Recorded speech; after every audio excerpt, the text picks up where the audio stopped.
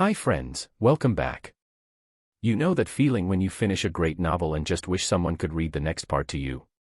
That's exactly why we're here.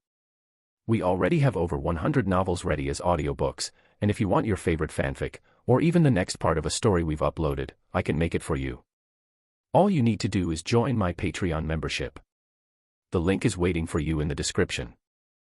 HxH, Dying Makes Me Stronger.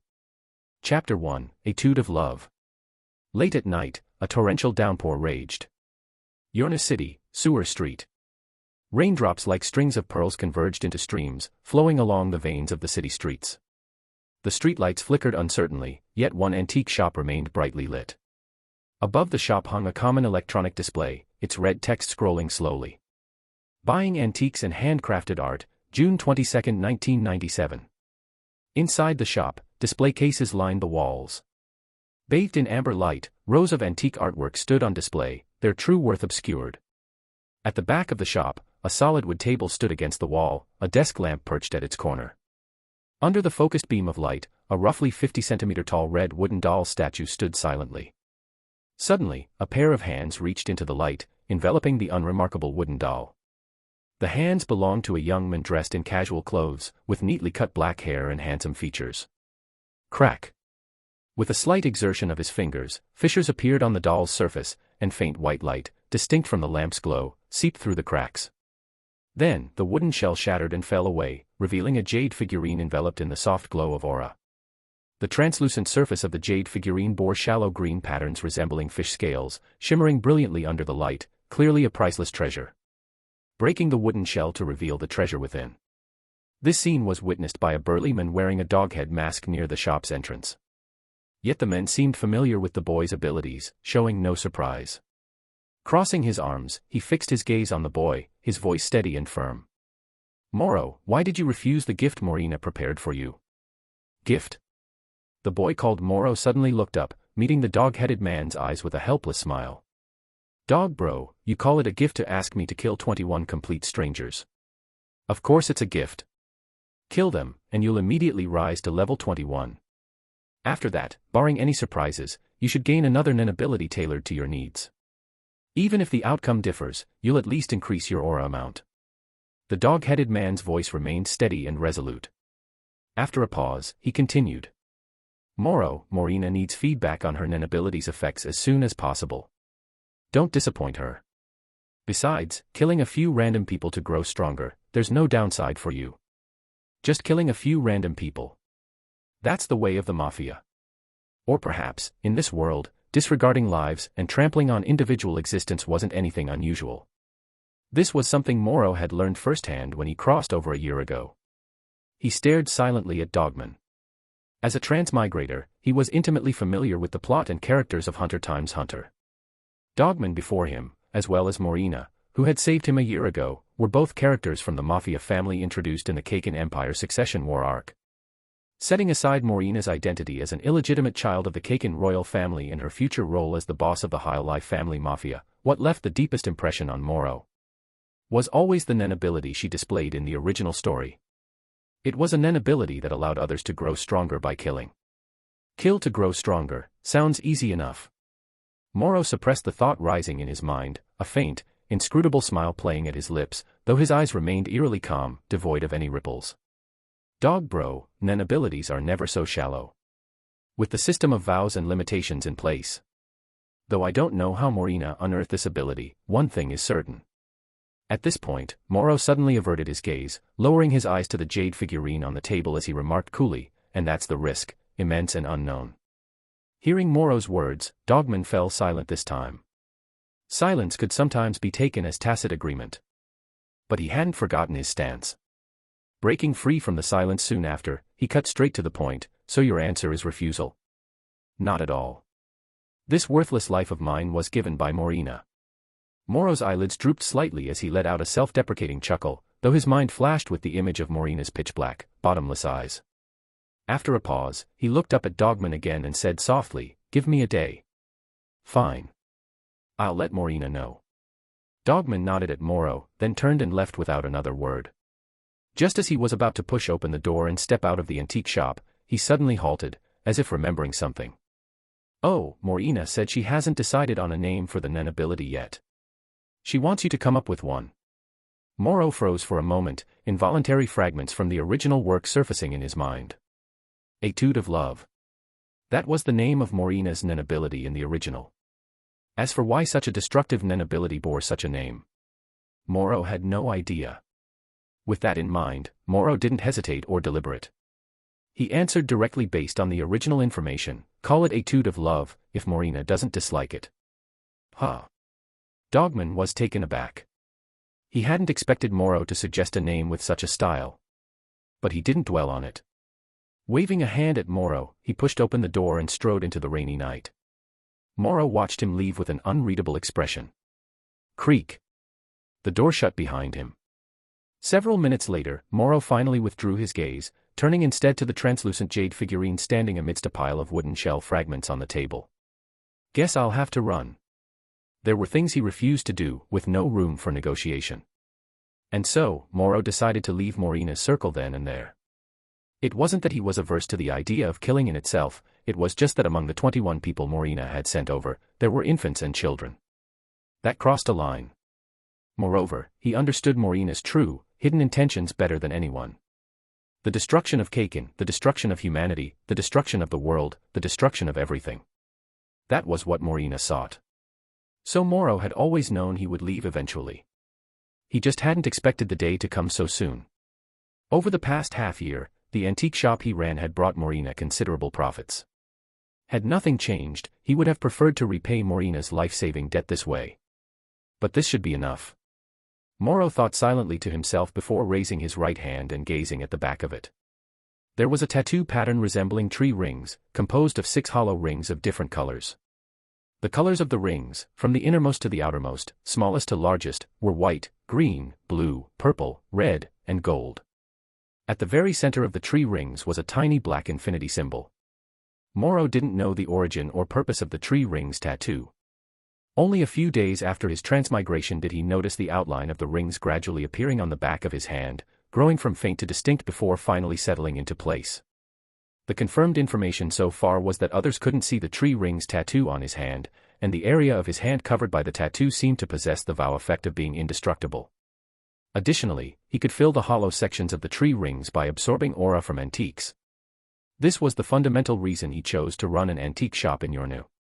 Over the past several months, he had absorbed faint traces of aura from numerous antiques and handmade artworks. Now, the innermost white ring was almost completely filled. For the time being, Moro set aside thoughts of leaving Morina and focused on the jade figurine wrapped in faint aura. Absorbing the aura from the jade figurine should be enough to fill the white ring completely. Even if it didn't, the employees he had sent out would bring back some antiques that might carry traces of aura tonight. In the silent antique shop, Moro placed his hand over the jade figurine. There was no visible movement, but the faint aura on the figurine rapidly merged into the back of his hand at a speed discernible to the naked eye. The small gap in the white ring was filled, making it relatively complete. It seemed he wouldn't have to wait for his incompetent employees to return. As Moro thought this, his gaze remained fixed on the white ring on his hand. After months of effort, he felt a flicker of anticipation. In his view, the tree rings tattoo was likely the so-called golden finger often mentioned in transmigration stories. If it could provide assistance now, he would have even more confidence in breaking free from the Hyolai family. Moro waited patiently for a change, but as time passed minute by minute, the fully charged white ring, like an energy bar, showed no unusual phenomena. The worst-case scenario has come true. Seeing the motionless tattoo, Moro shook his head slightly. At this point, there were likely only 3 possibilities. 1. All the rings needed to be filled before the still unknown ability could be revealed. 2. The filled rings required some specific condition to unlock the ability. 3. The tree rings tattoo wasn't the golden finger he had hoped for. Moro was somewhat disappointed but not overly concerned. Even if he had gained the golden finger's ability now, it would have been nothing more than a pleasant surprise for him. His true confidence lay in the emission ability he had painstakingly honed since his transmigration. Night deepened, and the rain showed no signs of letting up. A dog-headed man moved through the heavy downpour, arriving beside a black car parked on the roadside. The window of the black car's rear seat rolled down, revealing an elegant and refined woman. Her eyebrows were like willow leaves, her eyes like phoenix feathers. Yet, her beautiful face bore two parallel, gruesome scars. The scars ran from her hairline, through her left eyelid, all the way down to her cheek, almost spanning half her face, a truly shocking sight. Morena. The dog-headed man bent down to look at the woman inside the car. Morena lifted her gaze. Dogman, what did he say? Morrow asked for one more day. Dogman replied truthfully. Morena lowered her gaze, as if sensing something. Dogman waited for Morena's response, letting the heavy rain pour over his body. After a while, Morena habitually reached up to touch the scar on her cheek. Forget it, she murmured softly. Dogman was slightly taken aback. Morena lowered her hand, her gaze extending past Dogman toward the antique shop. Dogman, do you know, there's something about little Morrow that I really dislike. What? Dogman followed up naturally. Morena's eyes grew profound, her tone gradually turning cold. A bottom line. Dogman didn't know how to respond. Morena said coldly, my people can't have such things. Dogman understood Morena's meaning. For a moment, he considered persuasion but held back, instead asking. Morena, the Phantom Troop seems to be investigating someone. Several gangs have been caught in the crossfire and slaughtered. Shouldn't we at least inform Morrow? No need. Morena withdrew her gaze. This is his own choice. Understood. Dogman sighed inwardly, then mentioned the name of the nobility Morrow had helped create. Etude of Love. Hearing the name, a ripple of emotion flickered in Morena's eyes. It was still incomplete after all.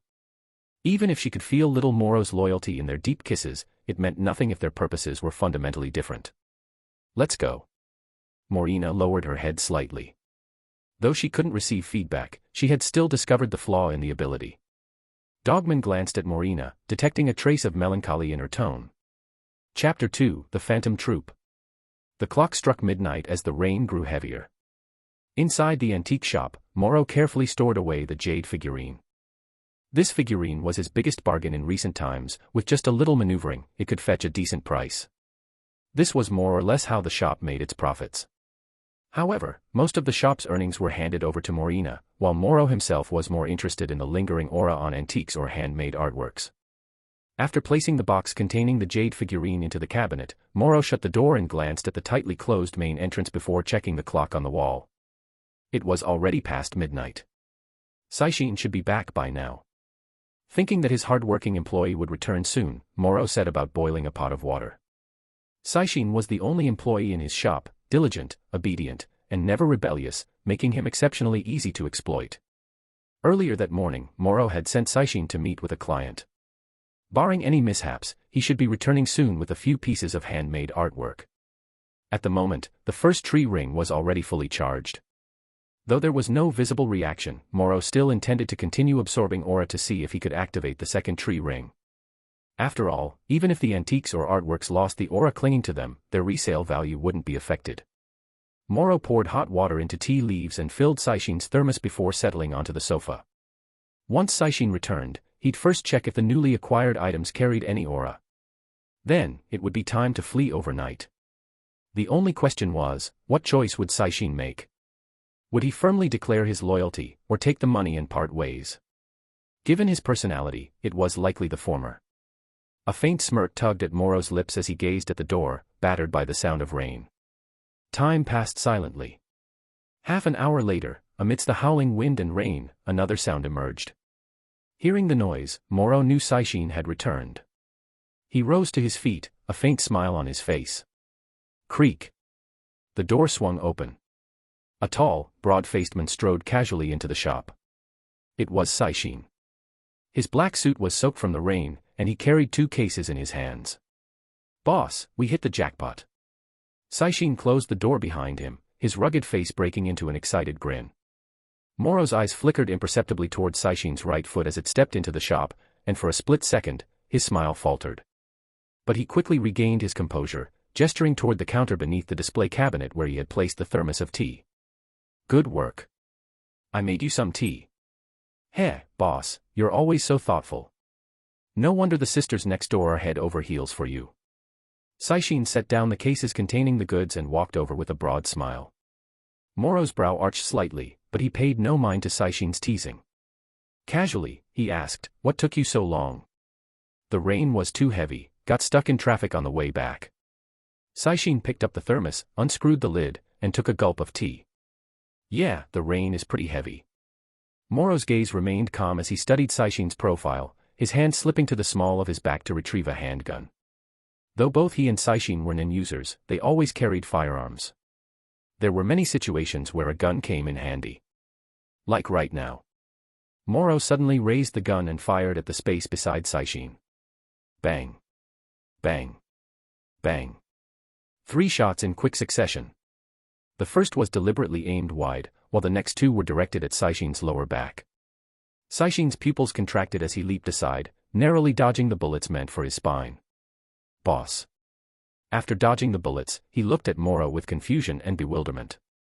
What greeted him, however, was Moro closing the distance with a charging elbow strike. The confusion on Saishin's face faded rapidly as he raised his arm to block at the last moment. Thud. A heavy, muffled sound echoed as elbow met forearm. The clashing forces, amplified by aura, sent visible shockwaves rippling through the air. Saishin had lost the initiative. Though he managed to block the elbow strike at the final moment, the impact still sent him reeling backward. He retreated until his back nearly touched the floor-to-ceiling window. While his body didn't make contact, his aura, still in an offensive state, did. Crash. Under the invasive force of the aura, the entire window shattered, allowing the wind and rain outside to surge in. Standing with his back to the storm, Saishin stared expressionlessly at Moro and asked, "How did you figure it out?" At first, I just had a question mark in my mind. Moro aimed his gun at Saishin, frowning. But now I'm certain. Heh. Saishin grinned with a hint of foolishness, realizing why Moro had intentionally fired a warning shot earlier. Moro's frown deepened. Drop that pathetic imitation. What a failure. I thought my disguise was flawless. Saishin slowly wiped the smile off his face and asked curiously, "So, what exactly gave me away so quickly? You stepped in with your right foot earlier." Moro's gaze was icy. He wasn't joking. Because Saishin was a firm believer in divination, always neurotically checking his fortune the day before. And today, past midnight, Saishin's divination result was clear. Whether entering or exiting, he must lead with his left foot, or else face a week of misfortune. As for why Moro knew this so well, it was because Saishin would tirelessly share every detail of his divinations, trying to drag him into that world. Unaware of this, Saishin assumed Moro was just brushing him off and replied flatly, "Oh, is that so?" Bang. Bang. Bang. Moro suddenly emptied the magazine, the rapid gunfire sending bullets flying toward Saishin. A flicker of irritation rose in Saishin's chest. Swaying his body, he dodged the incoming bullets while creating distance. According to the intel he'd gathered, this antique shop owner was an enhancer. So after the second attack, his strategy was to create space. On one hand, he wouldn't give Moro another chance to close in. On the other, he was waiting for his partner to show up. More importantly, his transformation ability required a bit of time and space to deactivate. Additionally, without canceling it, he couldn't utilize 100% of his aura output. Saishin retreated into the street, expecting Moro to pursue. Instead, he saw Moro remain inside the shop even after emptying his gun, as if the earlier aggression had just been an act. Cautious and conservative by nature, huh? Saishin smirked. In that case, he could safely deactivate his transformation now. As the thought crossed his mind, Saishin stood in the pouring rain, raised his left hand, and began rhythmically twirling his index finger while humming a tune. Inside the antique shop, Moro threw away the pistol and then witnessed the actions of the fake Saishin. At first, he felt puzzled, but soon realized the other party must be canceling some imitation or transformation ability. Under his gaze, the fake Saishin's aura surged and swirled. In just a second or two, the fake Saishin's appearance and body underwent a dramatic transformation. In his place stood a bare-chested, bald man wearing only boxers. The man was slightly smaller in build than Saishin, with numerous hollows of varying sizes covering his body. Staring at the man who had cancelled his ability, Moro's pupils constricted in shock. A member of the Phantom Troop. Banolanov. Chapter 3, Crisis Times Revelation. Why? Why is Banolanov of the Phantom Troop here? And why has he transformed into Saishin's appearance? This is clearly a targeted operation. Watching Banolanov revert from his disguise, Moro's pupils trembled. In that instant, countless thoughts raced through Moro's mind. He realized Benolanov had come specifically for him. From there, his thoughts turned to Saishin's situation and the possibility of other Phantom Troop members lurking nearby. The worst-case scenario. The entire Phantom Troop was mobilized, and he just happened to be their prey. But what was their motive? Moro had never crossed paths with the troop before. Was this a whim? Or had they taken an interest in his antique shop? Unlikely. Forget the shop's value, it wasn't even noteworthy in Uranus City. Given the Phantom Troop's audacity to raid entire auction houses, why would they bother with his small-time store? A spur-of-the-moment decision. Even less plausible. If it were truly impulsive, they wouldn't have gone through the trouble of targeting Saishin first, let alone resorting to a disguise, a far more calculated approach. This was clearly premeditated, ensuring the operation's success. And among the troop, who would insist on such meticulous planning? Krallo Lucifer. The worst possible scenario. This meant that aside from Benolanov, at least Krallo and his ever-present shadow, Pakunoda, were involved. This was bad. But now, more than ever, he needed to stay calm. Why was the Phantom Troop after him? There was no time to dwell on that. Right now, survival was the priority. Moro suddenly stepped back, snatching an ashtray from the visitor counter by the door.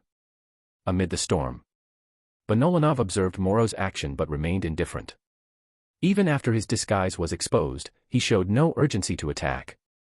He had failed to execute the leader's plan flawlessly, but the outcome wouldn't change. Benolanov's eyelids flickered. A dull thud echoed from inside the antique shop, followed by complete darkness as the lights went out. Only then did Benolanov realize Moro had used the ashtray to smash the circuit breaker, swiftly cutting the power. But what good would that do? Benolanov remained motionless, standing firm in the downpour. Inside the pitch-black shop, Moro glanced toward the back door, where an overwhelming, unrestrained killing intent surged, completely unconcealed. Trapped. Moro exhaled deeply. From Benolanov's methods, he had deduced that Krallo and Pakunoda were likely nearby. But it seemed there were more than just three. Abandoning any thought of confronting the threat at the back door, Moro steadied himself and stepped outside. In that brief moment, three figures had appeared on the street. At the forefront stood a man with short black hair, a purple cross tattooed on his forehead, and deep, inscrutable black eyes.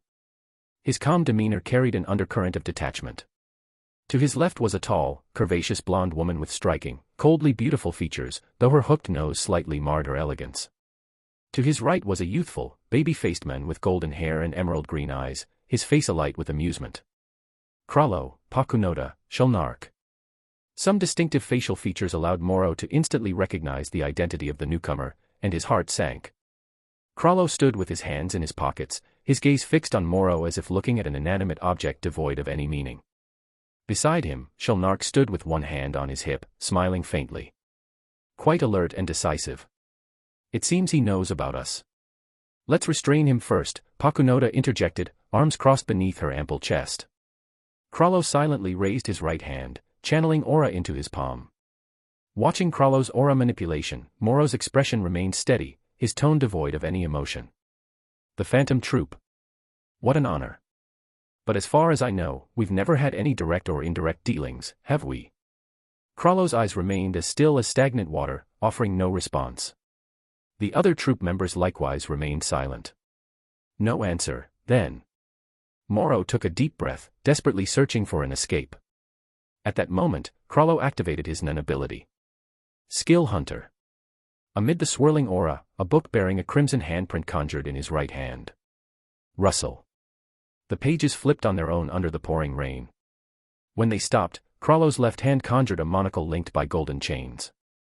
Seeing the conjured monocle, Moro's eyes flickered with an unreadable emotion, something between relief and anger. That monocle was Saishin's conjuration ability. The fact that Krallo had stolen it meant Saishin was still alive. But given the Phantom Troop's methods, even if alive, his fate was likely far from pleasant. Krallo held the monocle but did not put it on. No rush, he said calmly, stopping Benolanov, who had been about to strike. Originally, Krallo had intended to unsettle Moro by manifesting the monocle, creating an opening to capture him alive. Yet, strangely, Moro's reaction lacked even a trace of surprise or confusion. When an enemy suddenly wielded a comrade's ability, even the most composed person would at least show some human bewilderment. But what Krallo saw in Moro was not shock, disbelief, or confusion, but rather relief. What could he possibly be relieved about? The only explanation Krallo could think of was that Moro had instantly deduced the ability's owner was still alive upon seeing the monocle. But to reach that conclusion, Moro would have to know about his specialization ability, Skill Hunter. Now that was interesting. Moro. As you said, we've never had any direct or indirect contact, Krallo stated with certainty, his eyes glinting with curiosity. Yet your reaction tells me one thing, you understand my Nen ability. This was not a question, nor a guess. It was a definitive conclusion. Hearing Krallo's words, Shulnark, Pakunoda, and Benolanov all showed surprise. Moro remained silent, inwardly startled. Just a fleeting change in expression upon seeing Saishin's ability, and Krallo had pieced it together, declaring it with absolute confidence. This was Krallo Lusulfur. Moro suppressed the turmoil in his heart while resisting the urge to look at Pakunoda. If there was still a chance to escape, it would be information. Moro was almost certain that Pakunoda had used her memory-searching ability on Saishin to extract information about himself. And this information contained a crucial misconception. That was, in Saishin's understanding, I'm an enhancer. But in reality, I'm an emitter type. The opportunity lay precisely in this discrepancy. Chapter 4, 6 months. 6 months.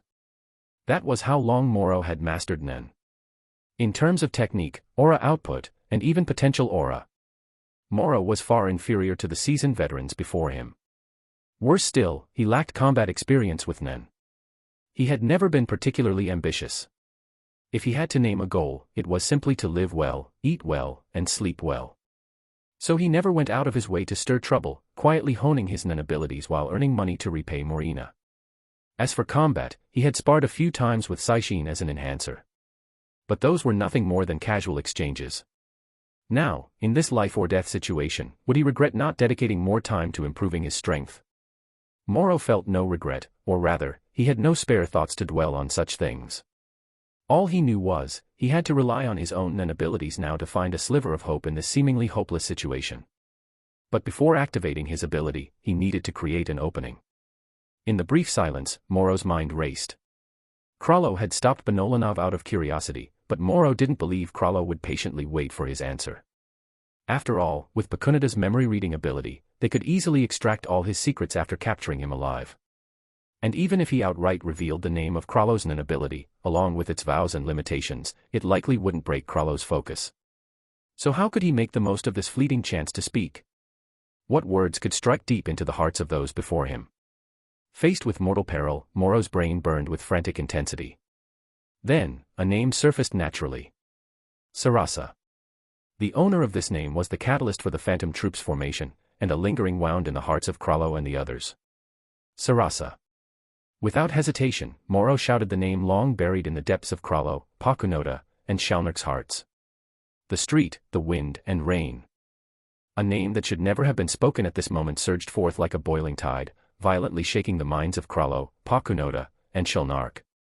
Why did this boy know Sarasa's name? Just as their confusion arose, Moro struck. Deceptive shooting star. Moro raised both hands, forming egg-sized emerald green Nen bullets in his palms. In an instant, the bullets shot forward, aimed straight at the momentarily distracted Pakunoda and Shalnark.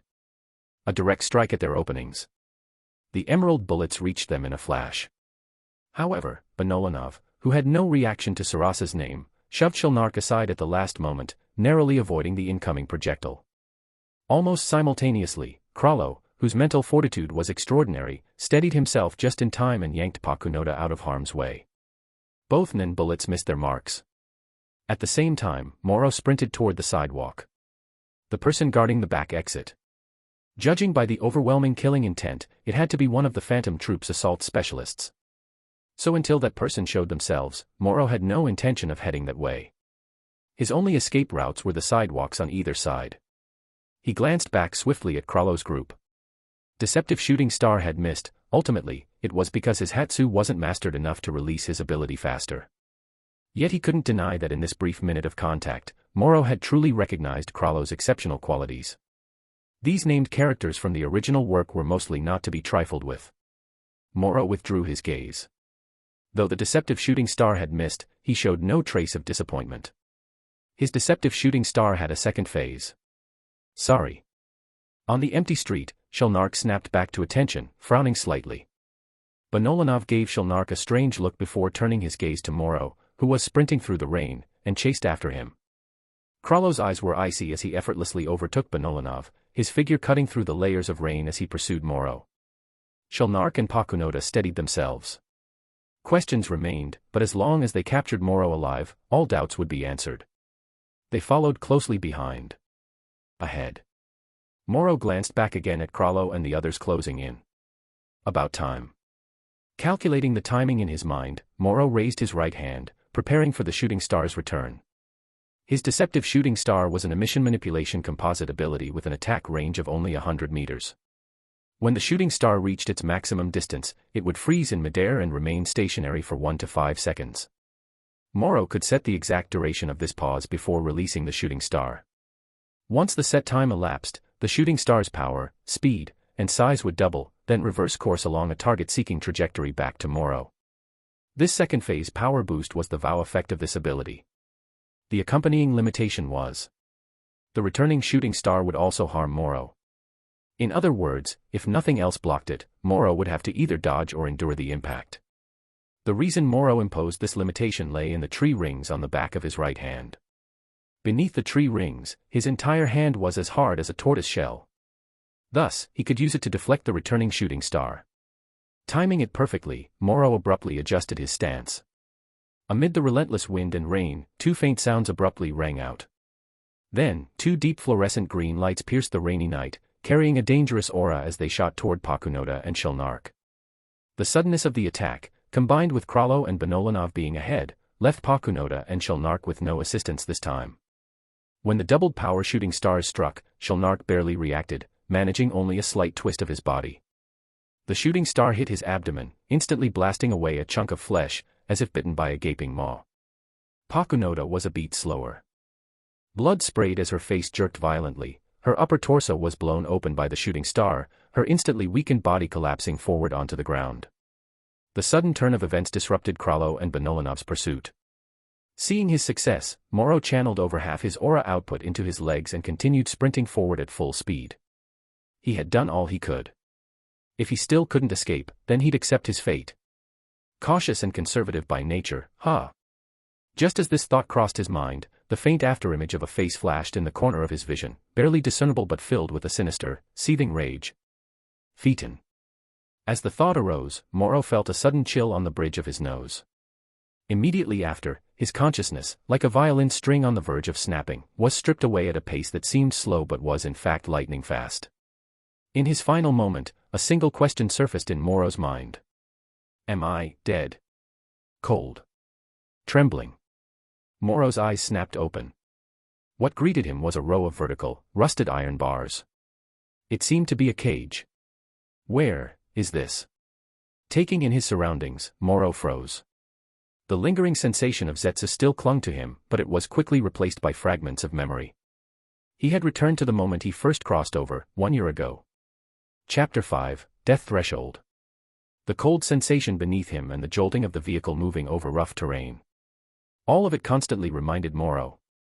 This was reality. He had clearly brushed against death, yet when he opened his eyes again, he had returned to a year ago. Moro was momentarily dazed, unable to suppress the memory surging from the depths of his mind. A year ago, he had awakened in this very prison of a carriage. The unfamiliar environment back then, coupled with the suffocating cage, had naturally woven an overwhelming panic amidst the cold and jolts, dominating all his emotions at the time. Now, with his thoughts returning to the present, Moro was no longer like before, screaming and shouting in sheer terror. He quickly calmed down and swept his gaze over the surroundings once more. By the faint light seeping through small holes in the carriage, he could see 2 rows of iron cages inside the elongated compartment, each holding a naked person. Moro was among them, equally unclothed. His eyes scanned the people in the cages one by one, men and women, around his age, likely between 14 and 16 years old. As he observed them, the images from his memories gradually overlapped with their appearances. While Moro studied the others, his own movements upon waking had drawn their attention, and they all turned to look at him. Most of their gazes were dull and indifferent. Only 2 or 3 showed traces of confusion. Ignoring them, Morrow lowered his head, avoiding the many eyes fixed on him. What in the world was going on? In the fragments of his memory, Phaeton's sinister glare, laced with fury, seemed to materialize before his eyes. The sensation of a cold blade slicing across his face and snuffing out his life still lingered faintly. It felt like a venomous serpent coiled around his heart, sending a chill deep into his bones. And yet, placing a hand on his chest, he could still feel the violent pounding of his heart. He was alive. Confirming this fact, Morrow closed his eyes, doing his best to steady his breathing. This bizarre method of cheating death made him realize just how precious the simple act of breathing truly was. A moment later, Morrow slowly opened his eyes and, as he lowered his head, glanced at the back of his right hand. The tree rings tattoo was still there. This invigorated him. He remembered clearly, the tree rings tattoo had only begun to form an outline on the second day after his transmigration, fully taking shape over the following days. But at this point in time, the tree rings tattoo had already appeared, and it was complete. This was different. Focusing his vision, Morrow moved his right hand into the light for a better look. Under the faint illumination, he quickly noticed the changes in the tree rings tattoo. The originally white-filled rings had now turned pitch black. Moreover, the infinity symbol in the inner circle was gone, replaced by LV.1. Morrow's expression shifted. Judging by the blackened rings, he realized that all these anomalies were likely caused by the tree rings tattoo. As for the infinity symbol turning into LV.1, he had no idea what it meant. Was it the etude of love? Suddenly, Morina's figure flashed through his mind. LV was a level symbol, and the level system was the most distinctive aspect of Morina's Nen ability. So it was only natural for Morrow to make that connection. But is there any connection between these two? If the effect of tree rings is to return him to a year before his death, then what role does the level symbol, replaced by the infinity sign, play in this? Morrow lowered his eyelids, sorting through the numerous pieces of information he had gathered. Lost in thought, he subconsciously raised his left hand and gently brushed over the tree rings tattoo on the back of his right hand. At that moment, Morrow noticed a red X symbol had appeared on the back of his left hand. The edges of the symbol were pitch black, exuding an ominous aura. What is this?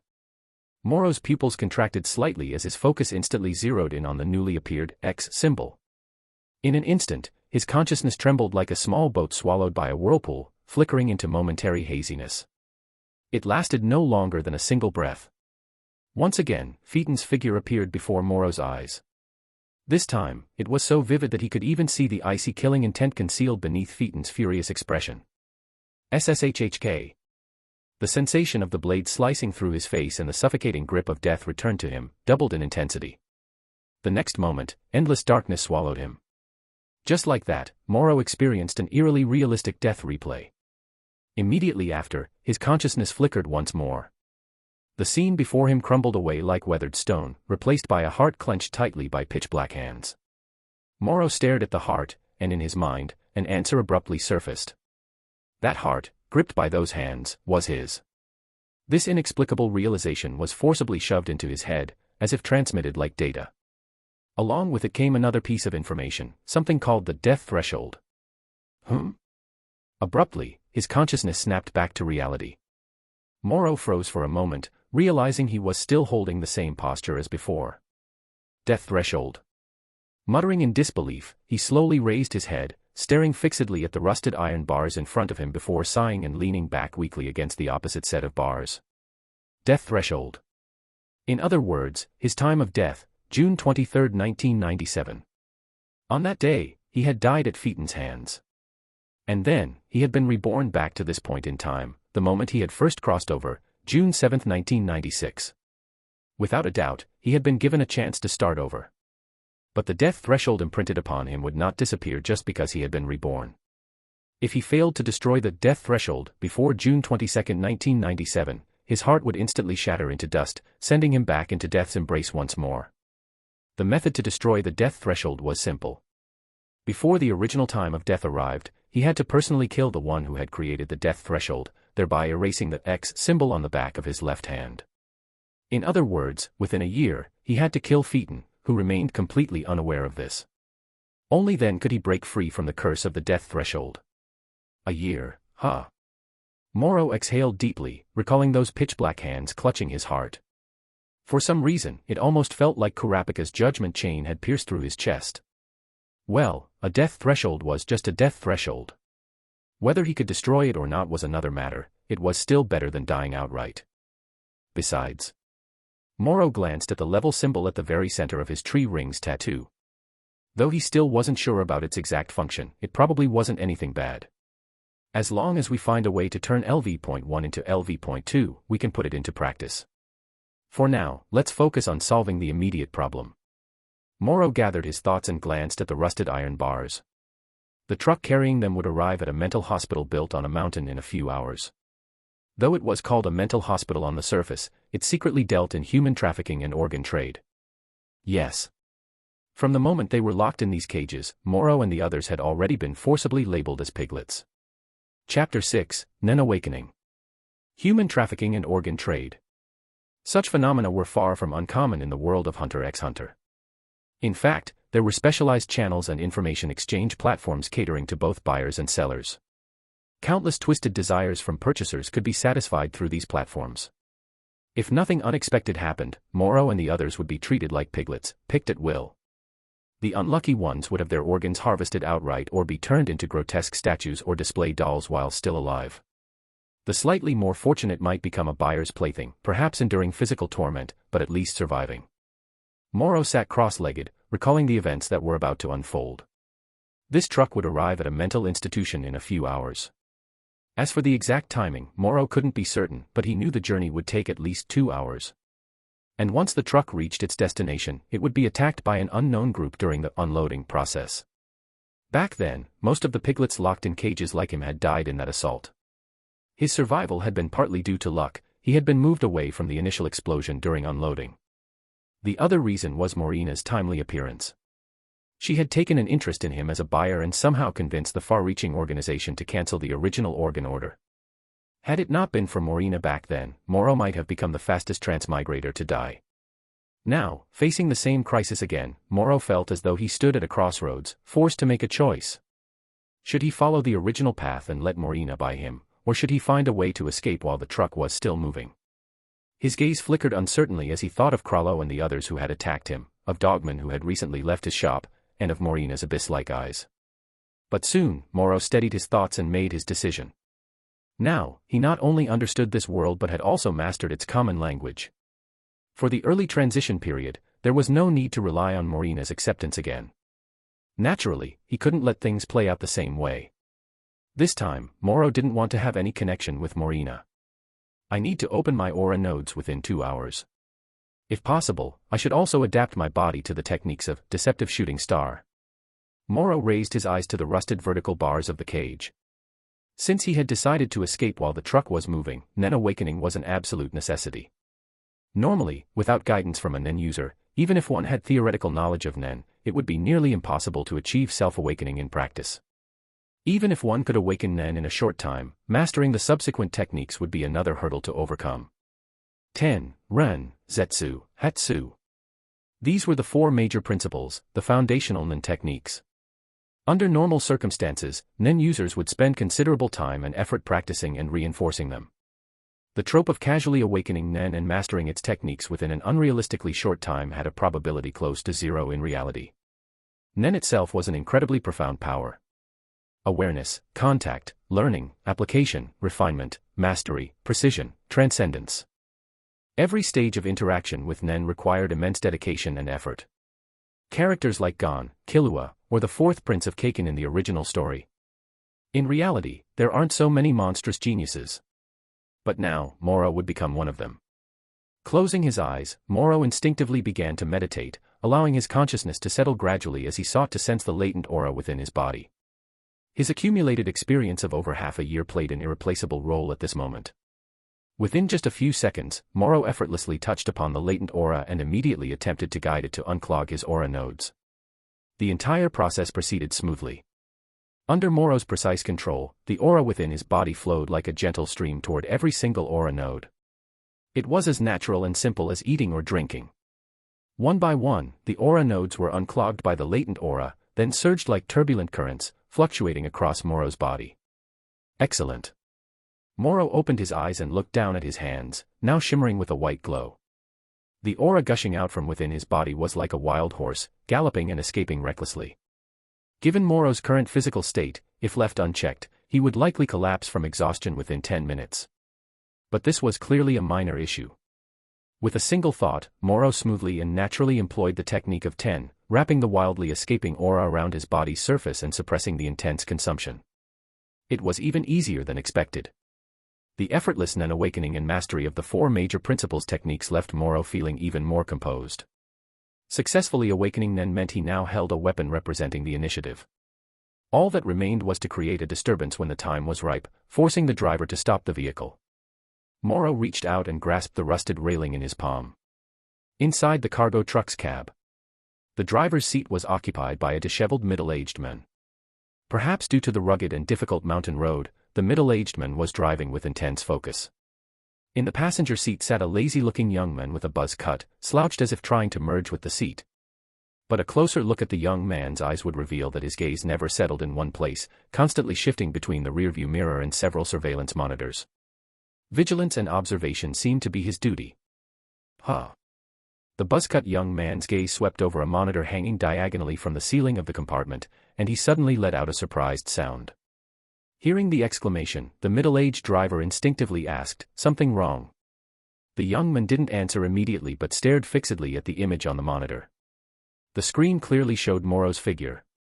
How is this possible? Through the real-time feed from the monitor, the young man witnessed Moro awakening Nen within seconds and immediately mastering the technique of 10. Instantly, his eyes widened, his previous laziness vanishing as disbelief, as if he'd seen a ghost, took its place. Awakening Nen autonomously within seconds already shattered the young man's understanding, let alone mastering 10 immediately after awakening. Had he not seen it with his own eyes, the young man would never have believed it. As for the possibility of Moro hiding his abilities, impossible.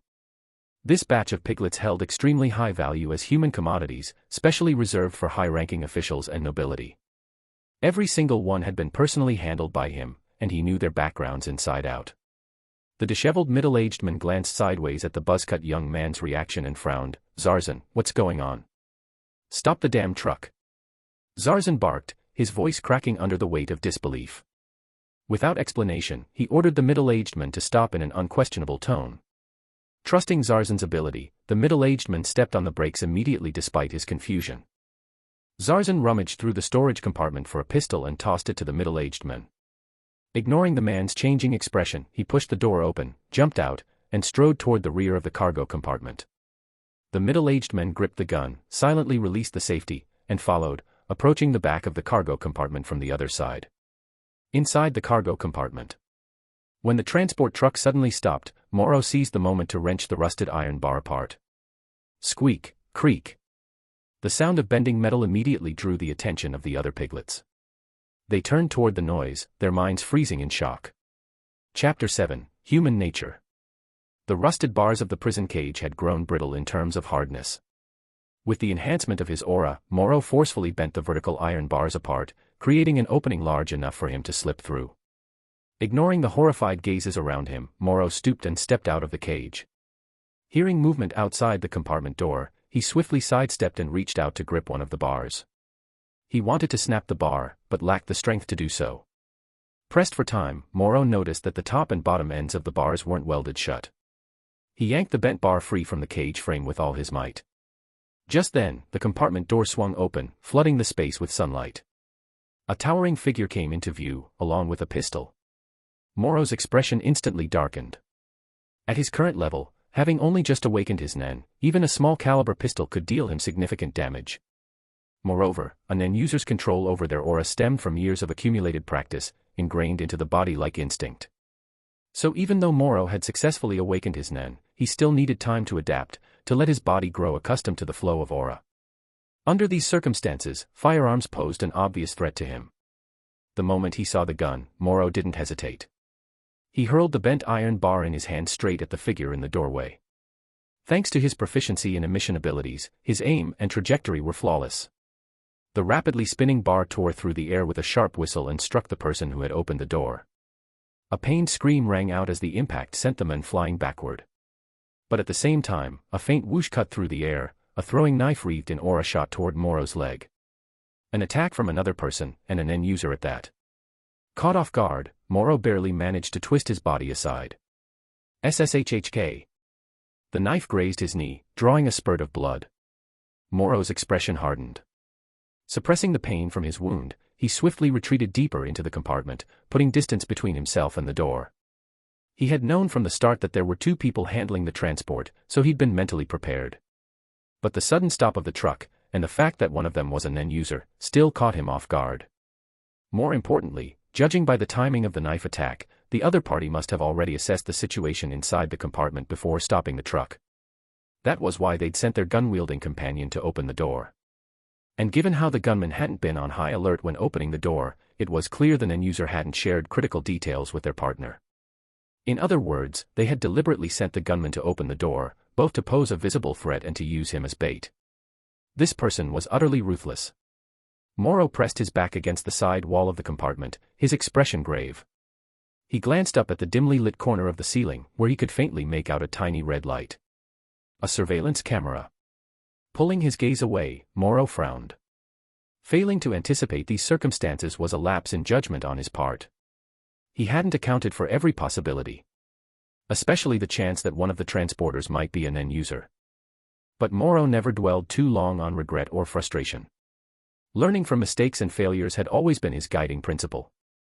This was also the fundamental reason why he managed to sustain an antique shop in less than half a year and achieve stable profits. It's important to know that in the industry involving antique and handmade art trades, fraud, schemes, and counterfeits are rampant. Moro had been deceived before, and not just once, he'd been set up multiple times. But it was precisely these experiences that forged the crucial expertise he now possessed to handle various situations. Moro looked toward the carriage door. The other party had yet to show themselves from the moment they attacked until now. And there was one thing that bothered Moro greatly. He was certain that when the opponent struck earlier, they had the perfect opportunity to either severely injure him or take his life. Yet they didn't do so, instead choosing to target his leg. Clearly, this was a ruthless individual capable of coldly abandoning their companion in an instant, yet they held back in this situation.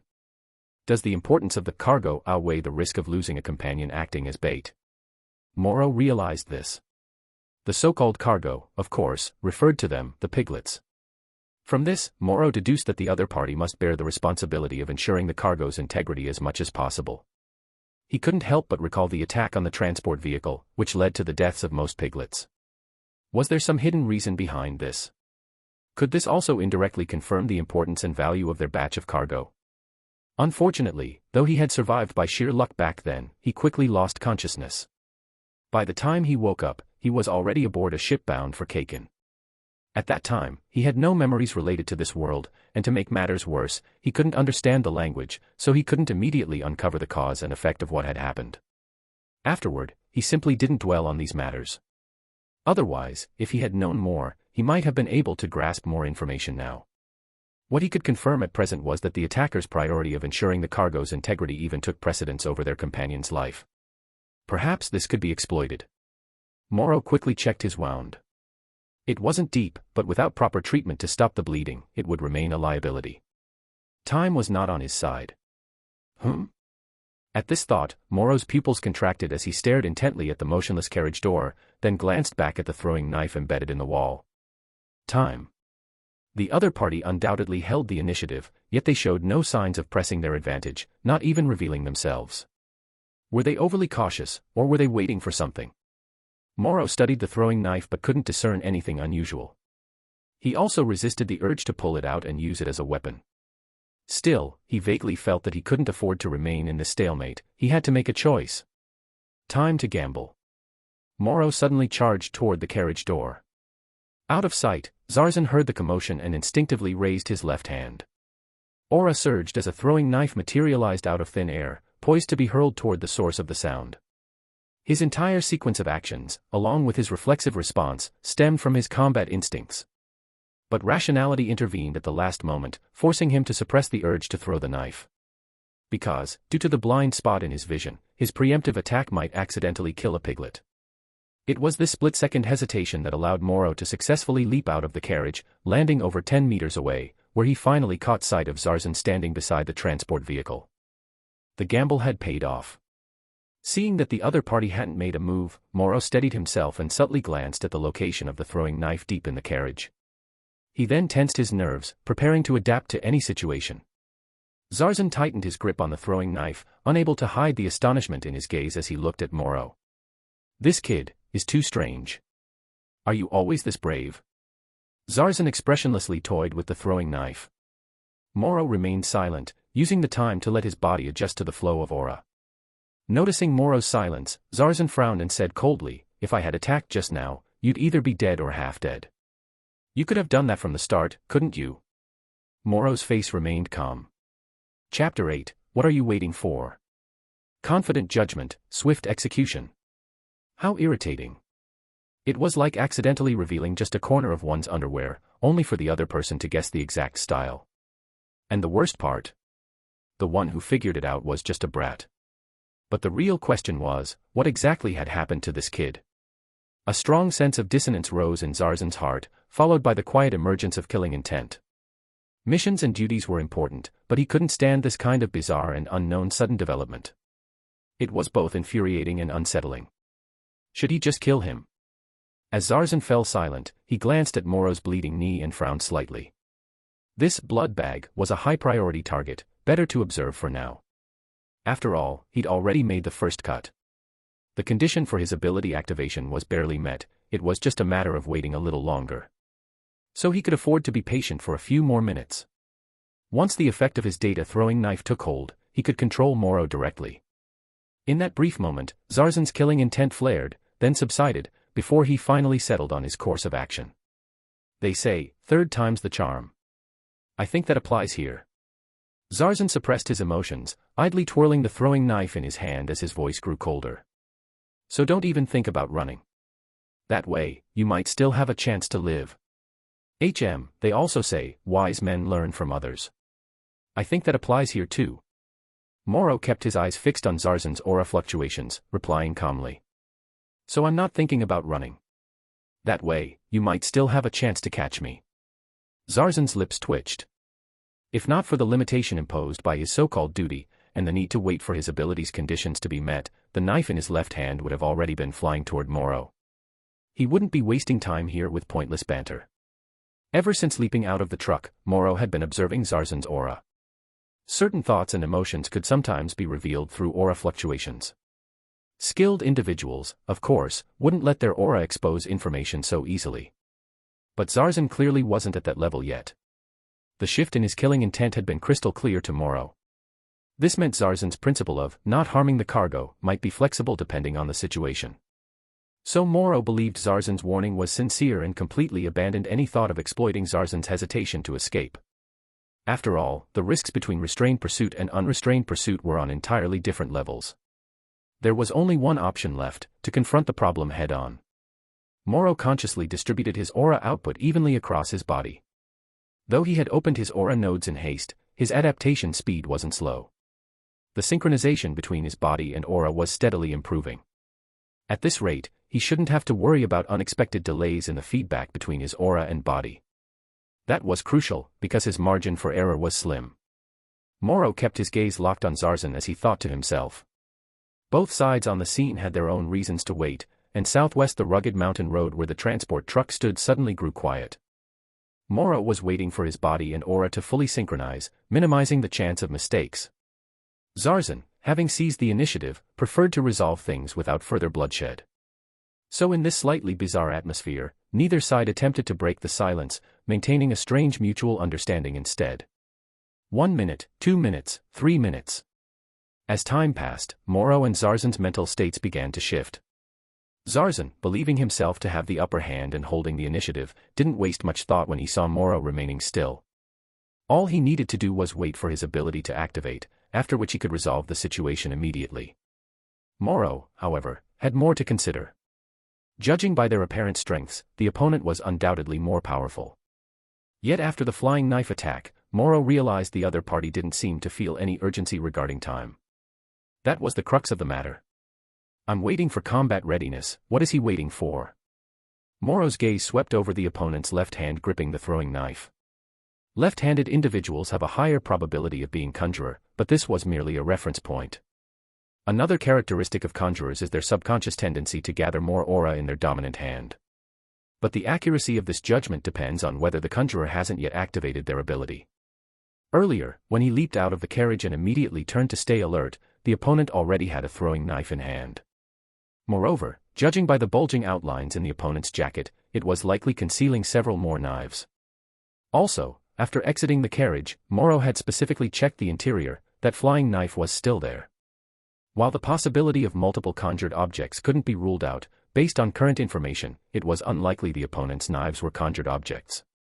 This also eliminated the possibility of the conjured object having special abilities, temporarily removing the need to consider potential risks, such as triggering certain effects through inflicted wounds. From the analysis, though the situation leaned toward the more optimistic side. Being immersed in the deceitful antique trade not only provided Morrow the opportunity to develop his deceptive shooting star ability but also taught him one crucial lesson.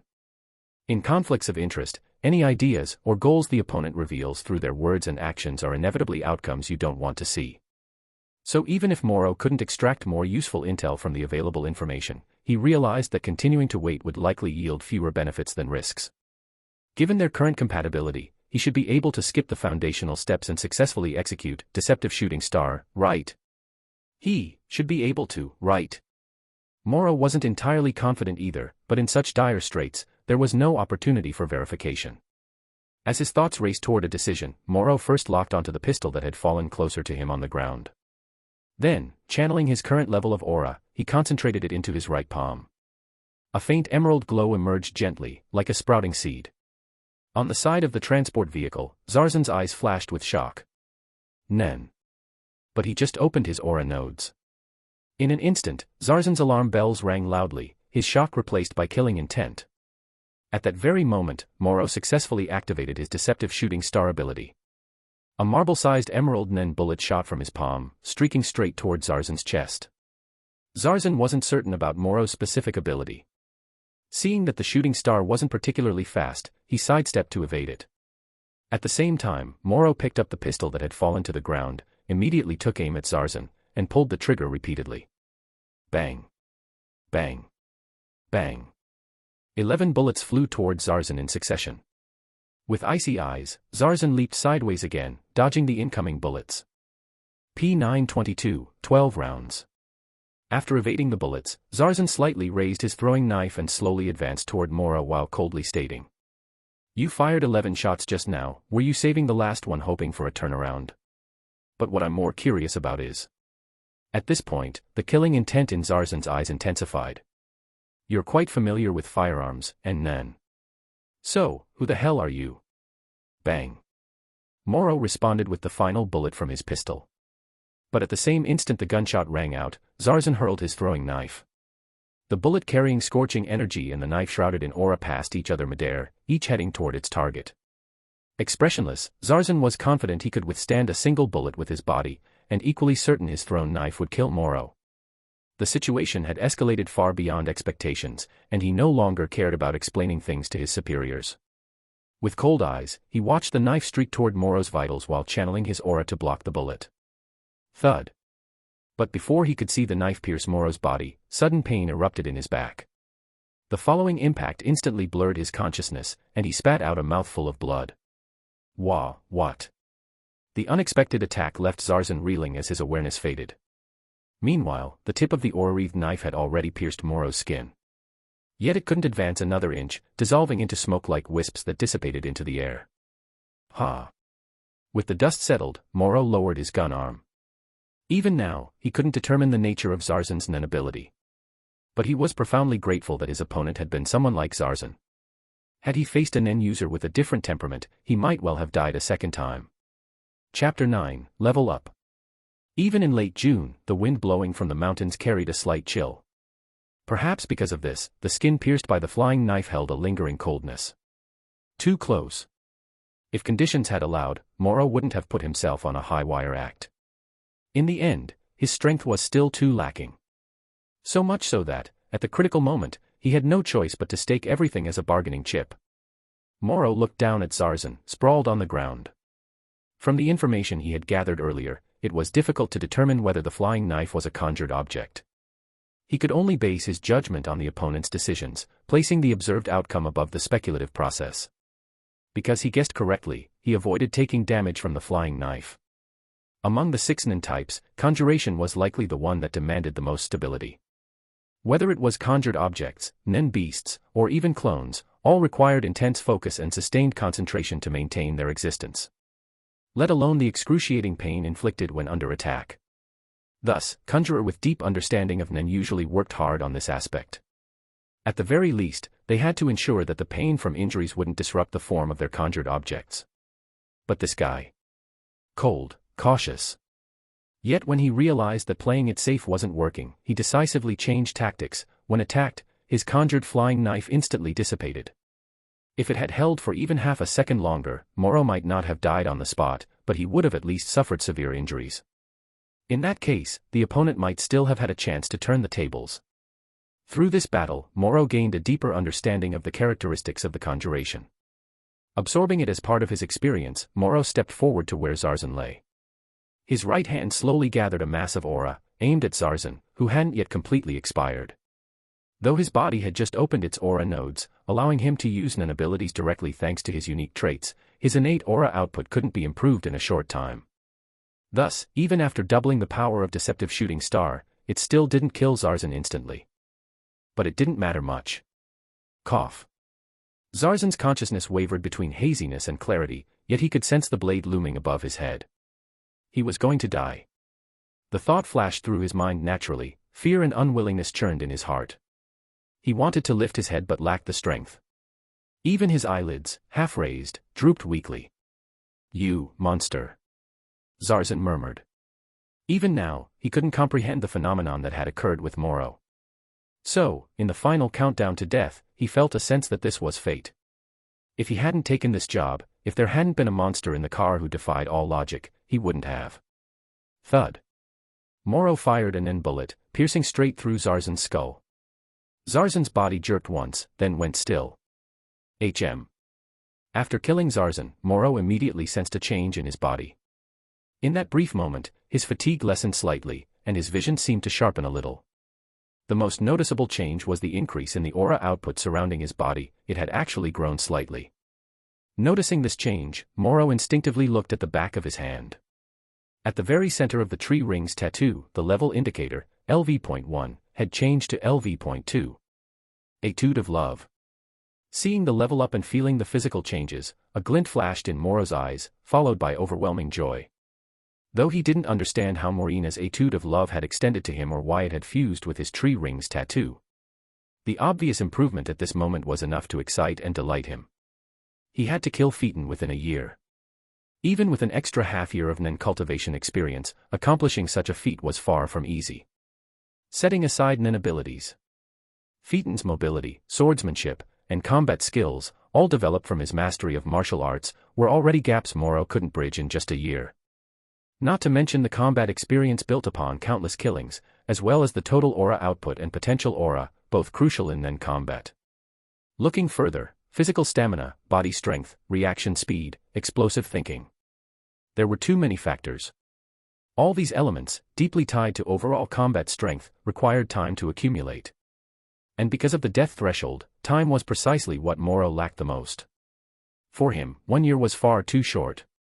So short that no matter how hard he trained, he might never catch up to Phaeton's over a decade of aura output and physical strength. But now, with the Etude of Love fused with his tree rings tattoo, his efficiency in improving his strength could be greatly accelerated. This made up for what he lacked most at the moment. Moro couldn't help but smile. To the piglet sitting near the door of the train car, however, his reaction carried a different meaning. Of course, Moro paid them no mind. Calming his excitement, he turned his gaze to the middle-aged man impaled by the iron rod on the ground nearby. The rod he had thrown earlier hadn't struck a vital spot, so the man still clung to life. But it wouldn't be long before he bled to death. Moro walked over and looked down at the man's face, his eyes naturally turning cold. Morina's Etude of Love granted 1 level per kill. Each level increased both aura output and potential aura. Once surpassing level 20, one could easily awaken an ability tailored to their needs. Judging by the ability's effects, the maximum level of Etude of Love was 100. If Moro reached max level, he could also grant others the Kill to Level Up ability. However, whether his version of the ability functioned exactly like Morina's remained unknown. For now, Moro cared more about leveling up. Awakening a second ability was secondary. The most important thing was the increase in aura output and potential aura. With that in mind, Moro reached out and gripped the man's neck, applying slight pressure. Crack! The man's head tilted to the side, dead on the spot. Moro stood up and checked the back of his hand. LV.2. No level up. His expression shifted slightly. Drawing from experience, he quickly realized the issue. Did he have to kill an end user to level up? Moro felt a pang of disappointment but quickly let it go. If simply killing ordinary people could level him up, he would have to consider the potential unknown risks of limitation. Only by killing nin users could he level up. At least that gave him some peace of mind. However, small details could reveal broader truths. Perhaps as his level increased, the difficulty of leveling up would rise accordingly. By the way, looking at the middle-aged man's corpse, Moro suddenly thought of a method. What if I forcibly gave an ordinary person an awakening? Wouldn't that turn them into an user? I can just find some wanted criminal or scumbag to test it on. Suddenly, a noise came from the hillside path behind him. Alerted, Moro swiftly shifted into combat stance and turned toward the sound. Amidst the thickets and grass, a slender figure came into view. Moro. Chapter 10, Encounter X Parting. Emerging from the thicket was a woman clad in a black form-fitting dress. Her skin was dark, her figure slender and delicate, yet her upper body was voluptuous and alluring, exuding a faintly bewitching aura. Dressed like this while traversing a remote mountain forest was already unusual in itself. But since she was also an user, it wasn't all that strange. Moro tensed as he looked at the woman who had suddenly appeared, his aura surging in response. However, the moment he took in her attire and the face framed by a broad forehead, with large vertical pupils, his tension eased slightly. He recognized her identity. Gel, the snake of the Hunter Association's Zodiac 12. Moro guessed she must have been drawn here by the gunshots. Gel stood on the hillside, arms crossed, calmly scrutinizing Moro. Their gazes met in midair, hers assessing, his a mix of surprise and wariness. Strangely enough, Moro's nakedness, in this situation, seemed the least noteworthy detail. Gel's eyes flickered briefly over the aura swirling around Moro's body, which had noticeably relaxed compared to before. But the shift from tension to relaxation had been too abrupt, unnaturally so. Her gaze then shifted to the open doors of the transport truck and the two corpses on the ground before returning to Moro. "Do you consider me less of a threat than the one lying there?" she asked coolly, pointing meaningfully at Zarzan's lifeless body with her index finger. Quite the opposite. Though Moro remained guarded, his sense of imminent danger had faded somewhat. He had initially assumed Gel had been drawn by the gunfire, but now it seemed she had arrived even earlier. The noise she made when appearing must have been deliberate. "If you meant me harm, you wouldn't have gone out of your way to alert me with that sound." Moro looked up calmly at Gel on the hillside. Even so, he still prepared himself for a potential fight, just in case. He knew he stood no chance against one of the Zodiac 12, but he wouldn't go down without resistance. Even if it meant dying, he'd make sure to leave a mark. Hearing Moro's response, Gel subtly glanced at his aura-wreathed right hand. Her expression remained indifferent, and she said nothing more before leaping gracefully down the slope onto the mountain path. Without a word, she walked toward the transport truck. This naturally brought her closer to Moro. Having already positioned himself as the underdog, Moro couldn't help but feel pressure as Gel approached. As a transmigrator, his impression of the Hunter Association wasn't so lofty as to view them as righteous problem solvers. But aside from certain individuals, he didn't believe the Zodiac 12 were the type to kill indiscriminately. Still, not everyone was as straightforward as Gon. It was no surprise, then, that Moro felt the weight of her presence. Gel seemed to sense the shift in his emotions and slowed her steps, no longer pressing into his psychological space. She had only exerted slight pressure because she noticed his insincerity. But treating a rookie who was most likely not a criminal this way still felt a bit excessive upon reflection. Gel shook her head slightly and turned her gaze toward the transport truck. From her angle, she could already see the rows of cages inside the compartment and the naked children imprisoned within. Naked, this particular detail. At this thought, Gel couldn't help but glance at Moro's body, which more or less confirmed his role in this matter. Moro showed no reaction to Gel's glance. It wasn't because he had some exhibitionist tendencies, but simply because he didn't think such a trivial matter was worth stirring his emotions. However, Gel's earlier glance and her utterly indifferent expression inadvertently reminded Moro of something. Back when Morina had bought him and he woke up on the airship, Morina had also looked over his body in the same way. "You're lucky, you survived the chaos without losing any limbs, so I spent money to buy you."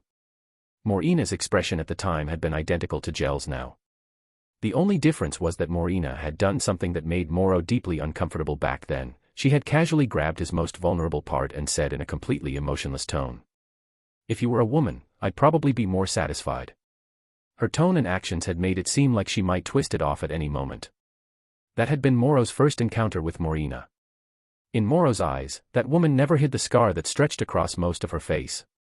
Perhaps because of that, she also never seemed to conceal some of her peculiar thoughts in front of him and Dogman.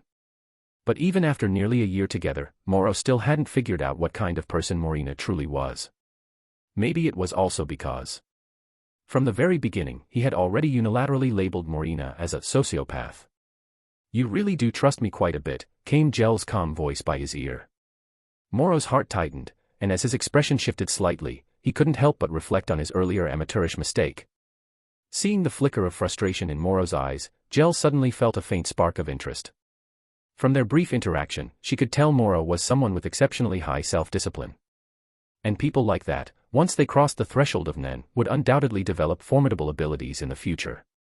If she hadn't been so indifferent toward the Double Star Hunter title, she might have been willing to invest some time and effort in Moro. "Gel.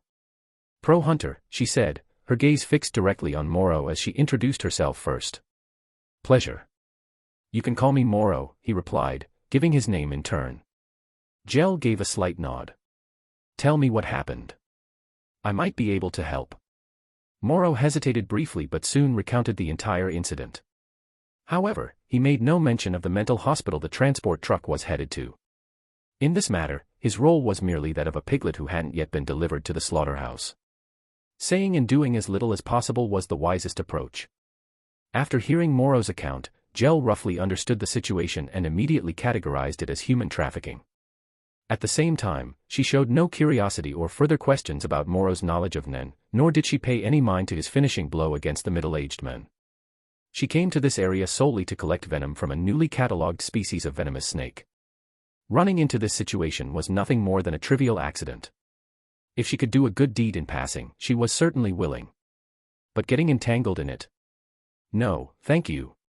Gel's indifferent attitude was exactly what Moro wanted to see. "Sis Gel, they are in your hands now." Seeing that Gel was willing to help settle the piglets in the truck, Moro felt considerably relieved.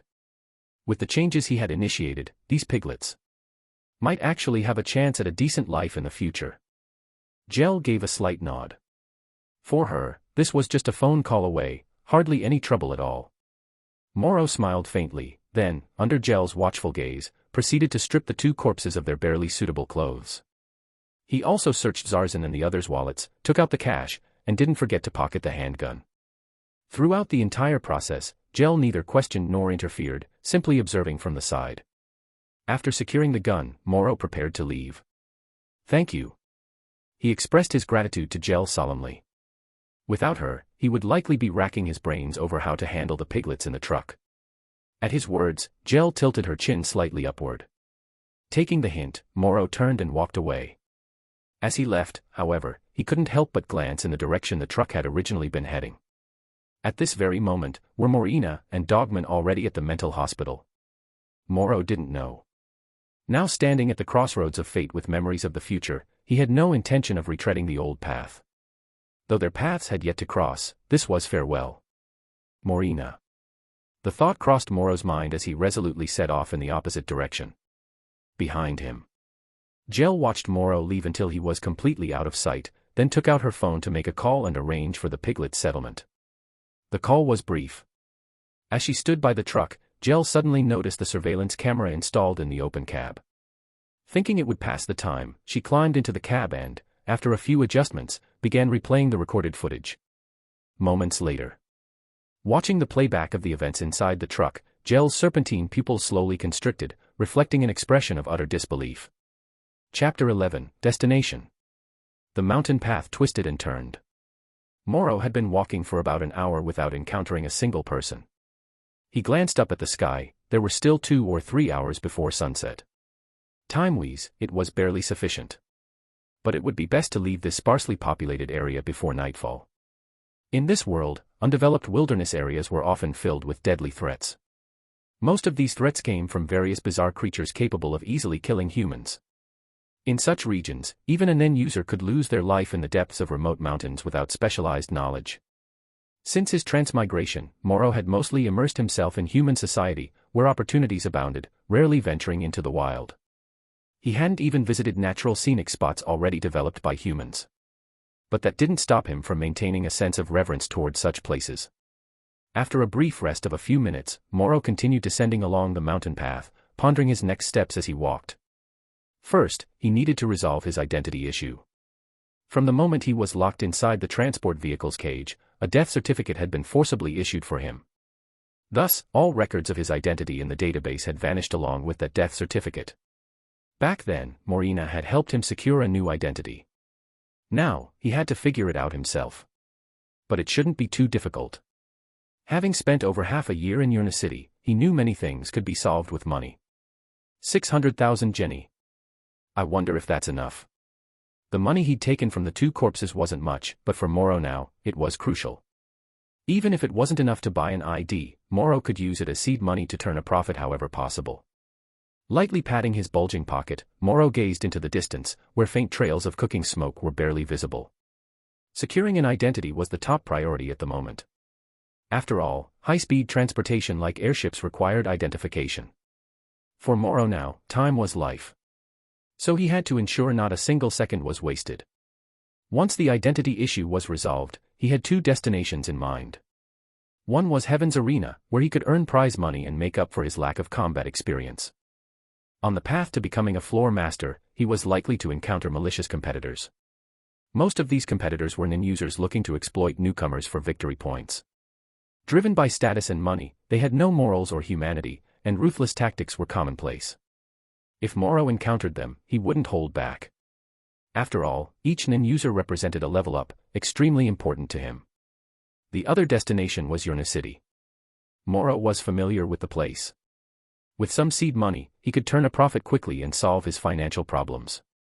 Of course, the more important goal was to spend money on antiques or handmade artworks infused with aura. He wanted to see if tree rings could continue gathering energy. But even if it could, compared to that lengthy process, Moro would still prioritize leveling up and growing stronger. 2 destinations. No matter which path is chosen, the final destination remains the same. That is, to kill Phaeton within a year. Moro pondered, finding it difficult to make a choice for the moment, then considered another crucial matter. The intelligence network. The prerequisite for killing Phaeton was being able to find him. According to the original storyline, in its early days, the Phantom Troop committed all manner of atrocities to establish their reputation and instill fear. Various shocking crimes were attributed to them. This ruthless and brutal approach quickly earned them notoriety as a Class A criminal organization, granting them considerable deterrence. Soon after, the fact that the Phantom Troop originated from Meteor City became widely known. The fear and apprehension people felt toward the Phantom Troop gradually extended to Meteor City itself. This was precisely one of Krallo's motivations for founding the Phantom Troop. To make the world fear and dread the Phantom Troop, thereby projecting that perception onto Meteor City, creating a protective shield around it. The Phantom Troop was dedicated to this cause. But beyond that, there was one more thing the Phantom Troop had to accomplish. That was to avenge their childhood friend Sarasa. Under Krallo's leadership, the Phantom Troop waded through rivers of blood until, 6 years ago, they finally killed the perpetrator responsible for Sarasa's brutal murder. After that, the troop's frenzied activities began to subside somewhat. They no longer committed crimes or killed as frequently, and the frequency of their group actions visibly declined. Eventually, the Phantom Troop didn't even gather for 3 whole years. The disbanded members, scattered and acting independently, became as elusive as stones dropped into the ocean. Given this, Moro had no choice but to consider the importance of an intelligence network. Otherwise, even if he developed the strength to kill Phaeton, it would all be for nothing if he couldn't find him. As Moro's thoughts deepened, he inevitably recalled that rain-soaked night filled with murderous intent. Why had the phantom troop targeted him? He didn't know. Now that he had chosen a different path, he couldn't be sure whether Krallo and the others would still go to Yornu a year later. He would keep that piece of intelligence as a fallback. If conditions allowed, Morrow naturally preferred a one-on-one confrontation with Phaeton. So an intelligence network was essential. It would help him locate Phaeton when he was acting alone. And in the world of hunters, intelligence was an extremely expensive commodity. Let's go to Yornu. Recognizing the importance of an intelligence network, Morrow finally decided to head to Yornu first. He would scavenge for opportunities to quickly amass a fortune. Moreover, after establishing himself in Yornu in the past, he had heard rumors about people stumbling upon incredible finds or setting up schemes to swindle priceless treasures from collectors. Morrow could leverage these future insights to intercept some invaluable artifacts. This way, he could rapidly accumulate funds for his intelligence network while also testing the current functionality of tree rings. Half a month later. Yornu City, Rat Alley in the sewer district. The slightly damp alley wasn't littered with much trash, yet the air still carried an unpleasant odor. Late at night, deep in the alleyway, a few dim yellow lights provided just enough illumination to see. Morrow stood at a T-junction, holding a briefcase. Tap tap. Footsteps echoed from the shadows. A masked man, dressed head to toe in concealing clothing, slowly emerged from the dim light, his eyes constantly scanning his surroundings with an air of furtiveness. Upon spotting Morrow, the masked man's wary gaze quickly swept over the suitcase in his hand before he cautiously approached. Standing before Morrow, the man untied a long, cloth-wrapped object from his back and handed it over. "You can inspect the goods, but I get the money first." His voice was hoarse. After a pause, he added, "I'll only wait 1 minute." "Fine." Morrow tossed the suitcase at the man's feet and took the wrapped object. Pulling away the black cloth, he revealed a red and white samurai sword wreathed in aura. Seeing the smoke-like aura emanating from the blade, Morrow nodded in satisfaction. He had arrived in Yornu a week ago, only to find that resolving his ID issue was far more troublesome than expected. So, he temporarily set aside the identity problem and turned to scavenging the flea markets for hidden treasures. In less than a week, he had earned over 20 million jenny. Yet instead of using the money to settle his ID, he immediately sought out the masked man to purchase this high-value and illicitly obtained katana. If he could flip it smoothly, he stood to make billions of jenny in one go. Chapter 12, Undercurrents. Nen is an ability that anyone can master, lying dormant within every individual. Yet most of the world remains oblivious to its existence. Even so, some who have dedicated themselves to their craft and achieved brilliance can unknowingly manifest Nen abilities. It seems to be an embodiment of extreme concentration, or perhaps the infusion of intense emotion into one's mastery. Thus, any handcrafted object holds the potential to be imbued with its creator's aura. Morrow collectively refers to such items as Nen-imbued objects. The residual aura left behind is often faint, so faint that Gyo is usually required to perceive it clearly. But remarkably, despite being so faint, this aura withstands the erosion of time, persisting for centuries or even millennia. Even if the one who released the aura has long been erased by time, even if the vessel has decayed beyond recognition, it remains. They are like the natural enemies of time, a thought both awe-inspiring and humbling. Morrow ran his fingers along the scabbard of the samurai sword. Senro, that was the name of this blade. Among the Nen-imbued objects he had encountered, Senro's aura ranked within the top 3 in intensity. Even without Gyo, the undulating aura was plainly visible. Had he not learned of Senro's origins from a fellow trader before his rebirth, he would never have been able to secure this opportunity at such a bargain price. If he recalled correctly, Senro's final transaction had reached a staggering 1.26 billion jenny. Had it not been tied to a murder case, making it far more difficult to sell, it could have fetched an even higher price. Morrow didn't immediately attempt to absorb the aura, instead rewrapping Senro in black cloth. The masked man roughly verified the authenticity of the cash before snapping the briefcase shut without counting it, his gaze shifting to Morrow. "Everything good?" He held the briefcase, his eyes scanning the surroundings from the corners as he spoke, his other hand hidden behind his back. Morrow noted the masked man's behavior but paid it no mind. Given Senro's murky legal history, the man's paranoia was understandable. Morrow gave a slight nod to confirm. "All right." The masked man backed away slowly, never taking his eyes off Morrow, then turned sharply into a nearby alley. Morrow watched as the sound of hurried footsteps faded into the distance, no doubt the man sprinting away, wary of any sudden trouble. To Moro, the masked man's furtive movements and jumpy reactions were nothing out of the ordinary. That was just the nature of City.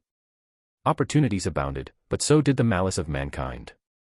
The footsteps soon vanished entirely. Moro carried Senro and left in the opposite direction. Back at his hotel, Moro unwrapped the black cloth covering Senro. The scabbard bore intertwining red and white stripes. The hilt and guard were a pale, weathered gray, etched with the passage of time. He pushed the guard upward with his thumb. As the blade slid free, a mist-like aura surged from it, dispersing and flowing across every inch of the metal. The blade was clear and bright, reflecting Moro's face. Yet this was an unsharpened katana. Moro admired the craftsmanship as a miscellaneous appraiser before slowly sheathing it once more. Unsharpened. Unbloodied. And yet, it carried an aura so palpable it was impossible to ignore. It's hard to imagine the intensity of emotion poured into forging this blade by its creator. Moro gazed at the sheathed Senro, then willed himself to absorb the aura clinging to it. Instantly, visible streams of aura surged toward Moro's right hand. Within seconds, all the aura had been absorbed by the tree rings. Looking down at his sword-holding hand, Moro saw the green energy bar in the second circle growth ring had increased slightly. Judging by the length, it was about 3 to 4% full. Previously, absorbing this much energy would have required 5 or 6 non-imbued objects. This proved Senro's aura intensity was exceptional, worth intercepting after all. The tree ring's absorption function still works, but... Moro released Senro and raised his hand before his face, his eyes thoughtful. When the first ring had fully charged, it granted him temporary escape from death, returning him to the starting point while implanting relevant information in his consciousness. But that information only concerned the first ring, revealing nothing about the others. Only now, after absorbing Senro's aura, could he confirm the absorption function remained intact. Thus, he couldn't be certain. Would a fully charged second ring grant him another death rewind? Moro lowered his hand with a slight shake of his head. Compared to the still unknown nature of the ring's charge, other objectives took higher priority. Still, if he could successfully sell Senro, he could both accumulate funds and continuously gather various non-imbued objects. This would naturally accelerate the ring's charge efficiency. With this in mind, Moro began considering how to sell Senro. Currently, he only knew Senro was involved in a murder case and, after disappearing for some time, suddenly fetched a staggering 1.2 billion jenny at auction. The turbulence behind this process remained unknown to him. One certainty was that selling it would involve risks.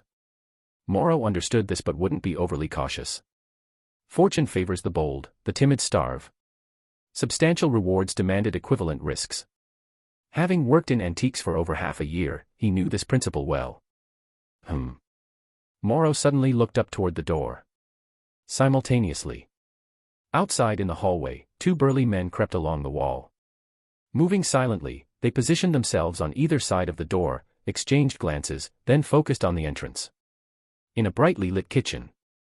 Under concentrated lighting, a naked boy lay on a counter. Beside him stood a handsome man in a white suit. Holding a scalpel, the man carefully sliced open the boy's chest. As skin and blood vessels split, pressurized blood sprayed onto the suited man. Instantly, crimson stained the white suit, a glaring contrast. Had Moro been present, he might have recognized the boy on the counter as one of the piglets confined with him in the transport truck's cage. The suited man paused abruptly. How many remain unrecovered? 1. From a group of onlookers nearby, someone answered respectfully. The suited man looked up. Number 11. Yes. The responder bowed slightly, demeanor deferential. The man in the suit narrowed his eyes slightly and said indifferently, if you can't retrieve it, you'd better kill yourself. Understood. The man responded calmly, as if unconcerned about his own life. Hotel room. A corpse lay on the floor beside the door. Across the room, another burly man, still alive, sat slumped near the sofa, bloodied and gasping. Moro crouched beside him, idly twirling the pistol he had just confiscated. Bloodhound, came running as soon as you caught the scent. After a pause, a cold glint flashed in Moro's eyes. Perfect. There's something I need your help with. Hearing the icy tone in Moro's voice, the man's eyes widened in terror. Chapter 13, Risk. Forcing an awakening on the burly man, then killing him to verify if it could rapidly increase his level, this was precisely why Moro had deliberately kept one alive. However, Moro had never attempted forced Nen awakening before, and it was unlikely he could do so with a peaceful state of mind to open the burly man's aura nodes. As a result, tainted by a hint of malice, the burly man would likely endure both mental and physical agony during the forced awakening. But why would Moro care about the burly man's human rights? He stuffed a towel into the man's mouth, then channeled his aura, forcibly injecting it into the burly man's body. Instantly, the violent aura rampaged through the man's system. While forcefully opening his aura nodes, it also inflicted excruciating pain. HxH. The man's face twisted in agony. His body arched and convulsed, curled in on itself like a shrimp in boiling water. Moro watched in silence. Once the man's aura output peaked, he reached out and snapped his neck. The room fell silent. Moro stood up and immediately checked the level on the back of his hand. Though, in truth, there was no need to look. The moment he killed the burly man, his aura output level remained completely unchanged. Seems it doesn't work. The level hadn't increased. Moro sighed lightly, though he wasn't overly disappointed. If he could level up rapidly this way, he likely wouldn't have gained any meaningful feedback. This was simply a very realistic outcome. Moro lowered his hand, deep in thought. Killing a target after forcing their Nen awakening didn't meet the level-up condition. Meaning, the targets that could satisfy the condition had to be Nen users with comparable cultivation. Or perhaps Nen users who had already developed their abilities. If that were the case, would killing a powerful Nen user allow him to level up significantly at once? But conversely, the further he progressed, the stricter the level-up conditions would likely become. When the time is right, I'll head to Heaven's Arena. Moro dismissed his thoughts and glanced at the two corpses in the room. He had considered that the deal with Senro might attract some opportunistic hounds. But he hadn't expected them to come so quickly, and so brazenly. Now that he thought about it carefully, in his past life, the reason he had been able to secure a piece of the pie so quickly in Yurna City was largely due to Morina's backing. Now, entering Yurna City alone, he naturally appeared as an easy target in the eyes of some predators. Moro holstered his gun, then proceeded to twist and snap the limbs of both corpses, deliberately creating a gruesome scene.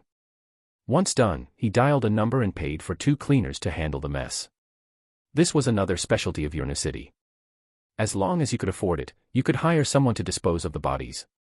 After paying, Moro left the room with Senro, leaving the cleaners to their work. It was predictable that once the cleaners removed the corpses, they would also spread word of the outcome. And the horrific state of the bodies would serve as an invisible deterrent. This was exactly what Moro wanted. At the very least, it would discourage petty opportunists and save him some trouble. However, the 2 burly men's direct assault had only reinforced Moro's desire to offload Senro as soon as possible. After all, it was a profit margin of over $1 billion. Enough to blind a bunch of overconfident fools. Moro had no intention of dealing with such matters daily. It would interfere with his training during his free time. Night fell. The bustling side of Yurna City was on full display. Skyscrapers stood tall, their lights intertwining like a dragon. The streets were packed with traffic, resembling an inverted Milky Way. Moro avoided the lights, slipping into the shadows as he navigated the labyrinthine alleys. The underworld in Yurna City was unlike the norm. Whether it was crime or numerous gray industries, everything was brazenly out in the open. Dressed in suits, they had no fear of the spotlight shining on them. This city was the absolute domain of the underworld. But there were still some who preferred to conduct their business in the darkness below. Moro naturally couldn't just toss Senro into the major auction houses, so he sought out a middleman who specialized in underground dealings. 1.25 billion. No problem. I can find you a buyer and guarantee no complications, but I'll take a 15% cut. In a dimly lit basement, the middleman, puffing on a pipe, laid out his terms before tapping the table lightly with it, his eyes fixed on Moro's reaction. The artifact Senro was tied to a well-connected wealthy collector. About a month ago, the collector had been found dead in his home, along with the elite security personnel he had hired. None had survived. And not a single one of the collector's prized artifacts remained. It was a classic case of robbery and murder, and the legendary sword Senro had been one of the collector's treasures. Somehow, though, it had recently resurfaced in Yurna City. Even more astonishing was that the seller turned out to be an unknown petty thief, and the buyer was just some outsider kid. Even after personally verifying the details, the middleman still found it somewhat absurd. But it didn't matter, business was business, and he was determined to take a hefty bite out of this opportunity. Moro readily agreed to the middleman's terms. Fine, but I have one condition. Oh. The middleman raised an eyebrow, surprised by Moro's straightforwardness. Go on. Advance me 800 million. Moro met the middleman's gaze. The middleman chuckled, thinking Moro was being overly optimistic. But his amusement didn't last long. Moro continued, under this condition, no matter what price you negotiate, I'll only take 200 million as the final payment. The middleman's smile faded, his expression turning serious as he studied Moro's calm, steady eyes. Earning 1 billion with minimal risk by investing just 20 million, you're making out like a bandit. You're quite well informed. Unfazed by the mention of the 20 million, Moro pressed, so, what's your answer? I'm a businessman, why would I turn down more profit? The middleman narrowed his eyes. Had he not sensed that Moro wasn't as harmless as he appeared, he would never have agreed to such terms. After all, as a middleman, there were plenty of ways to manipulate the deal between buyer and seller. But this worked out fine. He was confident he could sell Senro for an even higher price, and any extra profit would be his to keep. Soon, the deal was done. Moro received the 800 million on the spot, though he never actually intended to collect the remaining 200 million. The middleman had handled too many shady deals to not see through Moro's intentions, which was why he agreed so readily. By the way, if I may ask, where do you usually get your information from? As they were parting ways, Moro couldn't help but feel curious about the middleman's sources. The middleman chuckled and handed Moro a business card. I've heard that with a Hunter license, you can buy any information on the Hunter website. Of course, we don't have a license, but we still have decent channels. Thanks. Moro took the card and left. The middleman didn't bother watching Moro's retreating figure. Instead, he caressed Senro lovingly, his eyes gleaming with excitement. This deal alone would earn him at least 600 million. As for the risks involved, if he didn't have the skills, he wouldn't have taken the job in the first place.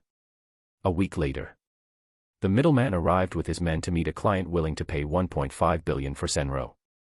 The buyer was a man with half his face scarred by burns. Before the middleman and his men even approached, several briefcases had already been placed on the table. Glancing at them, the middleman naturally assumed they were filled with cash. With a wave of his hand, one of his subordinates stepped forward and handed Senro to the man. The man took the katana, but his brows immediately furrowed. The aura on the blade was gone. Across the table, the middleman opened one of the briefcases, only to find it completely empty. Huh. In an instant, his expression darkened, and he swiftly drew his pistol. Thud. Suddenly, a sharp blade pierced through his chest from behind. HxH. His body stiffened as he stared in shock at the bloody tip protruding from his chest. With great effort, he turned his head, trying to see where the blade had come from. What he saw next defied all logic. From his own shadow, a figure wrapped in a headscarf and mask emerged, but only the upper half of their body was visible. The rest seemed to meld seamlessly into the darkness. The katana that had impaled him was gripped tightly in their hand. That attire. The middleman realized something just before darkness swallowed his consciousness. Chapter 14, Control. Emerging from the shadows, this was clearly an emission ability with spatial properties. However, the middleman knew nothing of Nen, so until his dying breath, he never understood how his opponent had accomplished this. Only in his final moments did his limited experience allow him to recognize the man's origin through his attire. A ninja. Yet something felt off, a sense of dissonance. A ninja, wielding a samurai sword. The middleman's confusion was buried along with his death in the darkness. Seeing their boss suddenly killed, his underlings froze for a moment before drawing their guns in fury. But against an end-user, even armed with pistols, they stood no chance of avenging their leader. Minutes later, the slaughter ended. Over a dozen corpses littered the ground, scattered with spent bullet casings. From start to finish, the scarred man remained seated, coldly watching his subordinates exterminate every person the middleman had brought. Throughout, bullets had struck his body, only to be deflected by his enhancement defense. Amid the sea of corpses, the heavily concealed ninja flicked his wrist, shaking the blood off his blade. He glanced at Senro in the scarred man's hand and asked, "Leader, the Nen intent on Senro has vanished. Does that mean?" "Yes." As if anticipating the question, the scarred man cut him off. "Without Nen intent, we can't use it for spirit summoning. However." Here, he paused, recalling the Onmyoji who possessed the power of spirit communication. Even knowing the man's abilities were unfathomably mysterious, one couldn't make bricks without straw. The prerequisite for spirit summoning was an intent attached to an object. Without it, there was no starting point. The scarred man shook his head, rising with Senro in hand as he stepped over the corpses. No need for concern. The keys we can find aren't limited to just this one. Stopping before the ninja, his gaze was as unyielding as stone. Under that stare, the ninja lowered his head in shame. I've shown weakness. The scarred man slowly withdrew his gaze before turning it back to Senro. His original plan had been to take the blade back to their homeland, but he couldn't help but wonder how its intent had dissipated. It would be best to uncover the truth. Perhaps there was still a way to restore the intent. Failing that, if they could obtain the method to dispel it, they could use it to weaken the ninjas of the Cloud Shadow style. And then there was Japan's still missing national treasure, the Dream Scroll. That damned inheritance mechanism had kept it out of their reach. If so, perhaps they could destroy it in the future. But first, they needed to understand how the intent had vanished. Lu Yuan. His thoughts returning, the scarred man suddenly turned to his subordinate. Lu Yuan immediately met his leader's gaze. The scarred man spoke gravely, "You won't be returning home. I have a task for you." At this, fervor flashed in Lu Yuan's eyes. Missions were his life, his irreplaceable purpose.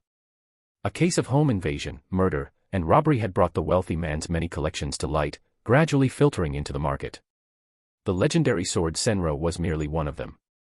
To say it was special, aside from the conspicuous aura clinging to it, the next notable aspect was the inherent risk that came with Senro passing through one's hands. Moro remembered it clearly. The colleague who had mentioned Senro to him had said it might carry some kind of curse. When bringing it up, the colleague's tone had been half joking, or perhaps envious of the exorbitant selling price. Now, Moro largely agreed with that assessment. Except it wasn't a curse, but rather the risk intrinsic to Senro itself. Moro had been mentally prepared from the start. But the reason he wanted to offload Senro as quickly as possible was to avoid becoming a target. For that, he didn't mind reduced profits, even if the price were slashed in half, he'd agree. Ironically, this attitude of his shifted the risk onto the middleman instead. Such a shame. Upon hearing that the middleman had fallen victim to a double cross, Moro silently mourned. He'd planned to entrust future acquisitions to the middleman, but life was unpredictable. Still, in this world, or at least within the business sphere of Uranus City, double-crossing wasn't exactly rare. Before learning Nen, Moro had nearly died in one such betrayal. It was only after mastering Nen that such incidents became less frequent. Experiences like these not only deepened Moro's understanding of this world but also made it clear that Nen was an indispensable asset for survival here. After mourning the middleman, Moro resumed his daily training. With his ability to level up as a safety net, he focused on reinforcing his foundations. The top priority was mastering Hatsu. This directly correlated with the overall effectiveness of his Nen. Deceptive Shooting Star. Moro raised his palm, bright aura gathering within it before condensing into a glowing green Nen bullet the size of a shot put. A trail cut through the air. At its end, an upright target shattered into pieces. Moro exhaled slowly as he watched the fragments scatter. Too slow. Power and speed still can't coexist. Maybe once Hatsu reaches a higher level, it'll improve. For now, better to solidify the basics. Once that's done, I can consider learning in. During his break, Moro pondered his next steps in training. Deceptive Shooting Star wasn't purely an offensive ability, it had a degree of mechanics to it. Theoretically, the essence of the shooting star leaned more toward mechanics. As its name suggested, it carried an element of deception. So rather than obsessing over power, it'd be better to refine its application. For instance, by increasing the stable, controllable number of shooting stars while maintaining speed, then using it to conceal their trajectories. But these ideas were still far beyond Moro's current reach. Yet with a sword hanging over his head, he had no choice but to dedicate himself more earnestly to this path. After the break, Moro resumed training. Without a solid foundation, mastering advanced Nen techniques in a short time was nearly impossible. Still, there was one ability he absolutely had to grasp in terms of application. With a thought, Moro extended his palm and fired a shooting star into the air ahead, setting a 1-second delay before detonation. Then, without looking at the trajectory of the shooting star, he immediately closed his eyes. Midair, the fluorescent green shooting star reached the limit of its range and, like a stretched rubber band snapping back, shot back toward Moro at an even faster speed. At this moment, Morrow kept his eyes shut, the shooting star aimed straight at his face. Just as the shooting star was about to hit his face, Morrow, relying on his keen sense of timing for the shooting star, suddenly tilted his head to the side. Whoosh! The shooting star grazed past his eyelashes. Morrow slowly opened his eyes. Without seeing the shooting star, he could still accurately grasp its trajectory. This was one of his training directions. In the end, would it be based on instinct or timing? Either way was fine. As long as he could reduce the error rate to an extremely low level. By then, this skill would become a crucial part of his tactics. Chapter 15, Movements. A NEN user's combat strength depends on multiple factors. If total aura output and potential aura represent the hardware, then a well-developed NEN ability tactical system serves as the software. Both are indispensable. Normally, hardware like potential aura requires time to accumulate, there are almost no shortcuts. But after Morrow's Death Rewind, this aspect of improvement became the least of his concerns. Otherwise, he would have simply laid back and enjoyed his final year of life. Now that he could see an opportunity, he would spare no effort. Practice after practice. Some attempts succeeded, others failed. When his enhanced shooting star struck his body, proper defenses prevented swelling or bleeding, but pain was unavoidable. Yet if this was the necessary path to his goal, Morrow wouldn't hesitate for a second, he would resolutely take the next step. He only stopped when completely exhausted, collapsing onto his back on the ground. During the break, Morrow contemplated his next moves. Starting with small-scale treasure hunting to gather initial funds, he then used the capital to intercept the legendary sword Senro, turning a small investment into 800 million jenny. Over this period, he reinvested that money to sweep up several high-value items from his memories. Some were easy to liquidate, even at slightly lower profits, he prioritized quick sales. The harder-to-sell treasures had to be stored in bank vaults at exorbitant fees. After all this, excluding the few rare pieces still in the vaults, Morrow now held 3.6 billion jenny in liquid funds. And he had achieved this in less than a month. If he had slowed his pace, Morrow could have focused entirely on the upcoming Yurnu auction in 2 months. First, aggressively collecting undervalued treasures, then offloading them all at the September auction. The profits then would have been measured in tens of billions. But Morrow dismissed the idea. Money was undoubtedly useful. Yet for him now, having enough was sufficient. His fundamental goal remained strengthening his power. Earning through antique and collectible arbitrage primarily served to charge the tree rings. Morrow raised his right hand, examining the tree rings on his knuckles. Recently, he had absorbed aura from 12 NEN-imbued objects, but the charging progress barely reached 8%. A full dozen NEN objects provided less energy than Senro alone. This made Morrow realize a problem: the second circle growth ring's charging difficulty had noticeably increased. Senro's single contribution of roughly 4% was only due to its unusually dense aura. No need to force it. Muttering to himself, he lowered his hand and closed his eyes. 30 minutes later. Mostly recovered, Morrow got up, tidied up briefly, and donned a cap, sunglasses, and a mask. Fully concealed, he left the private training range and returned to downtown Yurnu under nightfall. When selling Senro, the late middleman boss had provided a business card linked to an intelligence network. Now that Morrow had resolved his identity issues and properly taxed all subsequent earnings, his clean funds and legally recognized identity streamlined high-value transactions like intelligence purchases, cutting out unnecessary complications. Morrow dialed the number on the business card to contact an information broker named Argo. As soon as the call connected, before Morrow could speak, a mechanized synthetic voice came through, 164 Old Town Street. The moment the words ended, the call abruptly disconnected. Unfazed, Morrow put away his phone and headed to the address provided by the synthetic voice. Old Town Street in Yurnu City was located on the outskirts. If one were to compare Old Town Street to the city center, the contrast between the upper class and the underbelly would be starkly apparent. Most residents of Old Town Street were struggling at the fringes of society, burdened by the hardships of daily life. In such places, drunkards, gamblers, and even drug addicts were a common sight. The environment was predictably filthy, chaotic, and cramped. Looking up, the sky was fragmented by a tangled web of electrical wires. Looking down, the ground was littered with sewage and garbage. As Morrow entered Old Town Street, he vaguely recalled Gotham's Narrows. The similarities between the two were uncanny. Plop.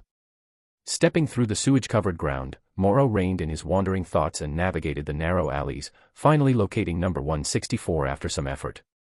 Standing before a rusted iron door, Morrow didn't even need to knock. With a click, the door automatically swung inward. Not surprised by the automatic opening, Morrow glanced at a button-sized device beside a small lamp overhead before stepping inside. Beyond the door was a straight corridor, about 5 meters long. At the end, a curtained door stood to the right. Morrow pushed it aside. Inside, a dim red light washed over the room. There were no decorations, just a row of computers and a desk.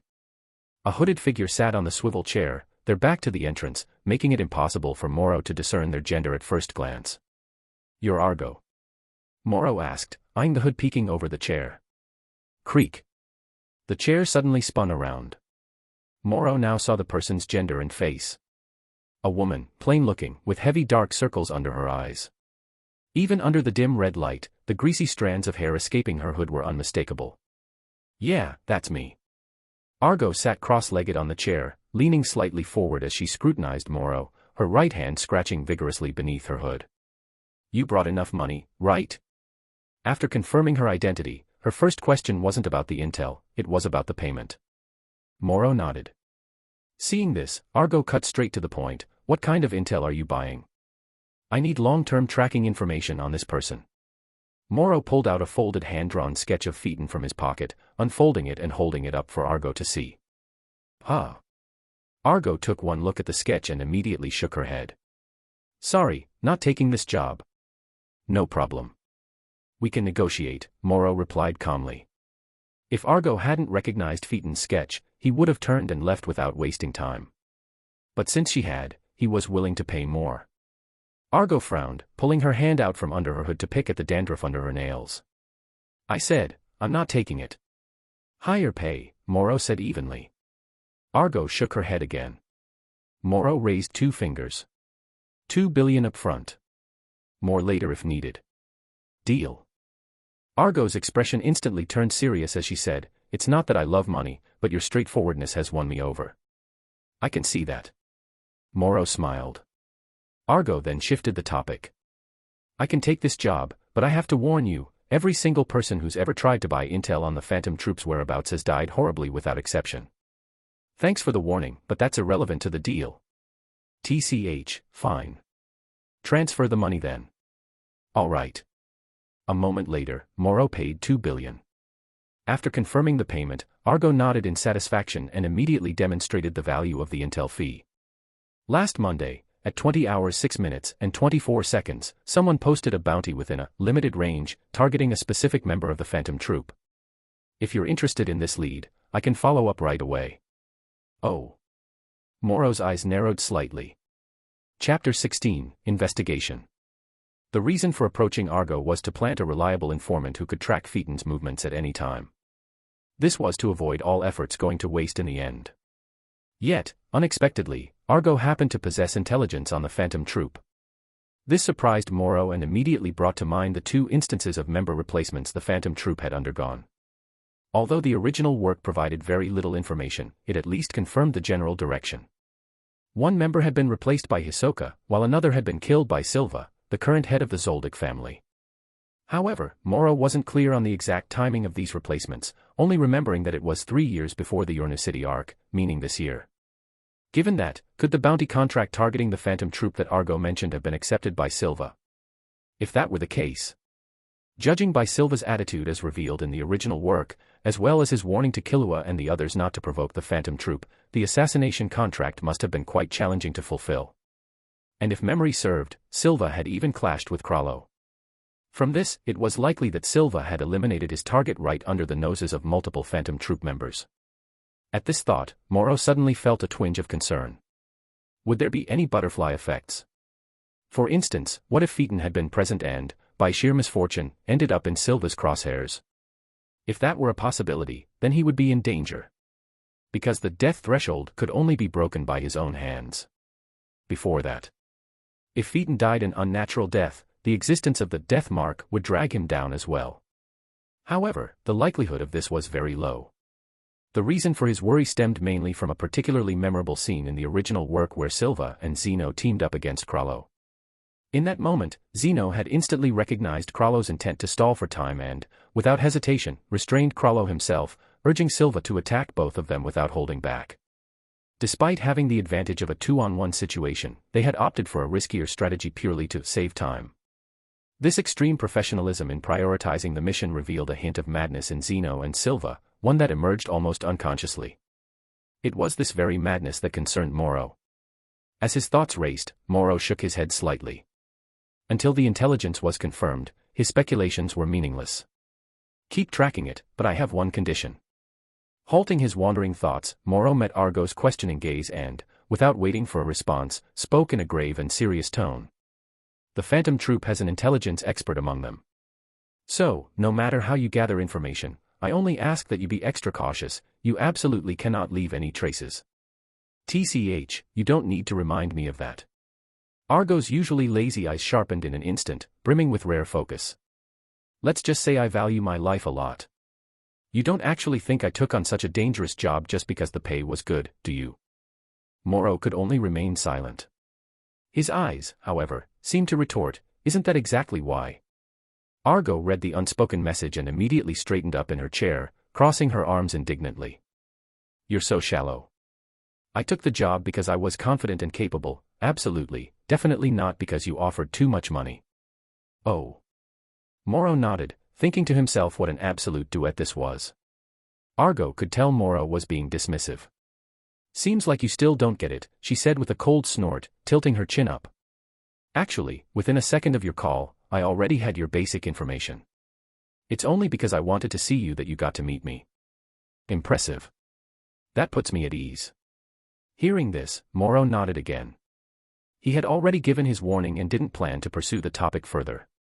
I knew you wouldn't believe, huh? Argo's words abruptly halted as she stared blankly at Moro. Why are you reacting like this? What else should I do? Moro looked at her strangely. Argo widened her eyes. Convincing someone is hard work. So at this point, you're supposed to keep doubting me, and then I'd show off a little more to make you submit wholeheartedly. Moro was at a loss for words, silently considering whether to ask for a refund and find another intel source. As if she could peek into his thoughts, Argo narrowed her eyes suspiciously. What are you thinking about right now? Nothing. In any case, I'll leave the follow-up investigation to you. Moro's expression remained calm. Argo waved her hand dismissively. I'm getting paid for this, so skip the pleasantries. Fine. I'll wait for your update. With his objective achieved, Moro prepared to leave. Argo watched him but didn't continue her earlier attempt to prove her intel prowess. Instead, just as Moro turned to leave, she suddenly said, Since you're a big client, I'll throw in a basic piece of intel for free. Huh. Moro stopped and turned back to look at her. Argo, however, swiveled her chair back toward the row of computers on her desk. Someone's investigating you. And not just one group, clearly, they're up to no good. Oh, and just to be clear, if you end up dead, I won't be burning the 2 billion for you. Moro's gaze sharpened, ignoring the latter half of her words. Can you find out who's investigating me? Of course. Intel is a two-way street. If someone's digging into you, then as long as you have the ability, you can dig into them too. Argo leaned back in her chair, serious now. But like I said, this is just a free basic intel. Any follow-up investigation comes with a price. So, should I deduct it from the 2 billion? Deduct. Hey, expect results by midnight. Argo grinned. Suppressing his unease for now, Moro didn't linger and left Argo's hideout. Thanks to Argo's free intel, Moro remained on high alert the entire way back. Who the hell is investigating me? Is it the people from the mental hospital? Because I killed those 2 delivery guys, so they're coming for payback. Too bad I didn't bother learning more about them back then, otherwise, I wouldn't be stuck guessing now. But judging by the shady business the mental hospital was involved in and their methods of illegally issuing death certificates, the mastermind behind them must have considerable influence. After all, issuing a death certificate against the facts is equivalent to erasing someone's identity records. And in the hunter world, international law explicitly states that anyone who illegally destroys another's identity records will be charged as a murderer. The power behind the scenes was truly remarkable. After all, even a mere deliveryman was an end user. And who could the other group be? Were they trouble left over from intercepting Senro, or had they drawn attention by making too much money recently? Whoever they were, he would need to be even more cautious in the coming days. Moro drove along the road. The private shooting range where he was temporarily staying was located in the suburbs. After leaving the city's main avenue, the density of buildings along the roadside noticeably decreased, replaced by groves of trees. Under the cover of night, the interplay of light and shadow created an even more serene atmosphere. Suddenly, a killing intent struck without warning. In the darkness, a fleeting bullet trajectory was barely visible, aimed directly at the moving car. The next moment, the windshield shattered violently. Screech! Amid the piercing sound of brakes, the car spun out of control and crashed into a tree by the roadside. Chapter 17, Shooting Star. The violent impact left the car's front end severely dented, nearly fused with the roadside tree trunk. Thick white smoke billowed from the crumpled hood, faint tongues of flame licking through the wreckage. 1,200 meters away, on the slope beside the road, a man in camouflage lay prone behind the incline, a sniper rifle propped before him. Continue. A cold voice crackled through the sniper's earpiece. Upon hearing the order, the sniper aimed at the mangled car half obscured by smoke, instinctively locking onto the approximate position of the driver's seat before pulling the trigger. A sharp crack. A slender, pointed bullet shot from the suppressor, trailing a fleeting streak of fire as it tore through the night, striking the smoke-shrouded vehicle with precision. Then came another shot. 2. 3. The sniper worked the bolt, firing until the magazine was empty. With the smoke obscuring his view, each shot was guided by experience alone. But as long as the target remained trapped in the driver's seat, he was confident in his accuracy. Once the bullets were spent, the sniper reloaded immediately. Yet he didn't fire again, instead observing the now flaming wreck through his scope while awaiting further orders, scanning for any movement in the surroundings. Boom. Suddenly, the car exploded in a fiery blast. Flames surged skyward, thrusting plumes of thick smoke higher into the air. The scorching shockwave flattened the surrounding grass in an instant. A few meters away, behind a thick tree trunk, Moro leaned against the bark, his expression icy. His clothes were smeared with dirt and grime. Fortunately, the defensive effects of his nen had protected him when he'd forced open the passenger door through sheer strength amid the billowing smoke, preventing cuts from sharp debris or shattered glass. Under cover of darkness, he had dashed into the roadside woods, using one of the trees as a shield while waiting for the sniper's next move. The sniper's relentless barrage at the car confirmed that his current cover was, for now, safe. Still, he didn't dare move recklessly, lest the sniper immediately pinpoint his location. Moro steadied his racing heart. What just happened? Recalling the life-or-death moment, a flicker of doubt crossed his eyes. When the bullet had sliced through the night, he had sensed death itself, an almost instinctive alarm flashing through his mind like a spark before the windshield shattered. In that split second, he had tilted his head on pure reflex, narrowly evading what should have been a fatal shot. The truth was, at his current aura level, even if he had used Gyo in time to reinforce his defenses, it wouldn't have been enough to withstand a sniper round. And in the chaos of the ambush, activating Gyo fast enough to block the bullet would have been impossible. In that scenario, dodging was the only way to survive. But the root of the problem lay in his limitations. His current aura output ceiling and the strength of his Ren simply weren't enough to face a weapon as devastating as a sniper rifle. If his fundamentals were stronger, he wouldn't even need Gyo, his raw defenses could have withstood the shot. So for Moro right now, he'd rather face an end-user in close combat than deal with a sniper's long-range threat. In a way, a sniper was more dangerous than an end-user like Zarzan. It was frustrating, but reality. Moro reached up to touch his earlobe, it was bleeding. If not for that split-second sense of danger. He exhaled deeply, suppressing the shock in his heart as a grave expression gradually surfaced in his eyes. If I don't deal with that sniper. The constant threat of being locked onto would severely limit his mobility. In this situation, if there were other enemies, he'd be in even greater danger. The silver lining was that there seemed to be only one sniper. If there had been another, he'd have lost more than just a layer of skin by now. At least 1,000 meters away. The sniper's earlier rapid-fire shots seemed utterly unconcerned about revealing their position, but it also gave Moro an opportunity. Yet, even with the location confirmed, closing the distance remained a daunting challenge. The longer the distance, the greater the risks embedded within it. If he chose to retreat and avoid the sniper's direction, without knowing their maximum range, he'd effectively be exposing his back. And if there were multiple assailants, either choice could worsen his predicament. That was the crux of the problem. Rather than rushing to eliminate the sniper, the more pressing matter was confirming the number of attackers. Ideally, pinpointing their positions would be even better. That way, advancing or retreating would become far more manageable. Under normal circumstances, that would be the logical approach. But Morrow had another option. Confirming the number of assailants and their locations. All of that required time. And in his current predicament, every passing second increased the unknown risks. The worst-case scenario would be the sniper relocating, pressuring him from the shadows. So instead of gathering intel while locked in a stalemate, Morrow preferred to attempt a swift kill. And this decision couldn't afford even a moment's hesitation. He had to exploit the sniper's overconfidence, the very arrogance that led them to fire repeatedly despite revealing their position, and strike with overwhelming force before they reconsidered. Only one chance. Morrow closed his eyes, constructing linear diagrams in his mind. The distribution of surrounding trees, the blazing car, the slightly undulating road, and the distant hillside ahead. Every obstacle along the direct trajectory was systematically eliminated as he mapped out an alternative path. A few seconds later, he opened his eyes, a sheen of aura flickering in his gaze. Deceptive shooting star. He raised his hand, adjusting the angle. Bright aura gathered in his palm, condensing into a fist-sized shooting star. Whoosh! The shooting star shot forth, weaving through the branches before halting mid-air 100 meters away.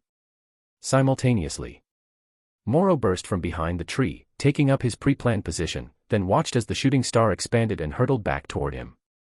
As it neared his face, he sidestepped at the last possible moment.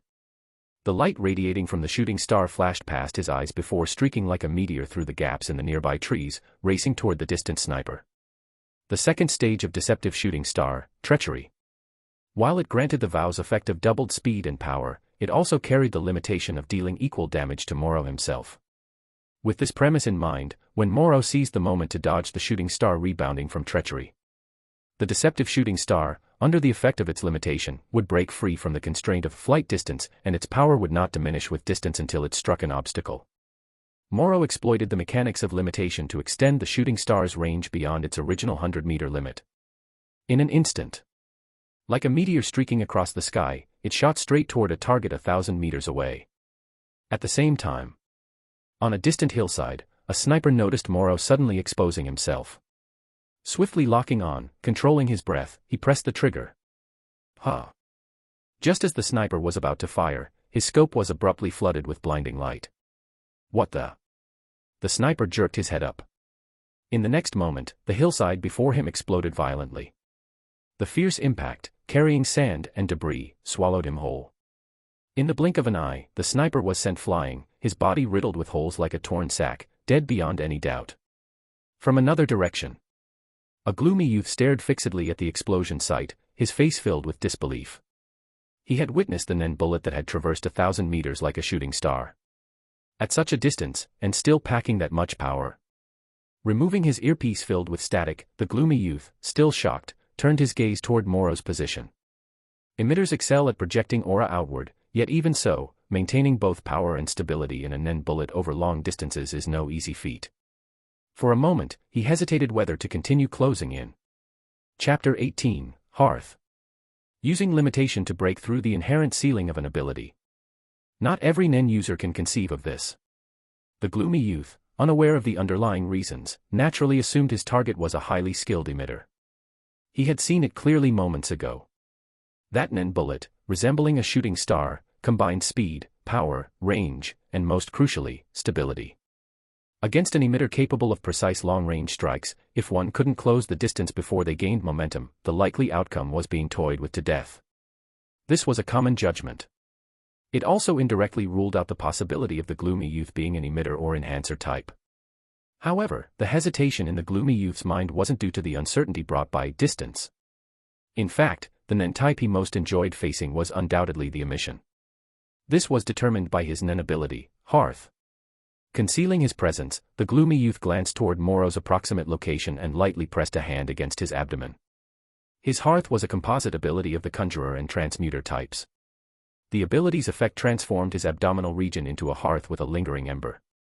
This hearth, materialized using a part of his body as clay, could absorb any type of damage within its tolerance range.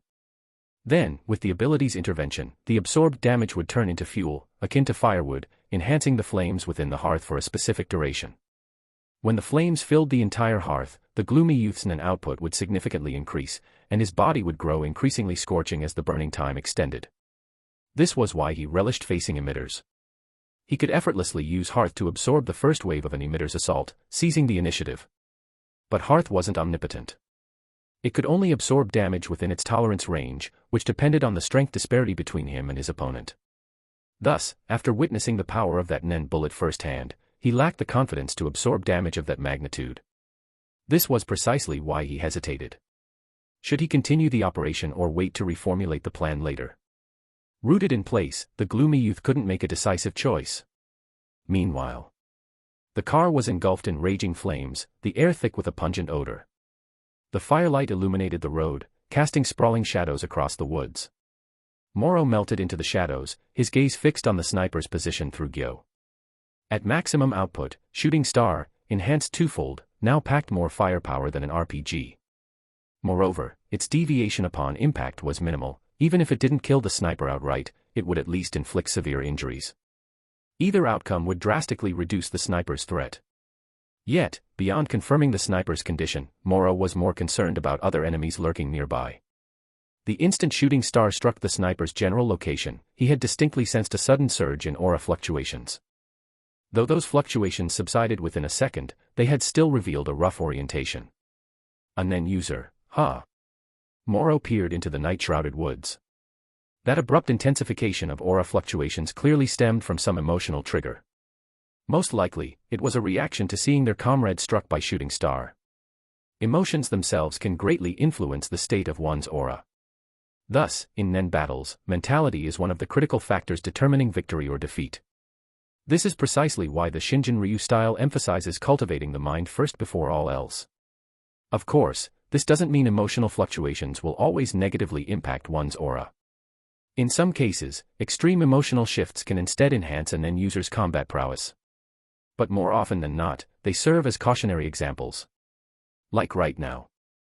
Through this, Moro sensed the fluctuations in that presence, gleaning crucial information from what should have been complete ignorance. Retreat, or attack. In less than a breath's time, Moro decisively made his choice. Attack, ferociously. Not only to seize every opportunity to grow stronger but also to fortify his resolve to press forward without fear. Moro believed. If he chose to retreat here, how could he ever hope to gain the strength needed to kill Phaeton within his limited time? Every powerful Nen user had walked through life and death battles. Only by facing mortal danger head-on could one truly see certain things clearly. Back on that rain-soaked night thick with killing intent, the reason he had managed to eliminate Pakunoda and Shellnark with Shooting Star. Wasn't that also a result born from the brink of life and death? If someone had told Moro before then, you've only learned Nen for half a year, but you can kill Pakunoda and Shellnark right under Krallo's nose, it would have been laughable. Even Moro, as the subject of such a claim, would have burst out laughing. Yet the truth was, he had done it. So some things, unless you pour your all into them, you'll never know just how far you can go. And Nen, a power brimming with infinite possibilities, responds most vividly to such subjective convictions. Once resolved to attack, Moro's thoughts swiftly aligned with battle. He surveyed his surroundings. The forest wasn't dense, with ample space between the trees. But fighting in this environment would inevitably limit Shooting Star's mechanics. I need to get out. With that in mind, Moro glanced at the distant hillside, now eerily still. The woods hindered Shooting Star's effectiveness, but moving to open ground raised the question of whether the sniper could still pull the trigger. Moro leaned toward the sniper having already lost that capability, so he stepped out of the forest and onto the open field. This guy. Watching Moro stride boldly out of the woods, the gloomy youth's heart lurched. Recalling the Nen bullet that had traversed a kilometer earlier, he instinctively sensed the overwhelming confidence Moro exuded. No wonder Zarzan was killed. But the real fools were those idiots in charge of intel. How could a Nen user of this caliber be classified as an easy target, giving him the perfect cover to infiltrate? Yet, what was his goal? Why disguise himself among the piglets, only to abandon the act midway and kill Zarzan outright? It made no sense. Before he could ponder further, he suddenly noticed Moro's movement. He was coming straight toward him. Was I spotted? As Morrow steadily advanced, the gloomy youth found himself caught between a rock and a hard place. His subjective judgment of Morrow's strength and the mission requirements given by his superiors. These two thoughts continuously pulled at his nen. Chapter 19, Offense and Defense. The enemy's strength far exceeded expectations. At such times, the most rational course of action was to flee immediately. Thus, despite the pressure from his superiors, the gloomy youth, after an internal struggle, decided to retreat for now. Tonight's ambush could simply be treated as an intelligence-gathering mission. With this reasoning, the gloomy youth named Vaughn convinced himself. His battle intent ebbed away like a receding tide as he turned to flee. Choosing to avoid a fight when faced with an opponent one deemed unbeatable was nothing to be ashamed of. Only by staying alive could the hands of the clock continue moving forward. And only by staying alive could one earn the chance for it next time. Seeing Vaughn flee, a peculiar glint flashed in Morrow's eyes. But now that things had come to this, with his budding battle intent already ignited, how could he simply let Vaughn escape? Keeping his guard up, he gave chase at full speed. About 300 meters. As he pursued, Morrow visually estimated the distance between them. It was far, but not a problem. Deceptive shooting star. While sprinting, Morrow fired 2 shooting stars backward without even glancing behind him, his gaze fixed firmly on Vaughn ahead. The training principles he had ingrained now proved their worth.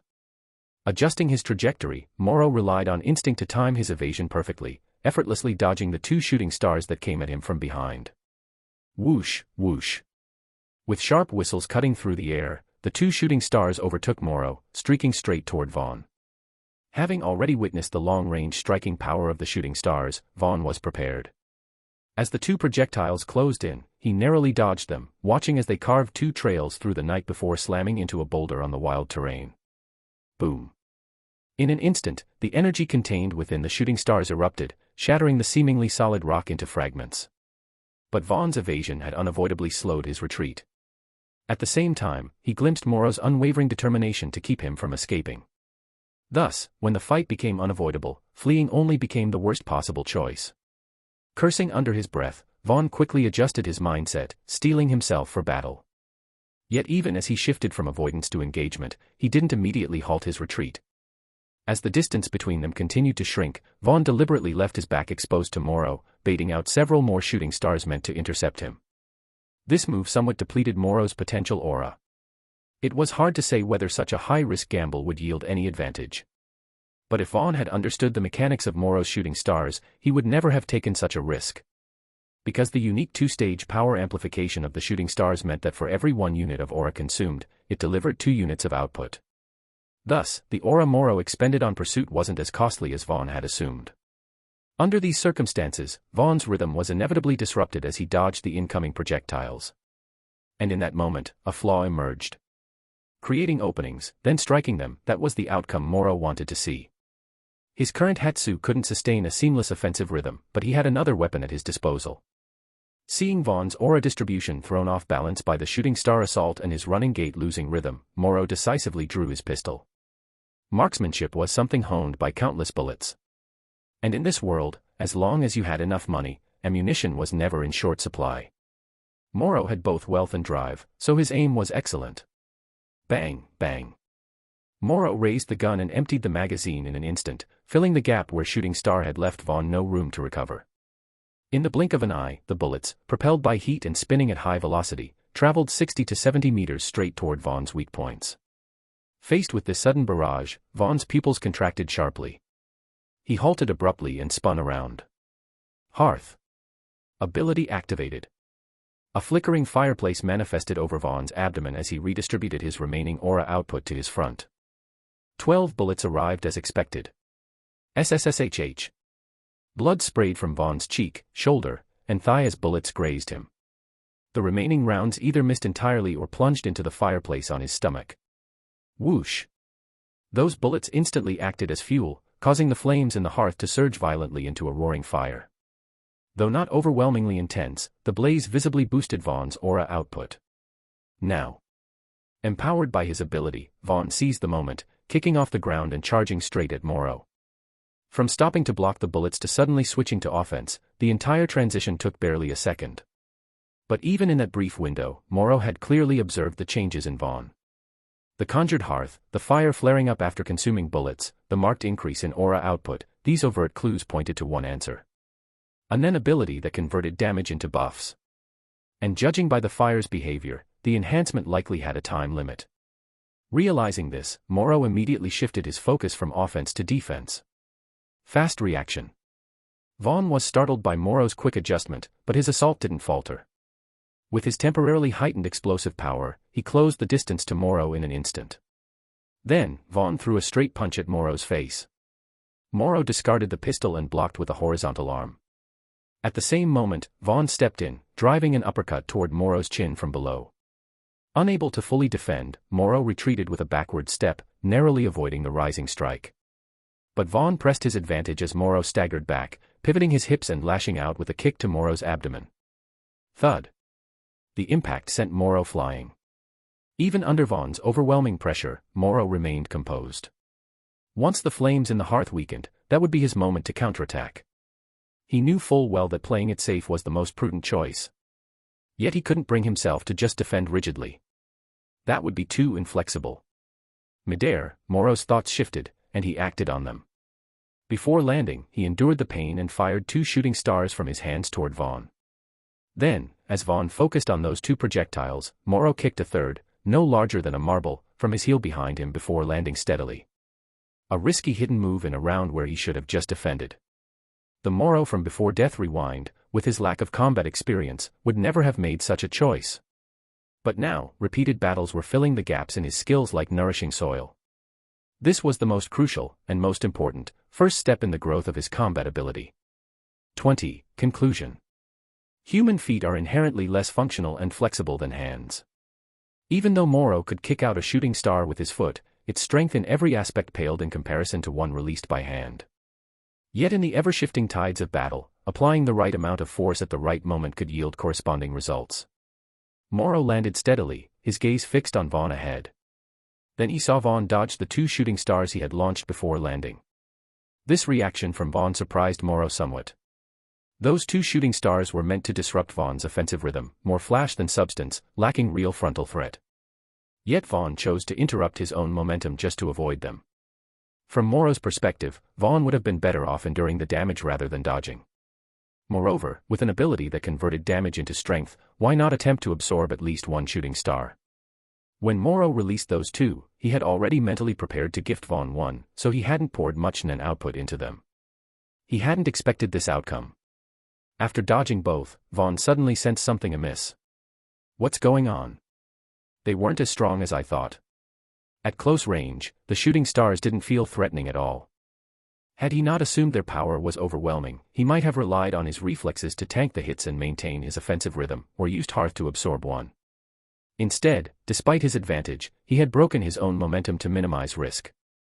Vaughn grew suspicious about the true nature of the shooting stars, but there was no time to dwell.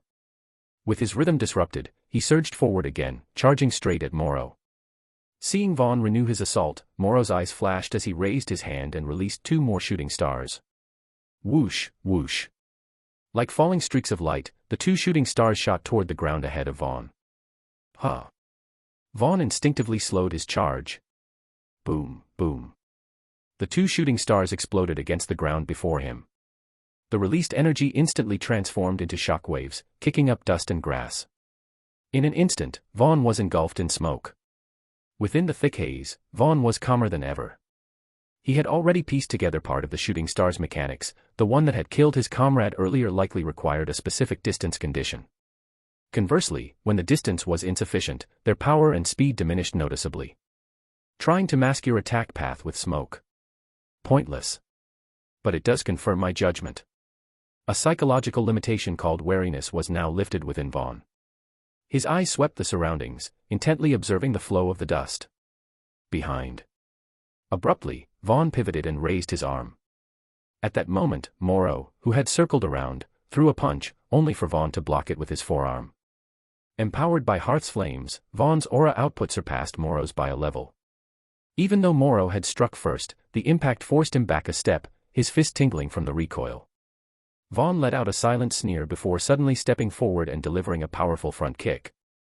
Morrow calmly withdrew his hand and crossed his arms in front of him to block. Boom.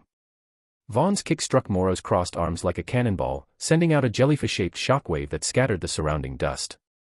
Under the force of the impact, Morrow, at a disadvantage in raw strength, staggered backward. After retreating several paces, his heels suddenly planted firmly into the ground, dispersing the momentum as he abruptly bent his knees into a crouch. At that very moment, 2 shooting stars soared over Morrow's head. They were the same 2 shooting stars Vaughn had dodged earlier. Having reached their preset hovering duration, they now returned with treachery. Instantly, the swirling dust was pierced through by one ring after another as the 2 shooting stars shot straight toward Vaughn's chest. When did he? Not having fully grasped the mechanism behind the shooting stars, Vaughn couldn't help but feel surprised. However, by now, he had already rebuilt something called confidence. Thus, his judgment remained unaffected by his momentary shock, and he chose not to retreat again. With intense focus, he made the most precise response at the critical moment, deploying his aura output to reinforce his defense, using his body to withstand one of the shooting stars. Simultaneously, his hearth successfully absorbed the other. It's over. In that instant, feeling the flames of his hearth surge violently, Vaughn seemed to already see the outcome of this battle. His gaze shifted, wanting to see Morrow's reaction to having delivered this power boost right to him. What he saw was Morrow's expression, utterly calm. This reaction gave him an inexplicable sense of unease. The next moment, a violent impact struck the back of his head. Vaughn's consciousness twisted abruptly, his body lurching forward. What just happened? Confusion swirled in his mind like a tangled mess of threads. Vaughn, caught off guard by the sudden attack, had no idea what had occurred. But Morrow, still crouched low, could clearly see the single egg-sized deceptive shooting star descending diagonally from above. It was the very first shooting star Vaughn had kicked away, now returning with treachery, targeting Morrow. Because Morrow had remained crouched, the deceptive shooting star instead struck Vaughn squarely in the back of the head. And this precise timing coincided with Vaughn diverting most of his aura to reinforce his defense and activate his hearth ability. Thus, even though the shooting star was only the size of an egg, it was still enough to deal direct damage to Vaughn, despite his temporary power boost. But it wasn't enough. Morrow pushed off the ground with both feet, launching himself toward Vaughn, who was still stumbling. His hand shot out in a swift, upward rake. Fingers coated in aura tore a chunk of flesh from Vaughn's throat. HxH, HxH. Vaughn's body shuddered as jets of blood sprayed from his mangled throat. Immediately, a suffocating sensation overwhelmed his thoughts. As blood drained from his body, so too did his warmth and strength, until he slowly collapsed to his knees. In his fading consciousness, a memory flashed before Vaughn's eyes. A snowy winter night. A family that had barely escaped the ravages of war, yet could no longer find shelter. Curled in his parents' embrace, why did he only feel the cold, unyielding touch of their bodies? Why could he no longer feel the beating of their hearts? So cold. I wish I could return to that ordinary, square hearth blackened by smoke. Vaughn slowly closed his eyes as his body thudded to the ground with a heavy thump. Ring ring, ring ring ring. An abrupt cell phone ringtone echoed through the space. Morrow glanced at Vaughn's corpse before pulling the incessantly ringing phone from his pocket. Probably Argo calling. Exhausting. Morrow panted as he sat atop Vaughn's back, answering the call. Hello. The other end of the line fell silent upon hearing Morrow's labored breathing. My generous patron, you wouldn't happen to be busy in bed right now, would you? Chapter 21, Menu. Recognizing Argo's voice, Morrow assumed there must be progress on the intelligence front. As for Argo's somewhat peculiar opening line, he couldn't be bothered to engage with it. His silence left the call hanging in an awkward pause. Scratching his greasy hair, Argo had no choice but to cut to the chase to break the ice. Big spender, you're in serious trouble right now. I can see that. At Argo's warning, Morrow glanced down at the corpse beneath him. The journey from Yurnu to the outskirts took about an hour. The fact that Argo had managed to gather critical intel in that time was proof of her competence. With that thought, Morrow's gaze shifted, quickly scanning the distant road ahead. Continuing down this path would lead to a stretch of wilderness. His privately purchased shooting range was located in that very wilderness. But now, it seemed the range was likely compromised, making a visit pointless. As for his daily training sessions, he'd have to figure something else out. Argo was initially puzzled by how Morrow had seen the danger but quickly caught on. You were attacked. Yeah, almost cost you an easy 2 billion. That's such a well, I mean, if you died too quickly, not only would the money be hot in my hands, but I'd also be at risk of getting dragged into the mess. Argo earnestly refuted Moro's remark. Taking on such a huge job only for the client to drop dead right after. That would be terrible for business. Enough. Get to the point. Moro wanted to see how much Argo had uncovered. Hearing this, Argo immediately switched to work mode. The ones after you are the Gambino family and a guy named Clyde. Big spender, you've heard of the 10 Dons, right? I have. Moro's eyes flickered slightly. Argo continued, Gambino is the surname of one of those 10 Dons. Moro was briefly surprised but quickly composed himself. The 10 Dons, the 10 supreme leaders of the global underworld, each controlling the mafia forces across the 6 continents. They were also the organizers of the grand Urno auction held every year. If this was the business of one of the 10 Dons, it made sense how they could casually issue death certificates and why Morena had dealings with them. Moro recalled that, 3 years later during the Urno auction, Krallo would hire Illumi to assassinate the 10 Dons. To pull it off, Illumi would even call upon the family's ancient patriarch. And to locate the 10 Dons meeting spot within the tight deadline, he'd have to enlist Kaluto's help, someone with a tracking ability. From this, even accounting for the race against time factor, the fact that Illumi would bring out Maha, that old monster, spoke volumes about how difficult the 10 Dons were to eliminate. A thought struck Moro, had Kaluto already awakened his Nen ability for tracking? With his help, finding Phaeton wouldn't be hard. Then there were Silva and Zeno of the Zoldyck family, would they take on kidnapping contracts outside of assassinations? And speaking of tracking, Palm's image flashed through Moro's mind. The conjuration ability, Wink Blue, was also an incredibly useful tool for locating people. It's unclear what Palm's current situation is, and her master Nav remains highly vigilant about her use of the Wink Blue ability. Even setting aside how to explain where we learned about Palm's ability, offering money alone likely wouldn't make Nav loosen his grip on the matter. Argo's voice pulled Moro's thoughts back. However, based on the information I've gathered, this wasn't orchestrated by Gambino himself, but by his son, Nolan Gambino. The son of one of the 10 Dons. Moro was momentarily stunned before hearing Argo continue. Nolan leveraged his father's influence to establish a business called Menu in territories under the 10 Dons' protection. On the surface, they operate hospitals across various regions, but behind the scenes, they're involved in human trafficking. The so-called menu breaks down a person into various tradable commodities. This way, buyers can select the goods they need from the menu, organs, blood, or other human-derived materials. Some even purchase whole individuals for experiments. For this kind of trade, the most crucial aspect is matching conditions. And the clients this organization deals with are far from ordinary. Here, Argo hesitated, slowing his speech. Big spender. If you and Nolan have no prior conflict, then the reason his men are investigating you, or have already made a move, is likely because you've been matched. Is that so? Moro neither confirmed nor denied it. Initially, it was probably because some buyer needed something from him that he was forcibly added to the menu. But tonight's attack, that was no longer just about fulfilling a buyer's demand. It was because his involvement in killing the transport drivers had been discovered. Argo, unaware of this, could only assume that some part of Moro matched a buyer's needs, hence Nolan's men targeting him. But the real issue here was, Gel had helped relocate those piglets. So even if Nolan investigated afterward, once he confirmed Gel hadn't deliberately targeted the transport but had stumbled upon it by chance, anyone with half a brain wouldn't seek revenge against the Zodiac 12 over a single truck of piglets. After all, someone capable of scaling such a niche business as the menu would know when to cut losses, not risking major consequences for minor gains. Unless the potential value of that truckload of piglets was worth relentless pursuit. If that were the case, then Nolan must have first assessed Gel's connection to the incident before confidently resuming the hunt for the escaped piglets. Moro suspected that Gel's accidental involvement might have delayed Nolan's investigation from reaching him immediately. Given this, once Nolan's men found the other piglets, his role in killing the 2 drivers would inevitably come to light. Argo. Yeah. Look into something for me now. To confirm his suspicions, Moro needed to know the current status of the other piglets. He tasked Argo with this. 10 minutes later, Argo sent a video. Moro tapped play. Instantly, agonized screams blared from the phone's speakers, echoing across the plains. This was footage of someone being tortured alive. Morrow only glanced briefly before silently closing the video.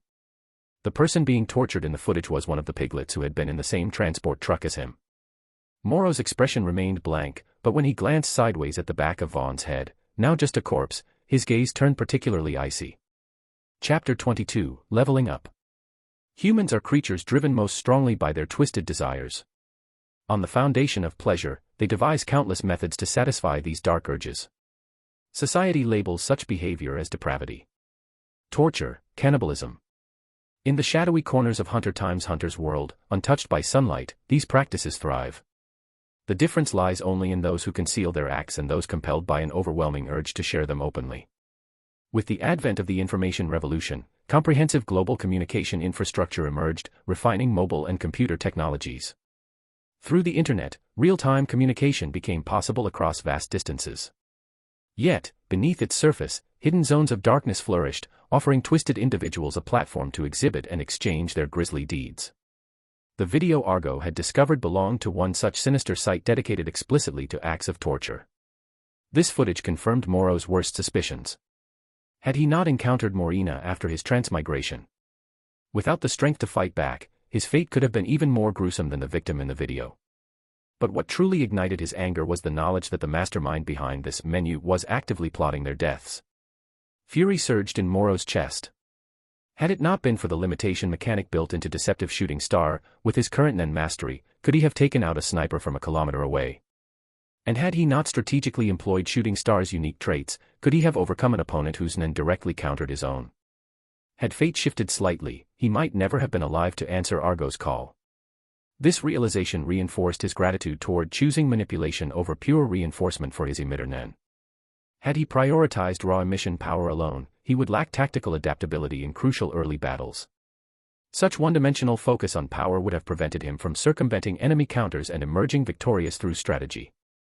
After this battle, with another formidable enemy eliminated, Morrow became even more convinced of his chosen path, balancing emission with manipulation. Pure emission reinforcement, while brutally effective at later stages, sacrificed the critical flexibility he valued highly in early encounters. Moreover, once Shooting Star's ability system matured, Morrow envisioned deriving additional mobility-related abilities, something beyond the reach of pure emitters. Any loss in raw power could be compensated by the double damage mechanism embedded in Deceptive Shooting Star. Morrow exhaled slowly. The road must be traveled step by step, each grain of rice consumed bite by bite. Nen demanded patience and precision, like carefully stacking blocks, gradually refined, deliberately chosen. Only under these principles could he maximize the leveling potential of his tree rings tattoo. Morrow's wandering thoughts gradually settled. He glanced at the back of his hand. LV.5. By eliminating 2 enemies, his level had surged from LV.2 to LV.5. The leap in level significantly enhanced both his aura output and potential. Clearly, leveling efficiency correlated directly with an opponent's strength. This revelation clarified his previous failed attempt at forced Nen awakening. The Nen user he defeated today had vastly superior aura and skill compared to the earlier knife-wielding enemy, explaining his accelerated progress. Morrow gently touched the tree ring's tattoo. This was his advantage, his path forward, disregarding innate talent, guided only by unwavering determination. Suppressing his emotions, Morrow took out his phone again. After brief hesitation, he decided not to delete the unsettling video. Instead, he dialed Argo's number once more. By the time the call connected, Morrow stood, feeling the evening breeze across the plains. "Argo, I need to handle some trash. Compile the intel on that Clyde guy into text and send it to me, all right?" "Understood," Argo replied, her voice unusually subdued.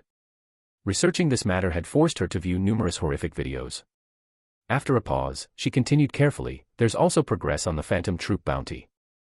I'll compile everything and send it to you. But listen carefully. Go ahead. When dealing with the Phantom Troop, intel gathering isn't as risky. They don't care if someone buys intel specifically to hunt them down. But the Mafia." She hesitated briefly, her tone increasingly cautious. "They hold grudges over minor issues. They don't just eliminate enemies, they slaughter friends and family and broadcast their mutilation. Call me cautious, but I'm drawing the line here." Morrow remained silent momentarily before responding calmly, "Fair enough. Do what you can. He ended the call and pocketed his phone, bending down to retrieve the corpse at his feet. Leaving behind bodies risked revealing sensitive information. An experienced NEN user might deduce details like NEN type or specific abilities from a corpse. Although unlikely that Nolan's subordinates matched seasoned veterans like Biscuit, destroying evidence was always prudent. As he carried the corpse toward the blazing car, a sudden realization stopped him. What if the corpse was wearing a live camera or listening device? Careless. Frowning, he thoroughly inspected the body.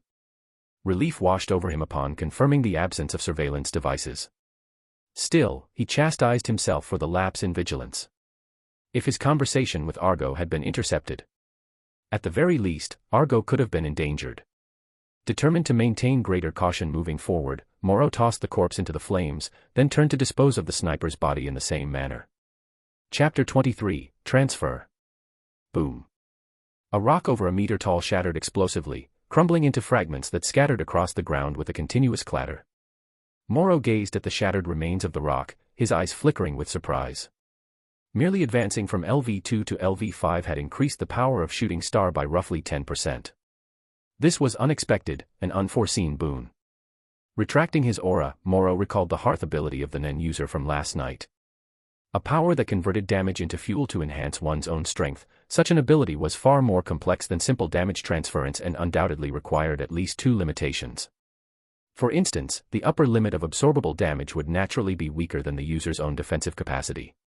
Based on this, Morrow was certain that with his current LV5 prowess, he wouldn't have to worry about his attacks being absorbed if he faced that NEN user again. This was the absolute advantage brought by sheer aura output. As his thoughts wandered, Morrow's gaze inadvertently fell upon the tree rings tattoo on the back of his hand, stirring a momentary wave of complicated emotions. After Death Rewind, he had gained a NEN ability that allowed him to seize the initiative at this point in time, standing now at a crossroads of fate. The path he should choose was obvious. Though he was deeply grateful to Morina for her initial salvation and her subsequent unreserved aid, he could never accept her goal of annihilating all humanity and destroying the world. Thus, he had resolved to sever all ties with her. Yet, as he directly experienced the benefits of leaping several levels, Morina's image inevitably surfaced in his mind once more. Morrow didn't know the origin of the tree rings tattoo, but this leveling ability undoubtedly stemmed from Morina's power before his rebirth. It had imprinted itself upon this reborn world like a brand upon his soul. Morrow exhaled softly. What if? No. There were no what-ifs. Their values were irreconcilable, destined to lead them down divergent paths. From now on, they would only ever be strangers. Shaking his head, Morrow dismissed thoughts of Morina and instead focused on analyzing the leveling mechanism of the tree rings tattoo. In the original Etude of Love, killing an ordinary person granted 1 level, while killing a NEN user granted 10. But the tree rings tattoo was different, it couldn't level up by killing ordinary people. Moreover, the levels gained from killing NEN users varied based on their strength. A standard level NEN user would only grant a single level. The difficulty of leveling between the two was incomparable. However, in exchange, the rewards from leveling the tree rings tattoo far surpassed those of the original Etude of Love. The key difference likely lay in their core principles. The original Etude of Love was designed for proliferation, so its leveling difficulty was low, allowing rapid ascension to LV100 and the ability to spawn new subordinates. The tree rings tattoo, however, emphasized individual enhancement, making leveling far more arduous, so much so that reaching LV100 would be nearly impossible. Yet precisely because of the immense benefits of each level, the ceiling of this ability had been raised significantly. Judging by this heightened ceiling, it was clear that the higher the level, the steeper the difficulty. It might even reach a point where only opponents like Netero could provide meaningful progress. Furthermore, even if one miraculously reached LV100, it was doubtful the tree rings tattoo could ever spawn subordinate users. Having roughly figured out the mechanism behind the tree rings leveling system, Morrow still held onto the hope of reaching LV21. Perhaps, just like the original Etude of Love, once the level exceeded 20, he could awaken a NEN ability that perfectly suited his needs. If not, Morrow wouldn't force it. I need to reach LV21 as soon as possible. Morrow traced his fingers over the tree rings tattoo. Killing Phaeton was something he had the initiative in, the only pressure he faced was the urgency of time. But last night's ambush had brought a real, tangible sense of crisis to his doorstep. Even though he now knew the forces and motives behind the attackers, his current strength clearly didn't allow him to act as he pleased. Even if he had the capability to kill Nolan right now, he wouldn't act immediately. Because he had to account for the 10 Dons' retaliation afterward. So what he needed to do was ensure that, by the time he made his move, he would have the means to take down the 10 Dons as well. Exactly. After deciding Nolan's death was non-negotiable, the 10 Dons had also been factored into Morrow's calculations. Buzz. The phone in his pocket vibrated softly, no longer ringing as an incoming call alert. Morrow took out his phone and pressed the answer button. Big Spender, there's new progress on the Phantom Troop bounty. Argo's voice came through the phone. Oh. Morrow waited for her to continue. Last night, he had received the compiled intel Argo sent him. The man named Clyde was indeed connected to the Sword Senro. But Morrow didn't care much about that. In this incident, he had merely bought the sword and sold it immediately. He had nothing to do with the wealthy man's murder. The other piece of intel was the Phantom Troop bounty Argo was now mentioning. She had already identified the specific target of the bounty, the troop's number 8 member. Moreover, the bounty had been issued to multiple parties, and several people had already taken it up by now.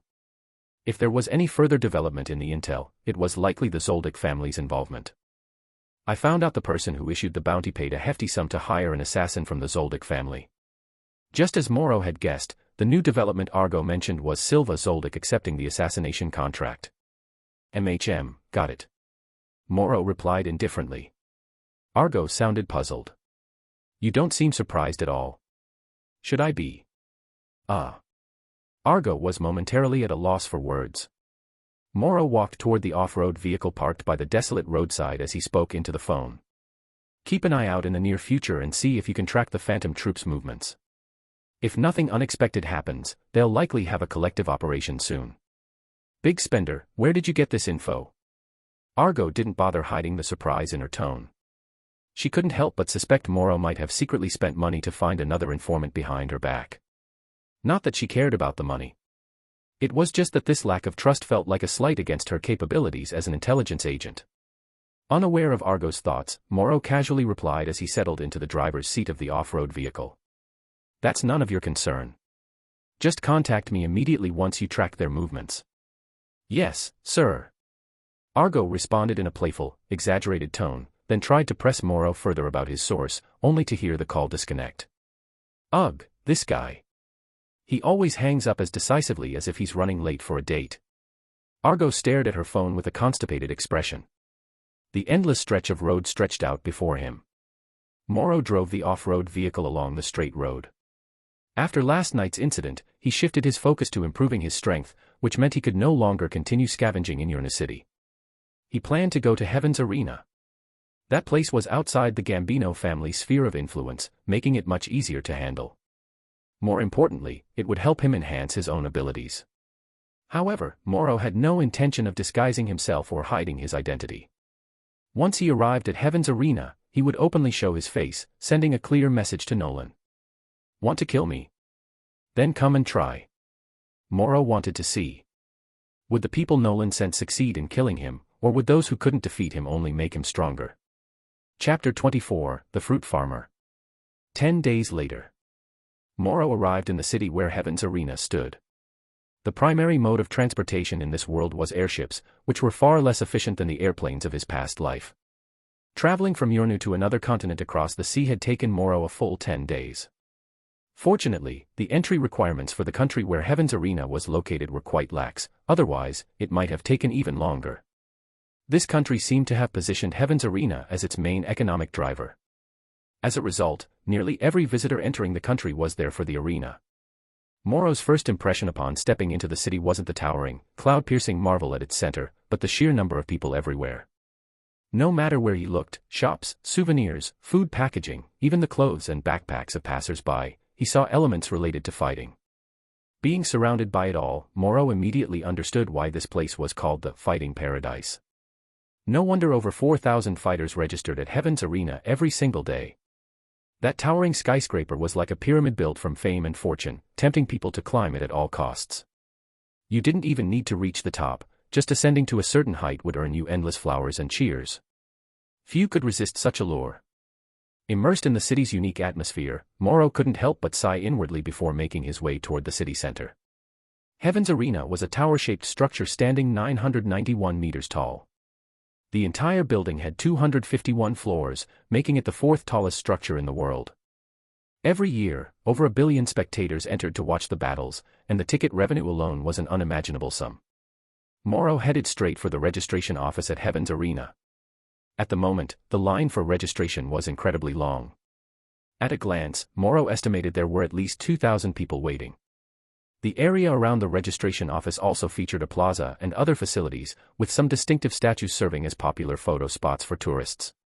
As a result, both the registration office and its surroundings were packed with crowds. Listening to the clamor from all directions, Morrow had no patience to wait in line. He stepped out of the queue and walked directly toward the registration office. Along the way, he casually observed the people in line. His eyes acted like scanners, detecting the faint wisps of aura rising from them. Ordinary people, ordinary people, ordinary people. Not a single non-user in sight. Though it was possible some non-users were disguising themselves as ordinary people, the odds of that were extremely low. By the time Morrow reached the registration office, he had passed over 2,000 people. Not one was a non-user. Nen. It was a power that anyone could master with training. Yet, despite the massive population, the number of non-users was pitifully small. Given that, most of Heaven's Arena's non-users were probably concentrated above the 200th floor. Now then. Morrow stood beside the line, resting his chin on his hand, his eyes lowered as he considered the feasibility of a certain plan. Since even in a fighting paradise like Heaven's Arena, non-users were rare, perhaps he could play the role of an orchardist and administer a baptism to contestants who met his screening criteria. This way, he could artificially create non-users through human effort. Then, all he needed to do was wait for these apples to ripen before plucking them in the arena. As Morrow pondered this, the staff at the registration desk and those in line all eyed him with strange expressions. His undisguised scrutinizing behavior while walking through earlier had already drawn the attention of many contestants. Some hot-tempered individuals had initially considered stepping out of line to teach Morrow a lesson. But when they met his assessing gaze, they inexplicably felt an overwhelming pressure and wisely suppressed their impulsive emotions. However, they certainly remembered Morrow well. Now, those at the front of the line watched as Morrow walked straight to the registration desk and stood there deep in thought, leaving them puzzled and uncertain about his intentions. The registration staff also observed Morrow with considerable curiosity. After a while, Morrow concluded his thoughts, deciding that the orchardist plan had some feasibility. He resolved to finalize his decision on whether to execute it after registering for the competition. First, let's register. Morrow looked up and walked directly toward a bearded man who was preparing to fill out his registration form. The bearded man noticed Morrow's approach and instinctively tensed up, eyeing him warily. "What do you want?" As soon as the words left his mouth, the bearded man realized he was overreacting. This was, after all, the registration desk of Heaven's Arena. No one would be foolish enough to cause trouble here without reason, right? Morrow stopped before the bearded man, pulled out a stack of bills, and politely said, "Hello, I'd like to offer you 1,000,000 Jenny for your spot in line. Would you be willing?" Huh. The bearded man froze, his pen hovering midair. The registration staff remained expressionless and didn't urge them to hurry. Those behind the bearded men in line, however, widened their eyes in surprise. 1,000,000 Jenny. Not an exorbitant sum, but not insignificant either. At Heaven's Arena, one would need to fight up to the 100th floor to earn that much in prize money. The bearded man quickly realized that simply rejoining the line elsewhere was far easier than painstakingly climbing 100 floors. Deal. He shoved the pen into Morrow's hand, took the money, and walked toward the back of the line without a backward glance. Morrow took the pen and naturally stepped up to the registration desk. "Welcome to Heaven's Arena. Please fill out your details here." The receptionist deftly removed the form bearing the bearded man's name and replaced it with a fresh one for Morrow. "Thank you." Morrow smiled at her and quickly completed the form. For combat experience, he didn't fabricate anything, he truthfully wrote that he had none. In reality, he genuinely lacked fighting experience. One of his purposes in coming to Heaven's Arena was precisely to gain such experience, so there was no need to take shortcuts. After registering, Morrow headed straight to the first floor of Heaven's Arena. As a tower-like structure, the first floor of Heaven's Arena had the largest area, featuring 16 fighting rings in its combat arena. Every day, contestants who came to register would undergo preliminary matches here. Morrow casually found a seat and sat down. His arrival immediately drew the attention of a small group of people. These individuals had only arrived shortly before and had noticed Moro's strange behavior during registration. They hadn't expected him to cut in line like this. Ignoring their gazes, Moro focused intently on watching the fights in the arena. "Not bad at all," he remarked with growing interest as he observed two contestants exchanging blows on one of the platforms. Setting aside the factor of Nen abilities, some martial artists in this world were truly skilled. Chapter 25, Martial Arts Times Contemplation. 16 arenas were hosting simultaneous matches. Some battles were fiercely contested, while others ended in an instant. Moro focused intently on one particular arena. The two combatants appeared to be martial artists skilled in distinct styles, their strikes and counters revealing clear offensive and defensive strategies. After observing for a while, Moro discerned that one specialized in kicks while the other excelled in punches. But after over a dozen exchanges, the kicker gradually gained the upper hand. Impressive. Initially intrigued, Moro soon felt a surge of excitement after watching the exchanges. The two fighters moved with ferocious momentum, each strike carrying an unyielding determination, as if the next move could be fatal. Moreover, their techniques displayed pinpoint accuracy, striking precisely at vulnerabilities. Such skill wasn't achieved overnight, it demanded relentless training. If these two also knew Nen, what kind of spectacle would this match have been? As Moro pondered this possibility, the tide of battle suddenly shifted. The kicker, who had been dominating, was caught off guard when the puncher fought back ruthlessly, enduring a whip-like kick to close the distance and deliver a devastating punch straight to the heart. That single punch turned the tables, sending the opponent crashing to the ground. Witnessing this, Moro's pupils contracted slightly. He noticed the aura above the fallen fighter's head dissipating. At the same time, the referee recognized the severity of the situation, checked the fallen contestant's breathing, and immediately called for the emergency medical team stationed at the sidelines. The victor merely glanced at his fallen opponent before coldly looking away, indifferent. This was the brutal reality beneath the cheers and applause. Every fighter who stepped onto Heaven's Arena's stage had to be mentally prepared for the possibility of death. In that regard, it was somewhat similar to the Hunter exam. The Hunter Association, which administered the exam, maintained a detached attitude toward examinees dying during the tests. And those who signed up for the Hunter exam were well aware of the dangers ahead. The same applied to Heaven's Arena. Contestants not only had to steel their resolve but also sign waivers absolving the arena of responsibility for fatalities. The battles here were far from mere exhibition matches. If one encountered a vicious opponent, they could only blame their own misfortune. However, fatalities during the preliminary rounds were still rare. From the preliminaries up to the 200th floor, weapons were prohibited in the arena. Moreover, preliminary matches had a strict 3-minute time limit. If neither fighter secured victory within that time, the referee would decide the winner based on performance. Thus, in most cases, fighters focused on countering each other's moves rather than fighting to the death.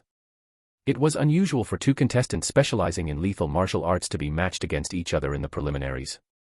And rarer still for their skills to be so evenly matched that, in their desperation to win, one seized a fleeting opportunity with ruthless decisiveness, guided by battle-hardened instincts. Perhaps the puncher had anticipated the fatal outcome when he struck, but hesitation was never an option. This was the way of pure martial artists. Not just in a fighting paradise like Heaven's Arena, but even in any ordinary encounter elsewhere. Once a formal challenge is issued by a martial artist, most battles are fought to determine not only superiority but also life and death. I can easily defeat him. Moro's gaze followed the victor who had already left the arena. But if he awakens Nen? Watching the men disappear into the corridor, Moro sighed deeply. I can't win. After a brief silence, Moro leaned back in his chair, his brow slightly furrowed. Martial arts. Whether before encountering Nen or after mastering it, he had never truly engaged with it. Yet there was no doubt that martial arts were an essential component in Nen battles. However, someone with no martial arts training could, upon awakening Nen, effortlessly face a martial artist who had dedicated years to honing their combat skills. If forced to prioritize, which was more important, Nen or martial arts? Moro thought of Killua and Zushi's battle in the original story. At that time, Killua didn't understand Nen but could dominate purely through footwork and martial arts. But if Zushi had developed a Nen ability, the outcome might have been different. Then Moro thought of Biscuit. This first-class Nen user, who had devoted decades to the Shinjin Ryu style, didn't need combat-oriented Nen abilities, her sheer skill alone made her a formidable fighter. So what was the answer? Moro felt momentarily lost. Then, inexplicably, he recalled Phaeton's elusive speed-based attacks. Compared to the pain-packer-nen ability, Moro found Phaeton's rapid assault far more troublesome. Could Nen mastery alone really counter such a swift fighting style? A headache. Moro rubbed his temples. If not for the Phantom Troop, he wouldn't have to delve into these matters or feel the relentless pressure of time. The future he had envisioned. Basic Nen for self-preservation, supplemented by a steady income from the antique trade, ensuring he'd never want for money. Wealth and security, what a perfect future that would have been. But the Phantom Troop had shattered it all. Contestants 2688 and 2792, please proceed to Arena C. Contestants 2688 and 2792, please proceed to Arena C. The arena's announcement snapped Moro out of his thoughts. 2792, his number. Moro steadied himself and walked toward the arena. Upon reaching Arena C, he saw contestant 2688, a long-haired woman in a tight-fitting outfit. She noticed Moro and frowned slightly, seemingly surprised by his youth. Both contestants, please step onto the arena. The referee signaled for them to ascend. Moro and the long-haired woman stepped onto the platform. First floor matches emphasize combat performance. Please demonstrate your abilities within 3 minutes. The referee reiterated the rules. Begin. With that, the match started. The long-haired woman moved instantly, her light steps carrying her swiftly behind Moro. Sorry, kid. She raised her hand to strike Moro's neck. The scene was watched by several contestants in the stands. They were all people who had been paying attention to Moro earlier. Now, seeing that Moro showed no reaction whatsoever to the long-haired woman's attack, their responses varied in an instant. Thud. A dull sound echoed from Arena C. This was followed by the long-haired woman gasping sharply as she withdrew her hand, her face twisted in pain. What was happening? Those who witnessed this scene were astonished. Then they saw the young man, who appeared to be no more than 16 years old, not only remain completely unfazed but even wear an expression of deep contemplation. Chapter 26, Reaction. Bound by the urgency imposed by time. For someone who needed to kill Phaeton within 10 months, where should he focus his efforts? Moro didn't have the luck of Gon and Killua, who first met Wing and later Biscuit. If he posed this question to Biscuit, he would probably get an immediate answer. But Moro didn't have Biscuit, he could only rely on himself to find the solution. He wondered, was there any value in lingering and honing his skills in the matches below the 200th floor of Heaven's Arena? The answer was yes. He wasn't short on money, so he didn't need to rush through to the 200th floor like Gon and Killua. What he lacked most right now was combat experience and understanding at the martial arts level. Compared to the floors above 200, where the focus had already shifted to Nen abilities, the matches below the 200th floor were more likely to pit him against skilled martial artists like the one he had just faced. Originally, Moro had come to Heaven's Arena for the Nen users. But after witnessing a life-or-death martial arts duel, his perspective had shifted slightly. Since his rebirth, everything he had done was aimed at one goal, Phaeton's death. Therefore, in his path to becoming stronger, he had to account for Phaeton's combat characteristics. Thus, Moro naturally concluded. The key to successfully killing Phaeton lay in how he handled Phaeton's rapid attacks. Regardless of accumulated combat experience, at the very least, he needed to be able to see Phaeton's swift blade. Relying on his own understanding, Moro arrived at a rough answer through contemplation.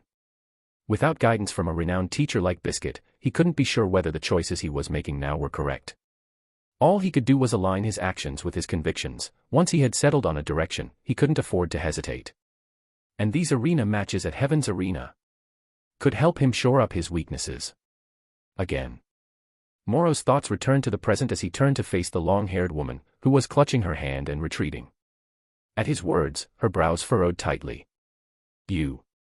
She wanted to ask something but thought better of it, closing her mouth and suppressing her shock and the pain in her palm before charging at Moro again. Still relying on her agile, well-practiced footwork, she swiftly moved into Moro's blind spot. He's dodging, which means. As she struck, the long-haired woman noticed Moro's barely there evasive reaction, and her confidence steadied. She abruptly altered her attack, her descending palm striking Moro's shoulder instead. Thud. Another dull impact echoed across the arena. Then. Hiss. The long-haired woman felt as though she had struck solid iron. Gritting her teeth, she sucked in a sharp breath and recoiled as if electrocuted, clutching her throbbing hand. So hard. How could it be this hard? Even with iron body skill, it shouldn't be possible to reach this level, right? Beads of cold sweat instantly formed on her forehead. During her first strike, she had held back slightly, considering Moro's youth. But this time, recognizing his strength, she had gone all out. Yet, precisely because she hadn't held back, the backlash was even worse. Cradling her swollen, likely fractured hand, the long-haired woman felt a deep sense of gravity. She fixed her gaze on Moro, only to see. Lost in thought again. The long-haired woman's cheek twitched involuntarily. Meanwhile, Moro was reflecting on their earlier exchange. Though he hadn't anticipated her sudden change in technique, his aura had reacted faster than his body could move. The only issue was that it had been too rushed, leaving him unable to properly control the intensity of his nen. As a result, his opponent had suffered excessive rebound damage. This was the last thing Moro wanted. He could tell the long-haired woman before him was skilled in martial arts. Setting aside physical strength, the footwork she'd used to swiftly circle behind him reminded him of Killua. So Moro wanted to use their limited 3 minutes to experience as much of her offensive techniques as possible, hoping to learn something from them. But it seemed he had genuinely frightened her just now. Moro quickly snapped out of his thoughts and turned to the long-haired woman, who was now drenched in cold sweat. Eagerly, he said, "Come at me again. I'll be more careful this time, and I promise I won't fight back." The long-haired woman fell silent, gritting her teeth hard. One of her hands was likely fractured, which had already made her consider giving up. But seeing Moro's reaction filled her with unwillingness. Nearby, even the experienced referee couldn't help but look surprised at Moro's behavior. Let alone the competitors watching the match from the stands. She was the one who got hurt even though she landed the hit. To space out and ponder in the middle of a match. How arrogant. Acting like this in a fight, he just hasn't met me yet. Some of the spectators murmured among themselves. Only one handsome man remained silent, his gaze fixed intently on Moro in the ring. In the ring. Moro watched the long-haired woman expectantly. Clenching her jaw, she ultimately refused to lose the match like this. Abandoning her footwork, she adjusted her breathing and mustered every ounce of strength in her muscles before charging straight at Moro. Straight punch. Planting her stance, she drove a direct punch toward Moro's abdomen. Moro lowered his eyelids slightly, tracking the trajectory of her fist with his eyes. Power, speed, angle. Every element was seamlessly integrated into this punch, giving it a polished, refined feel. This kind of force application and punch trajectory must have been honed through countless adjustments and training sessions. But he could see it all clearly. Footwork really is crucial. If this punch had been supported by her footwork, someone like me with limited experience probably still wouldn't have been able to block it. In that split second, Moro felt as though his thoughts were moving differently than usual, allowing him to process so much in such a brief moment. And then Moro lowered his hand, positioning his palm directly in the path of the incoming fist. He even consciously controlled the intensity of the aura swirling around his palm. Thud. The long-haired woman's fist slammed heavily into Moro's palm, yet it felt as though all her strength had been poured into cotton, yielding no feedback whatsoever. Moro didn't budge an inch, and the long-haired woman froze in place like a statue. The sensation of resistance from his palm, gentle yet deep, like water, left her momentarily dazed. She felt as though she had brushed against a realm beyond her comprehension. Then, in a daze, she lifted her gaze to meet Moro's. Fortunately, what he saw was no longer a pensive reaction, but the boy's radiant, spring-like smile. "Thank you." Moro withdrew his hand and expressed his sincere gratitude. "I can learn Southwest much in this place." At this moment, Moro was absolutely certain. The long-haired woman opened her mouth, then ultimately let her arm drop in utter defeat. Referee. I concede. Chapter 27, Moro the Meditator. As the long-haired woman conceded, the referee immediately announced the result. The referee then took out a machine resembling a card reader and printed a pass for the winner to proceed to the higher floors. Contestant 2792, although your registration form indicates 0 combat experience, based on your performance in this match, I believe you can advance directly to the 50th floor. Here is your pass to the 50th floor. Please take it. As he spoke, the referee handed the slip of paper to Moro. Each referee had their own judgment criteria. From a purely technical standpoint, the referee of Ring C would have judged Moro worthy of advancing to the 20th floor, while the long-haired woman belonged on the 50th. But in terms of the outcome, the long-haired woman had stood no chance against Moro. The Ring C referee prioritized results over process and, disregarding the registration details, concluded that Moro deserved to advance to the 50th floor. However, Moro did not take the slip. Instead, he tentatively asked, "Referee, may I choose to advance to the 10th floor instead?" "Of course. That is your right." The referee nodded. Heaven's Arena held at least 2,000 preliminary matches daily, and among so many contestants, there were always those like Moro who, for personal reasons or needs, chose to climb the floors slowly. This was not unusual. Moro smiled. "Then please give me a pass to the 10th floor." "One moment." The referee promptly printed a new slip for him. "Thank you." Moro took the slip and turned to leave the ring. As he walked from the ring to the passageway, he could feel numerous eyes on him from all directions, including the long-haired woman who had just conceded. But he paid no mind and strode straight into the passage, then ascended to the 10th floor of Heaven's Arena. Instead of rushing to the counter to register his advancement, Moro entered the elevator and casually pressed the button for the 15th floor. A short while later, Moro arrived on the 15th floor and followed the directional marks along the walls, casually entering one of the rooms. At that moment, a match was underway on the central ring inside the room. The spectator seats around the ring were sparsely populated. Heaven's Arena had 251 floors, and between the 11th to 19th or 21st to 29th floors, most were equipped with rings for matches and comprehensive service facilities. Every year, 1 billion spectators bought tickets to watch the matches, but for the audience, the lower floor matches lacked appeal. In fact, when Moro entered, no staff stopped him or checked his ticket. Finding a seat in the spectator area, Moro turned his attention to the match on the ring. The two contestants were aggressive in their attacks. Yet their movements were completely disorganized, relying solely on brute strength to throw punches or kicks. Moro watched for less than a minute before standing up to leave. Compared to the two contestants he had seen earlier, who specialized in lethal martial arts, and the long-haired woman he had fought, the two on the ring now seemed like nothing more than street thugs brawling. Yet these two contestants managed to advance to the 10th floor, while that nimble-footed long-haired woman lost her preliminary match against him, and the fighter with formidable kicking techniques even died outright on the arena.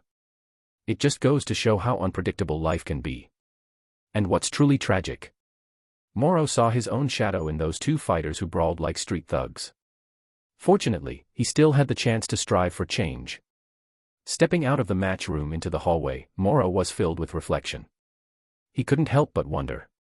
Would these martial artists, who had devoted decades of effort and dedication to their training, feel utter despair upon suddenly encountering the power known as Nen, realizing they had wasted so much time? A few minutes later, Moro returned to the 10th floor registration desk to confirm his advancement and immediately chose to proceed to his next match. Below the 200th floor, fighters could compete in 2 matches per day. Those with confidence and a desire to climb quickly naturally opted to fight both matches.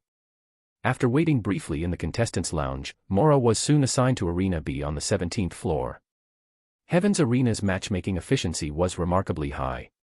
One could say that the countless arenas within this towering structure operated like gears, ceaselessly turning. Every minute of the day, victories and defeats were decided on these stages. On his way to Arena B, Moro mused with amusement. If there were some cheat ability that grew stronger by absorbing the will to win, then staying in Heaven's Arena for a while would surely allow one to emerge as an invincible force.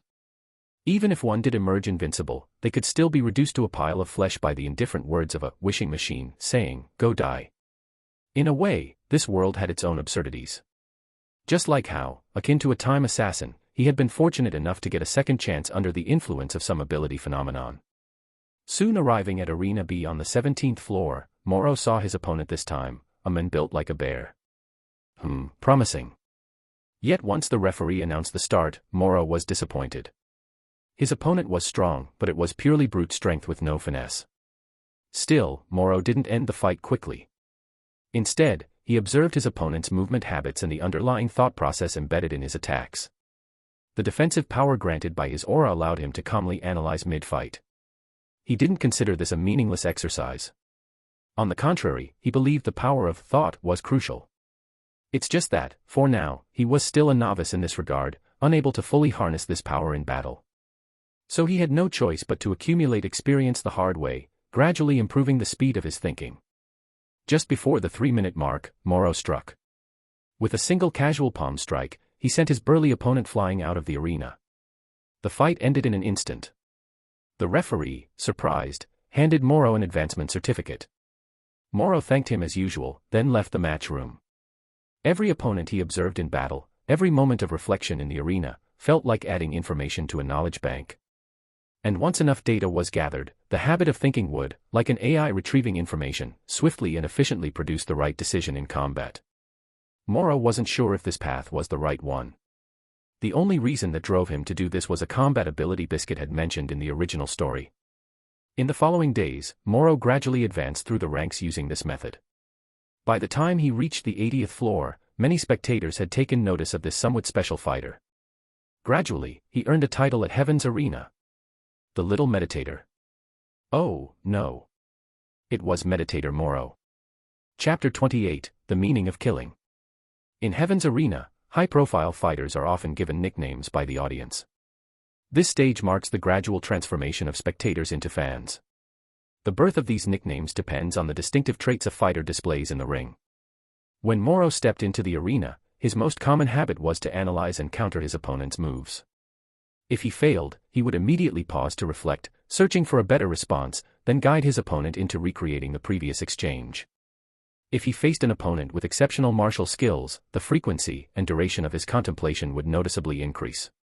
Within just a few days, the audience and fans who followed Moro unanimously agreed on the nickname Meditator.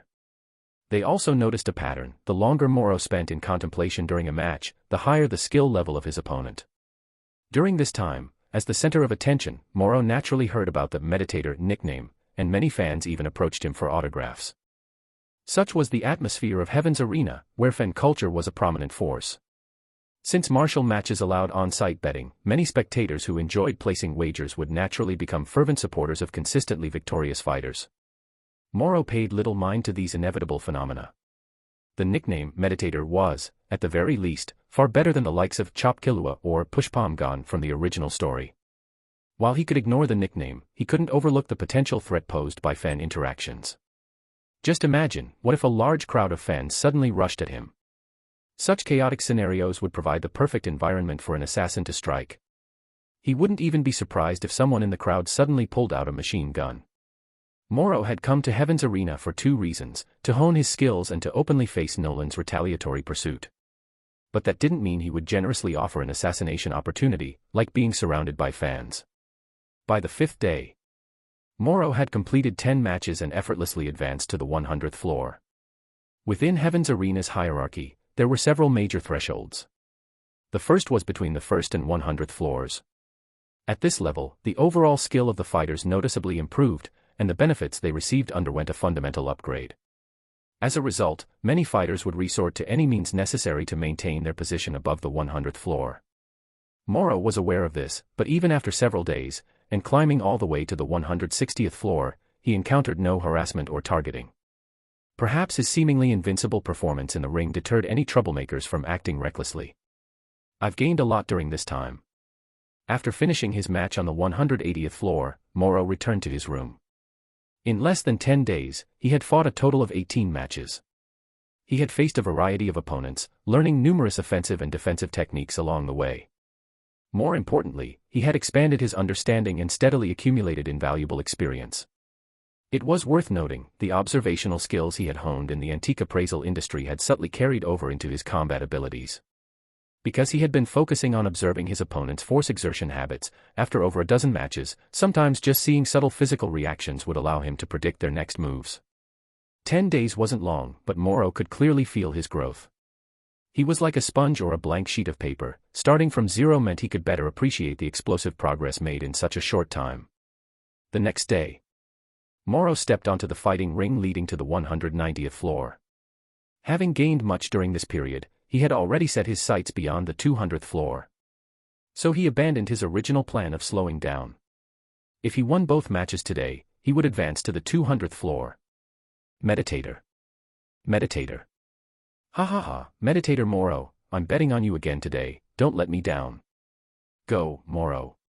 The stands were packed, most of the audience there for Moro. Just a single entry ticket had already been scalped for dozens of times its original price.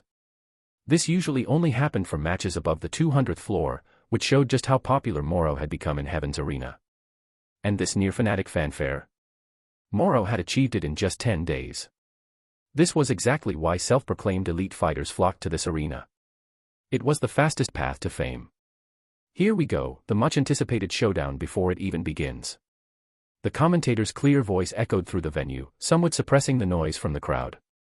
Now stepping onto the ring is the unstoppable, undefeated meditator Moro. And his opponent, equally undefeated, charging forward with unstoppable momentum, Sonic Fist Tiger. Before the match began, the commentator introduced both fighters as usual.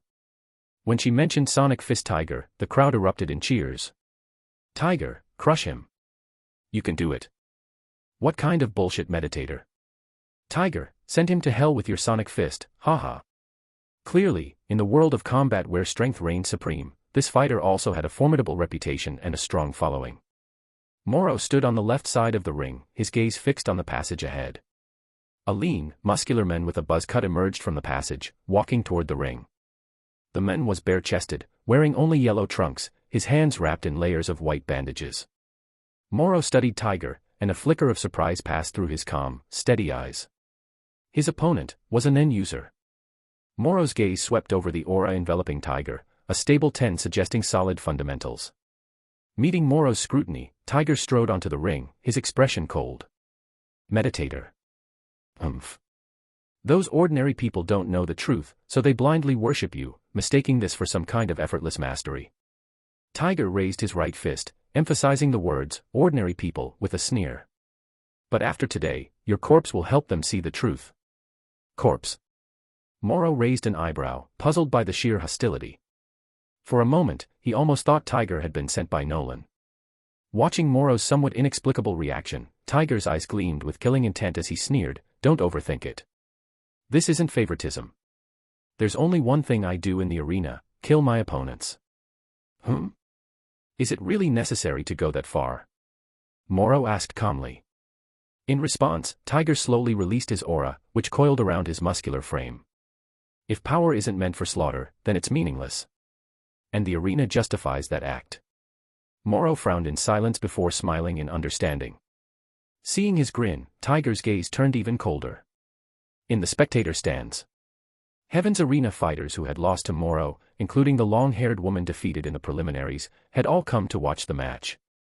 Without Moro's steady strength to guarantee advancement, they naturally paid close attention to the most ferocious competitors. So they knew Tiger, the Sonic Fist. And this guy was precisely the kind of ruthless, brutal fighter they least wanted to face, someone who cared nothing for his opponent's lives in the ring. Go on and crush this bastard. Though they had lost to him, they openly cheered for Moro. Sure, Moro's contemplative demeanor in the ring had made their defeats frustrating. But compared to a savage fighter like Tiger, they'd much rather face Moro. Chapter 29, How Could He? The aura surrounding an end user reflects their thoughts and emotions through its fluctuations and form. Similarly, the vast array of Nen abilities directly mirrors the user's personality and experiences. This is an inherent, deeply interconnected relationship. Conversely, once Nen becomes prominent, it amplifies both the strengths and flaws in a user's character, as well as their so-called worldview. The kind become kinder, the wicked grow crueler. Thus, Nen users who disregard human life can effortlessly view their fellow beings as nothing more than ants. The clearest example of this in the original work was those infected by Morina's etude of love. Their unified goal was murder. So when they killed, they felt not even the slightest psychological disturbance. In their eyes, the lives of others were merely points to level up. And the presence of Nen made their beliefs and actions even more unshakable. Under the heavy influence of this power system, most Nen users who commit evil have no bottom line or limits. The opponent before him now, who had openly revealed his killing intent on the stage, was undoubtedly one of those who reveled in slaughter. People like this, once they awakened their Nen abilities, they would inevitably develop powers that enhanced their lethality. Moro had no interest in Tiger's personality or background, nor would he criticize him for his actions. He only confirmed one thing. When Tiger revealed his killing intent, he had already defined this match as a fight to the death. With no intention of speaking further, Moro took his designated position at the referee's signal. Then, he unleashed his aura to its maximum extent. In an instant, the nen enveloping his body flickered like flames. In contrast, Tiger, standing opposite him, poured pure killing intent into his aura without restraint. The resulting aura heavily affected the referee. As an ordinary person who didn't understand nen, the referee felt as if an invisible force had seized his throat under the pressure of this murderous aura. He couldn't speak for a moment, and sweat broke out on his face instantly. If not for his professionalism, he would have turned and fled right then. To him, Tiger seemed like a tiger baring its fangs, ready to indiscriminately tear apart anyone nearby. "Referee, I assume you heard Tiger's words just now," Moro said calmly. "I accept his proposal for a death match. This fight is now a duel to the death, and your presence is no longer necessary." "Why yes." The referee felt as if he had been granted a reprieve, but he didn't leave the stage immediately. Instead, he forced himself to look at Tiger, intending to confirm the terms as usual. Tiger didn't even glance at him. "Get lost," he said coldly. The referee immediately sprinted off the stage. At the commentator's booth, the young and vibrant female commentator received the update and exclaimed excitedly. "What? Contestants Moro and Tiger have voluntarily initiated a death match. This means the fight will now escalate into a battle of life and death, with no rules or restrictions. Only one will walk away alive, the death of the opponent is the sole condition for victory." Her voice echoed throughout the arena. The audience, already excited for this match, felt a primal instinct awaken within them upon hearing the announcement of a death duel, erupting into frenzied cheers. The roar was so deafening it nearly lifted the ceiling off. On the arena, as the referee stepped down, Tiger wasted no time launching his attack. He raised his fists in front of him, advancing toward Moro with quick, shuffling steps. The fighting area was limited, and Tiger closed the distance swiftly. Without any probing, he threw a confident jab straight at Moro's face. A sharp whistling sound tore through the air as his white fist moved so fast it left only an afterimage. Moro, already on guard, retreated in time to dodge the jab, intending to focus on defense while observing Tiger's fighting style. But in that instant, an invisible strike slammed into Moro's cheek. A dull thud echoed. Moro staggered back from the impact, a visible jellyfish-shaped ripple of aura pulsing from his cheek, disrupting his footing. Aura, extended. The moment he was hit, Moro saw Tiger's aura, stretched taut from his straightened fist, suddenly expand and lengthen in the blink of an eye. It was this abrupt extension of aura that struck his cheek like a fist. And from the sensation of the hit, this wasn't a standard aura manipulation attack. If it were, the force wouldn't have been this overwhelming unless there was a significant disparity in their aura defense and offense. That aura must have been imbued with the property of concussive force. A transmuter ability. Moro stumbled back, digging his right foot into the ground to steady himself. Meanwhile, the crowd erupted, gasps, cheers, shouts of excitement. The spectators couldn't clearly see Tiger's true strike, only witnessing the aftermath, Moro dodging the fist yet still getting hit. This direct result was precisely why they had dubbed Tiger's technique the Sonic Fist. Back in the arena, Tiger, having landed the first blow, gave Moro no time to recover, pressing forward again with quick steps. As Moro barely regained his balance, Tiger was already upon him, a killing intent-laden jab aimed at his vital upper body. Faced with this relentless assault, Moro didn't allocate much aura to defend his torso. Instead, he concentrated most of it into his legs. Tap tap, tap. Suddenly, Moro pushed off the ground with his toes, his body leaping back lightly like a gazelle. The moment his heels touched down, he twisted sharply, propelling himself into a high-speed directional change. Tiger's rapid jabs sliced through empty air. Realizing this, Tiger didn't retract his fists. Instead, he bent his elbow, driving it toward Moro, who had now repositioned beside him. The concussive aura extended along his elbow like a blade, lashing out at Moro. Yet Moro was faster, his body tracing a semicircular arc across the arena as he circled to the opposite side. Tiger's pursuit ended in empty air, forcing him to halt at the edge of the ring, his brow furrowing slightly. He had just cornered Moro. Had he seized the opportunity, he was confident he could have knocked him out. But Moro's footwork had slipped him free. In the stands, the long-haired woman, who had lost to Moro in the preliminary match, suddenly widened her eyes in shock and exclaimed, "How could he, my gazelle steps, and so fast?" The footwork Moro had just used was the very technique she had employed during the preliminary match. She never expected to see Moro use it here. But the issue wasn't just that he had learned the gazelle steps, it was the explosive power and speed he displayed with the technique, far surpassing her current capabilities. The long-haired woman couldn't believe it. Chapter 30, The Terrifying Other Side. Gazelle Steps. Morrow, of course, didn't know the name of this footwork. After all, he had indeed stolen this technique from the long-haired woman. Not that he had deliberately set out to learn it. But over the course of 18 matches, she was the only opponent who had used any footwork at all. So, strictly speaking, this was the sole technique he had managed to pick up through observation and analysis in the arena. The footwork relied on the balls of the feet for propulsion, allowing for nimble, agile movements in both advance and retreat. Pivoting on the heels enabled rapid changes in direction, much like a gazelle darting across the plains. Mastering the mechanics wasn't particularly difficult, the real challenge lay in the explosive power required to transition between stillness and motion. But this issue could be resolved with the enhancement of aura. This was also the fundamental reason why Morrow, despite having only recently learned the technique, could execute it even better than the long-haired woman. Truly overconfident. Retreating to the center of the arena, Morrow wiped a finger across his slightly swollen cheek, his gaze calm as he observed Tiger standing at the edge of the ring. After several exchanges, he had already discerned the nature of Tiger's Nen ability. It was a power that imbued his aura with concussive force, essentially enhancing the penetrating power of his strikes beyond what Gyo alone could achieve. Since transmuters weren't particularly skilled at projecting aura outward, the ability could only be utilized effectively in close-quarters combat. More importantly, if both fists and elbows could serve as emission points for the ability, then other parts of the body likely could as well.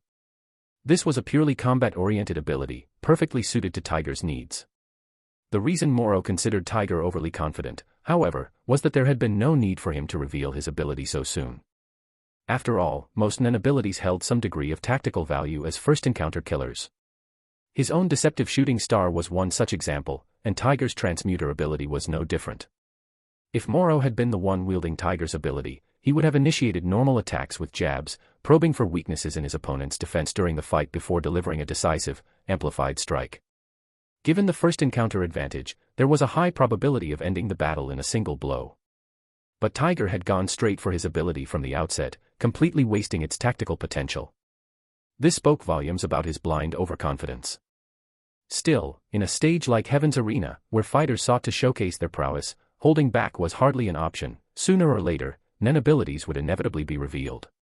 But Morrow, bound by the limitation of enemies could strike at any moment, had no intention of using his Nen ability in the ring unless absolutely necessary. Tiger, you should be grateful for that. If he hadn't cared about exposing his ability, knowing Tiger's Nen would have given him all the tools to craft a lethal counter-strategy, one that would make Tiger pay dearly for his blind arrogance. But there was no if. Keeping his expression neutral, Morrow watched Tiger's next move, a thought forming in his mind. Perhaps he could use this fight to refine his footwork. Unaware of Morrow's internal calculations, Tiger, driven by an overwhelming desire to attack, charged at him once more without hesitation. With sharp, piercing whistles through the air, a flurry of deadly fists enveloped Morrow in their shadow. Morrow's concentration reached its peak at this moment. While continuously dodging the jabs, he could only keep retreating. In just a brief moment, Tiger had thrown over 100 punches. Due to the sudden extension of his attacks during the rapid assault, Morrow, despite focusing on defense, was inevitably hit a few times. Fortunately, his focus was entirely on defense, and the timely dissipation of force from his footwork prevented those punches from affecting his physical condition. 1 minute, 2 minutes. As time passed, Tiger threw hundreds of consecutive punches during this period. Though he occasionally landed hits on Morrow, none were critical. I can see it clearly. Amid the ultra-high-intensity evasion, Morrow gradually adapted to Tiger's punching rhythm. Combined with his increasingly smooth and natural footwork, the situation was no longer as perilous as it had been at the start. This high-intensity offensive and defensive exchange had lasted until now, and no matter how Tiger adjusted the angle of his aura extension, he could no longer land a hit on Morrow. Tiger noticed this, and the arrogance he had displayed earlier vanished, replaced by frustration. "Are you just going to keep dodging, you damn rat?" His frustration increased the speed of his punches, but at the cost of losing form. Morrow ignored Tiger's words. He didn't know how to describe the sensation he was feeling now. Every time he dodged one of Tiger's punches, every time he glimpsed the extended aura grazing past him, he found himself craving Tiger's next punch to come even faster. And he would dodge it, like a wheel drifting at the very edge of a curve. Perhaps it was the sense of achievement he derived from it, or perhaps it was pure exhilaration. This experience made him revel in it. Even in the midst of this storm-like onslaught, he still had the mental space to think. As if, in these fleeting gaps, he had gained an additional pair of eyes, observing from a detached perspective. When the ceiling lights shone down on the stage, he could almost see the dust swirling in the air currents. And in the flow of Tiger's aura, he could see impatience. Anger. He's getting desperate. That's what Moro thought. The fight on the stage was intense, and the audience was just as fervent. Especially Tiger's supporters, who believed he had been dominating Moro from start to finish, their faces flushed with excitement, veins bulging. But those who didn't understand and couldn't grasp the intricacies of those few minutes in the ring. Meditator Moro. Among the spectators, a Nen user muttered Moro's name in astonishment. Moro and Tiger had fought their way up to the higher floors, and the strength they displayed along the way had naturally drawn the attention of the 200th floor fighters.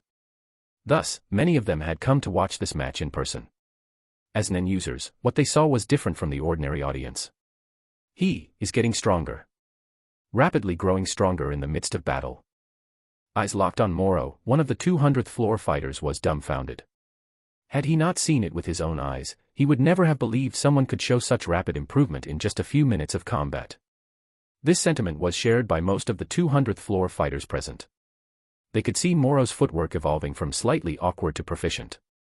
They could also see his terrifying adaptability in the high-intensity exchange, adjusting at an alarming speed. This was the first time they saw another side of Moro after abandoning his meditative stance, a truly terrifying side. Tiger is finished. A Nen user with 9 victories on the 200th floor stood up and left. When a blade loses its edge, when a fist thrown with all one's strength can no longer harm others, then defeat is inevitable. And indeed, the fierce battle on the arena lost all suspense. Tiger had lost his sharpest fangs, while Moro, well-rested and waiting, merely seized an opportunity to send Tiger crashing to the ground in an instant. As Tiger fell, the shouts from the audience seats abruptly ceased, replaced by expressions of disbelief. Tiger had clearly been dominating the fight. So why had he suddenly been struck down by Moro in a single blow? Chapter 31, The Reason for Coming. A deathmatch in the arena, only one could walk away alive. Tiger was down, but not dead yet. So the battle wasn't over. After a brief silence, the spectators who had bet on Tiger began screaming like madmen, urging him to get up and keep fighting. They didn't care about Tiger's condition. All they knew was that if he didn't get up soon, they would lose a fortune. Yet no matter how much they shouted, Tiger couldn't rise. Moro's decisive strike had robbed him of any chance to counterattack. Now, he was like a newborn foal, trembling as he struggled to stand, only to collapse back onto the arena floor with a heavy thud. Tap, tap. Moro walked toward him. To Tiger, those light footsteps sounded like thunderous war drums, the deafening approach of death itself. He let out a low growl, straining with all his might to rise, veins bulging from his forehead to his temples. But the next moment, he coughed up blood and staggered back to the ground. An aura-infused strike, when aimed at a weak point, could deal devastating damage in an instant, almost always sealing the fight's outcome. Tiger knew this all too well. Length of life. This was his transmutation ability, one fundamentally designed to exploit an opponent's vulnerabilities in combat.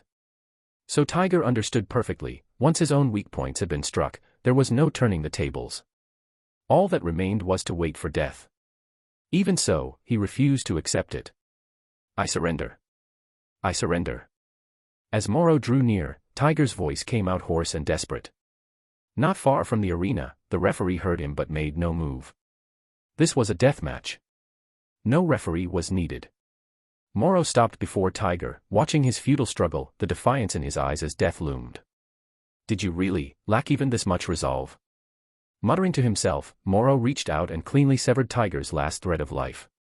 The LV.5 on the rings on the back of his hand abruptly jumped to LV.7. 2 levels at once, but Moro paid it no mind as he slowly stood. Tiger lay motionless on the arena, a corpse steadily losing its warmth. Many of the gamblers in the stands let out cries of despair, followed by curses hurled at Moro. Ignoring the noise, Moro turned and walked toward the fighter's passage beneath the arena.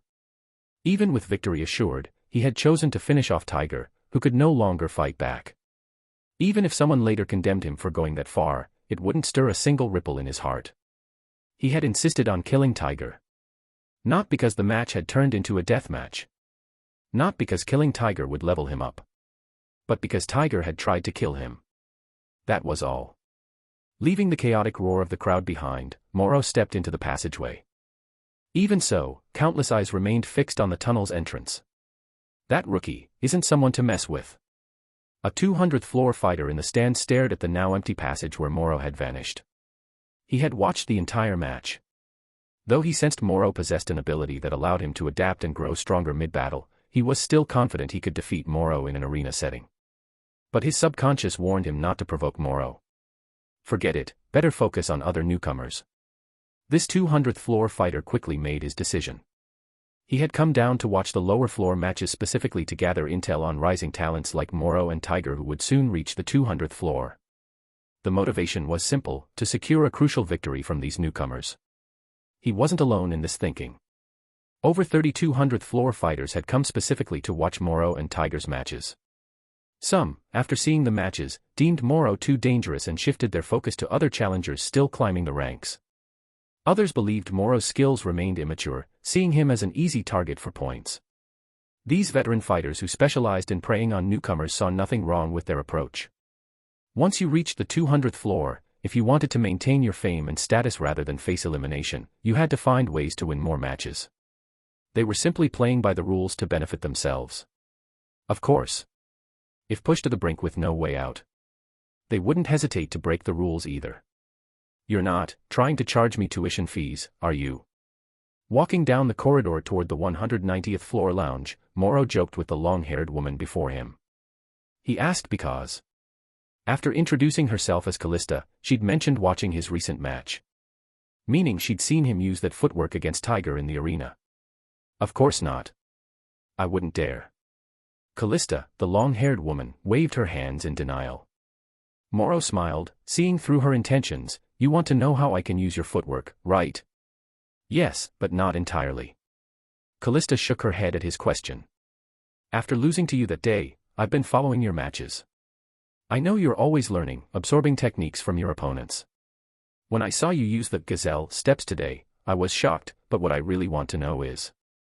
Her expression turned serious as she looked at Morrow. How you mastered it so perfectly. I can sense, you must have some secret technique. Something I don't know about, but definitely exists. Morrow looked slightly surprised, then nodded. I won't deny that. Then could you? Hope flashed in Callista's eyes. Is that why you're here too? Morrow suddenly interrupted, turning toward a corridor intersection. After a brief silence, a handsome young man with silver short hair emerged from around the corner. He wasn't surprised Morrow had detected him. In his eyes, Morrow's presence loomed so large that he'd willingly swallow his pride just for this chance. Yes, I'm also curious about that wall-like force you wield. The man admitted frankly to Morrow's question, then stated his purpose directly. My name is Castro. If Mr. Morrow could help solve my doubts, then whatever request Mr. Morrow may have, I will agree to it and do my utmost to fulfill it. Morrow looked at the men with some surprise. Beside them, Callista fixed her gaze on Castro. A miscalculation. I should have declared my resolve first. Chapter 32, Motivation. Unaware of the existence of Nen, yet keenly perceptive of its traces. Callista only became aware of Nen after clashing with Morrow and witnessing him use her signature gazelle steps. Castro, on the other hand, had simply observed Morrow in battle, noticing how he seemed to be clad in an invisible armor, like an impervious wall blocking all incoming attacks. He believed it might be some form of internal energy.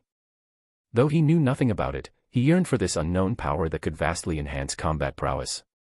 Thus, following his instincts, he arrived abruptly and straightforwardly declared his resolve. Morrow glanced at Castro, then at Callista. Truth be told, compared to Callista seeking him out, Castro's arrival was far more unexpected. This man, who was supposed to undergo Hisoka's baptism in the future and ultimately die by Hisoka's hand, had now actively sought him out to uncover the secrets of Nen. Did Castro's instinct-driven actions inadvertently shatter his own death threshold? Of course, that was only if Morrow was willing to teach him Nen. And even then, there was no guarantee Hisoka wouldn't target Castro later. But Morrow's gaze suddenly fixed on Castro. He had the power to help Castro avoid his future death threshold, the only question was whether he wanted to. If he taught Castro Nan now, would that count as stealing Hisoka's apple? Noticing Moro's prolonged stare, Castro's expression hardened with determination. He wasn't the type to pester endlessly. He knew Heaven's Arena was filled with extraordinary talents, and even if Moro refused, he could find another way. But he had already set his sights on Moro and was mentally prepared to persist for as long as necessary. Beside them, Callista grew anxious as she watched Moro and Castro lock eyes. She was here first. In her urgency, she didn't even consider propriety. Grabbing Moro's arm, she blurted out. "Mr. Moro, I'm willing to. I'll agree to any condition. And he's a man, there are some things he just can't do." Question mark. Both Moro and Castro blinked in confusion, turning to Callista. Realizing her slip, Callista froze, quickly releasing Moro's arm and stammering, I meant things like cooking and laundry. Heaven's Arena has 24-hour laundromats. As for cooking, Castro smiled gently at Callista. I have a chef's license. I should be able to meet most of Mr. Moro's needs. Callista stared at Castro in disbelief. Castro met her gaze, his smile still warm, but his eyes conveyed unwavering resolve. An invisible spark crackled between their locked stares. Both were martial artists by trade, well aware of the significance of a master's personal disciple and the value of one-on-one training. This was the root of their conflict. Callista never expected a rival to appear out of nowhere, let alone one so direct in stating his intentions. This was entirely her oversight. Now that she had lost the initiative, she decided to go all out. But you're flat-chested. Callista straightened her upper body. Castro's smile instantly froze on his face. Beauty would only slow down his punches. That's why Castro had no interest in women. Yet as he carefully examined Callista's appearance, setting aside subjective factors, this woman wasn't bad-looking at all. Moreover, her figure, honed by years of martial arts training, had lost its softness but gained more striking, beautiful lines. At this point, he could only glance hesitantly at Moro. His understanding of Moro was ultimately limited, and he truly didn't know whether Moro would be swayed by. Let's talk after my next match. Moro didn't respond to either of them, leaving just those words before heading to the contestants' lounge.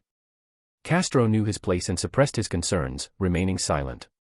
Meanwhile, Callista instinctively wanted to say something, but seeing Castro watching Moro leave like a dutiful wife, she forcibly clamped her mouth shut. I was here first.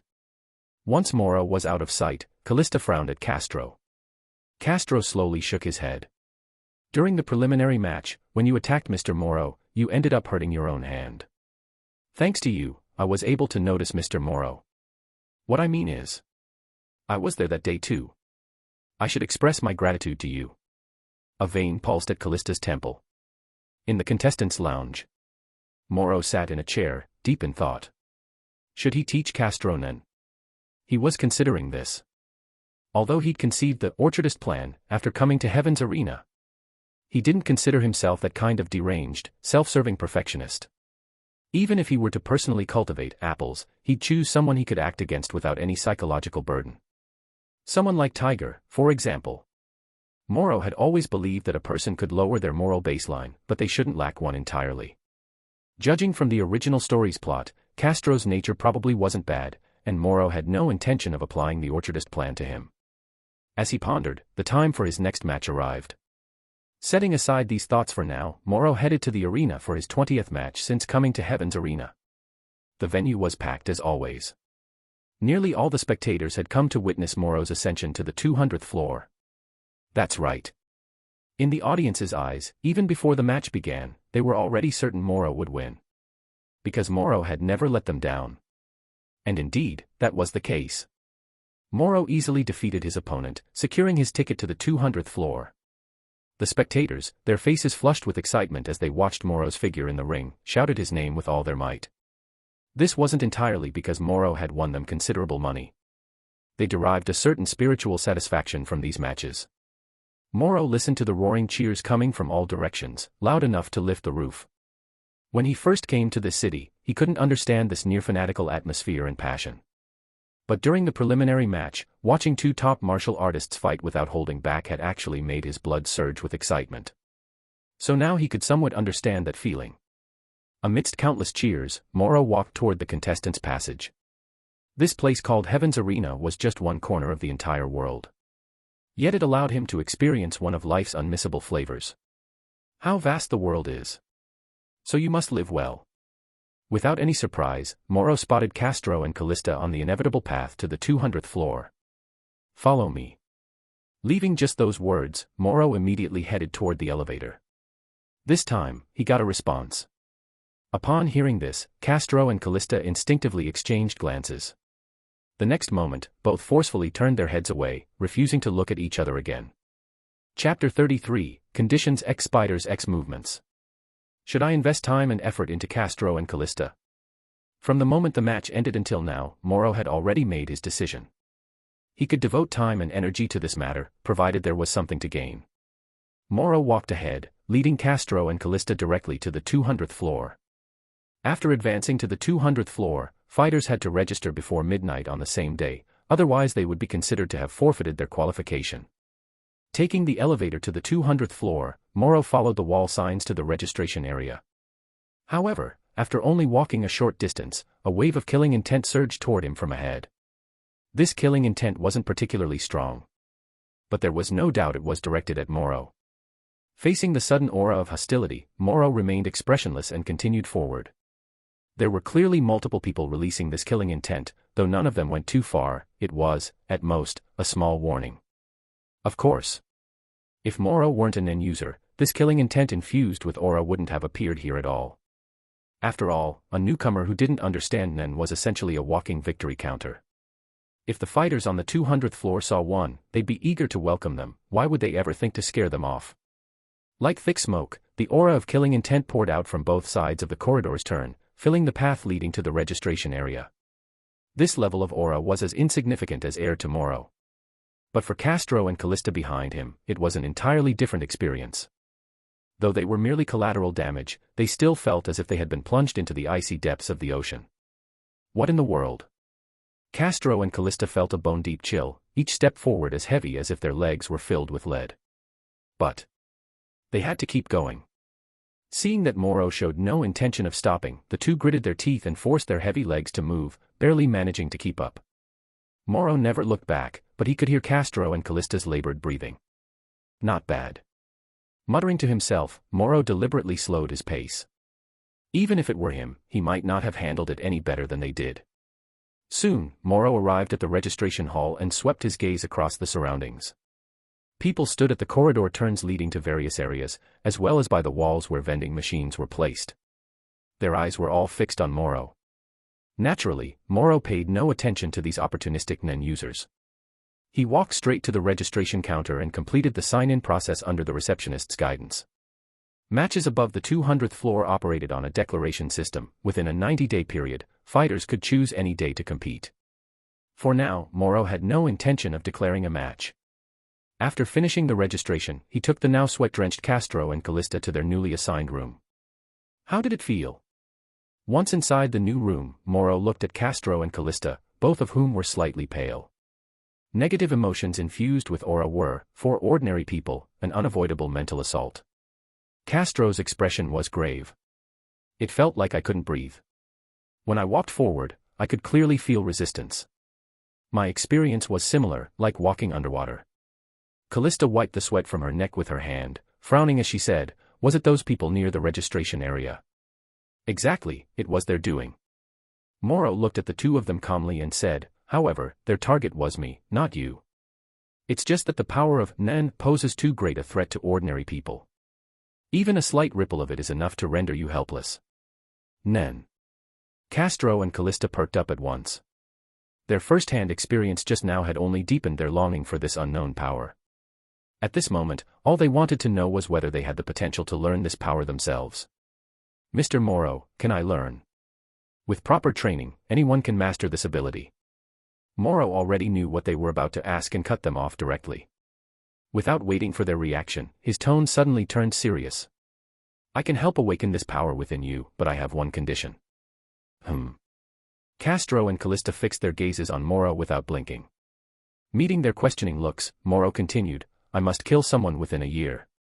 That person is extremely powerful, so I'll teach you Nen, but in return, you must assist me in killing that person." This might cost you your lives. At this point, Moro paused briefly, subtly observing their reactions, and saw not a trace of hesitation. Of course. He added immediately, even if you refuse, it's fine. I'll still tell you the secrets of Nen. As for how to awaken this power, you'll have to figure that out on your own. Mr. Moro, I have no problem with that. As soon as Moro finished speaking, Callista declared her resolve without hesitation. This time, she was quicker than Castro. Castro followed right after, saying, I have no problem either. In their eyes, the moment Moro led them into the so-called world of Nen, it was equivalent to forming a master-disciple relationship. And whatever the master asked of the disciple had no right to object. Good. Moro smiled. Compared to Callista, Moro understood Castro better. But in his view, Callista's temperament wasn't bad either. His reasoning was based on the day of the preliminary matches when Callista, seeing how young he was, deliberately held back her strength during her first attack. Moro raised a finger to his chin. Castro is an enhancer, while Callista is likely an emitter. But to confirm their exact Nen types, we'll need to use water divination. As his thoughts circled back, Moro skipped the lengthy introduction about Nen and suddenly asked them, are you afraid of death? Faced with Moro's abrupt question, Castro and Callista naturally answered that they weren't. And so, Moro directly used forced Nen awakening to help Castro and Callista open the pores of their bodies. In an instant, massive amounts of aura, like steam, surged from Castro and Callista's bodies. Uncontrollable, it shot upward in pillars from their heads before swiftly dissipating. This is the power hidden within me.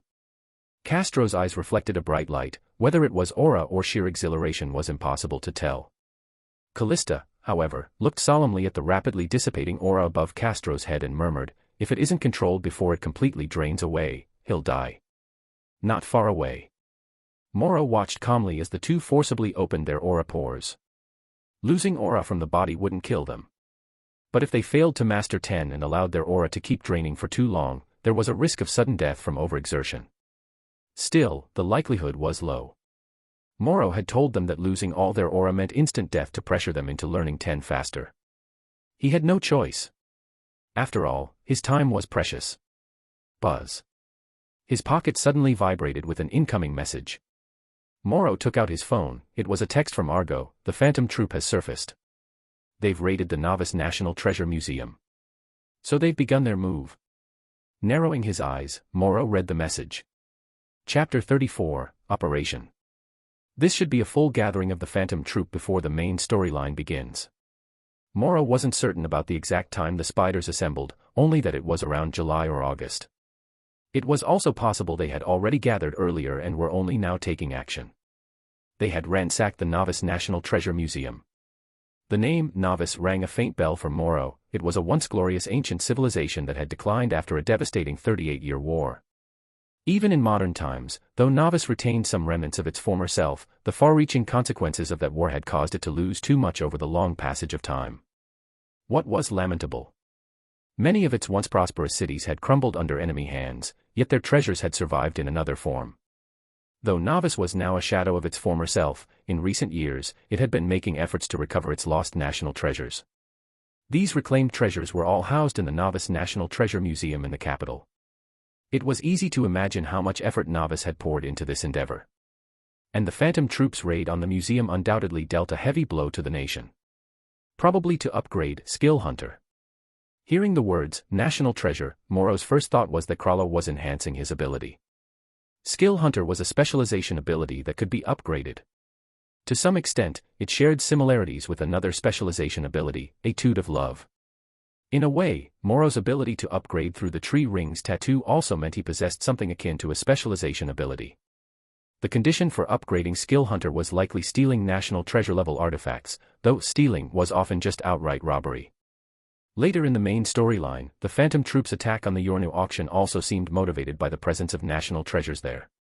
In that sense, the Tree Rings tattoo's secondary ability to absorb aura from handcrafted items bore some resemblance to Skill Hunter. After all, treasures bearing the title of National Treasure were almost certainly infused with aura. Moro glanced at Castro and Callista, who were still diligently closing their aura nodes, then sent Argo a message, I'm here. About a minute later, Argo replied. The Phantom Troop raided the Novice National Treasure Museum and looted all the treasures. Novice immediately dispatched its military to pursue them, but the operation failed. Currently, the Phantom Troop has left Novice territory. Confirmed intel indicates they've entered the neighboring Kukenyu kingdom. Additionally, a Zoldyck assassin has also arrived in Kukenyu and doesn't seem to be hiding his movements. Reading Argo's detailed report, Moro immediately sensed something off. Frowning, he thought for a moment before recalling the Phantom Troop's 12th member, Kortopi. Given Krallo's meticulous planning style, he would have surely factored in Kortopi's ability to replicate objects before targeting the Novice Museum. Yet the Phantom Troop had opted for a far more brutal approach. Well, it didn't matter. Moro shook his head, then hesitated over whether to head to Kukenyu Kingdom. He wanted to kill Phaeton. But at this point in time, Phaeton and the entire Phantom Troop had no connection to him whatsoever. So under normal circumstances, as long as you don't actively approach the Phantom Troop, there's probably no risk. Argo, can you track the Phantom Troop's movements in real time? Should be possible. The Phantom Troop members are extremely confident. They entered Guanjade territory as stowaways but made no effort to conceal themselves. As long as they don't deliberately go into remote mountains or forests, I can keep tracking their movements. Another question, do you have a way to contact the Zoldyck assassins? I can try starting from the client side to find a number that connects to the Zoldyck assassins, but I can't guarantee it'll work. That's enough. I'll wait for your update. All right. But as the contractor, I should remind you, don't be too impatient for quick success. Moro looked at the last message from Argo and silently put away his phone. Making a request to contact the Zoldyck assassins would inevitably make Argo suspect something. I won't rush. The time I have left isn't much, but it shouldn't be wasted. What matters is always how the time is used, Moro murmured to himself before turning his attention to Castro and Callista's progress. Perhaps it was the pressure from facing death. Within just a few minutes, Castro had already managed to slow the rate of his aura leakage. At this pace, he'd likely master 10 and retain his aura completely in another minute or two. In terms of talent, Castro probably wasn't as gifted as Killua or Gon, but he wasn't far behind. Callista, on the other hand, was somewhat weaker in natural ability, though she'd already grasped the key concept and was just one step away. Callista, use your imagination. Moro approached Callista and said calmly. Imagine your aura is like blood circulating through your entire body, flowing from your head to your shoulders, arms, waist, legs, and finally back to your heart. Now imagine your head is bleeding heavily, and you need to press hard to stop it, or you'll die from blood loss. Callista's tightly shut eyes twitched slightly. Slowly, following Moro's guidance, she gradually managed to suppress her leaking aura. A few minutes later, both Castro and Callista crossed the threshold, mastering the most basic 10. Moro observed them and asked, "How does it feel?" Castro looked down at his hands and murmured, "It's like, my body's wrapped in a layer of stiff paper. I don't really feel much at all." Callista lifted her legs a few times, her eyes shining brightly. "If I had to describe it, my body feels much lighter." This is 10, the most fundamental of the 4 major principles, and your first step in learning them. Starting today, you'll need to maintain this state regularly. After briefly assessing their still unstable auras, Moro gave simple instructions before suddenly announcing, "I'll be leaving for a while. I'm departing before today ends." Huh? What? Both Castro and Callista were startled. Ignoring their reactions, Moro continued matter-of-factly. "Listen carefully. I'll only explain the basic Nen training methods once. Memorize them thoroughly and complete the most fundamental goals before I return. If you can't do it, then just disappear from my sight." Castro and Callista's expressions turned serious as they nodded solemnly. Chapter 35, The Zodiac 12's Tiger. Within the world's territory, there are 6 continents. Although there are hundreds of countries, only 5 truly represent these 6 continents: the Federation of Akama, the Bejaros Union, the United States of Saherda, the Minbo Republic, and the Kukenyu Kingdom, where Moro is headed. These 5 world powers are collectively known as V5, wielding absolute influence in international affairs and possessing the authority to shape global trends. In the face of such national power, even the world's strongest Nen users are like the moon and stars before the sun, or ants before an elephant. From the names of these V5 nations, one can clearly discern their differences. The first 4 major powers have adopted democratic systems, while the Kukenyu Kingdom still maintains its monarchy. For Moro, this gives the Kukenyu Kingdom an indescribable, almost fantastical quality, distinct from modern society. But to be more precise, it's this world, known as the world of HxH, that accommodates such a bizarre and eclectic worldview. Here, you can see skyscrapers born from industrial civilization alongside rustic villages living in harmony with nature. You can encounter soldiers armed with advanced firearms as well as majestic guards clad in armor with swords and shields. You witness the coexistence of modern and ancient civilizations. You see paths carved by colossal airships and ships, yet also endless evil enclaves and unexplored lands untouched by time. You might even find it surreal that the infamous assassin family, the Zoldycks, operates as a legitimate, tax-paying business. In simpler terms, any development or phenomenon you might consider absurd or fantastical is perfectly normal in this world. So when Morrow flips through a travel brochure about the Cookinu Kingdom in the airport lounge and reads warnings like, the royal family can execute civilians on the spot for various blasphemy charges, he doesn't even bat an eye. Closing the brochure, Morrow doesn't return it to the shelf but tucks it away to read later on the airship. As an end user, he is, by ordinary standards, akin to a superhuman. Yet before the might of these world powers, he remains but a speck of dust, compelled to abide by their so-called rules and systems. Even someone as renowned as Netero would be no exception. Of course, the Phantom Troop is one of the few exceptions. A group bold enough to strip the last shred of dignity from novice, a nation that, though weakened, still outweighs most. What wouldn't they dare to do? Laws and systems are mere decorations before the Phantom Troop. To outsiders unaware of their motives, such audacity is incomprehensible. Yet this very A-class criminal organization continues to stand unshaken. Is it a miracle, luck, or sheer ability? No one can say for certain. What is certain is, these criminals, who proudly hail from Meteor City, frequently dominate global headlines, drawing attention and, in turn, instilling a sense of awe toward Meteor City itself. Over 10 minutes later, Morrow boards the airship. This luxurious civilian airship is larger than standard models, spanning 2 levels. Aside from the cockpit, its layout follows a circular design. The central area housed passenger cabins and facilities like restaurants and bars, encircled by a corridor lined with observation windows. The outermost ring featured several open-air observation decks. The airship's VIP cabins and cockpit were both located on the upper deck.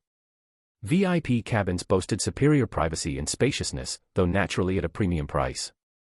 Morrow directly booked 3 adjacent VIP cabins. After boarding, he planned to head straight to the upper deck and remain in his room until the airship reached its destination. At this moment, passengers were boarding one after another, making the public area on the first deck lively and bustling. Dressed entirely in black, Morrow had no intention of jostling through the crowd. Instead, he stood in an inconspicuous corner, waiting for the flow of people to thin. As he waited, his gaze habitually swept over the crowd before suddenly pausing at the end of the boarding queue. 3 people stood there. The one in the middle wore loose clothing, sporting a hat, sunglasses, and a mask, though faintly discernible as a woman. Of the other 2, one was tall and burly, standing at least 2 meters tall, dressed in a black suit typical of a bodyguard. His rugged features and braided hair still bore traces of femininity. The other, compared to the muscular female bodyguard, appeared much slimmer.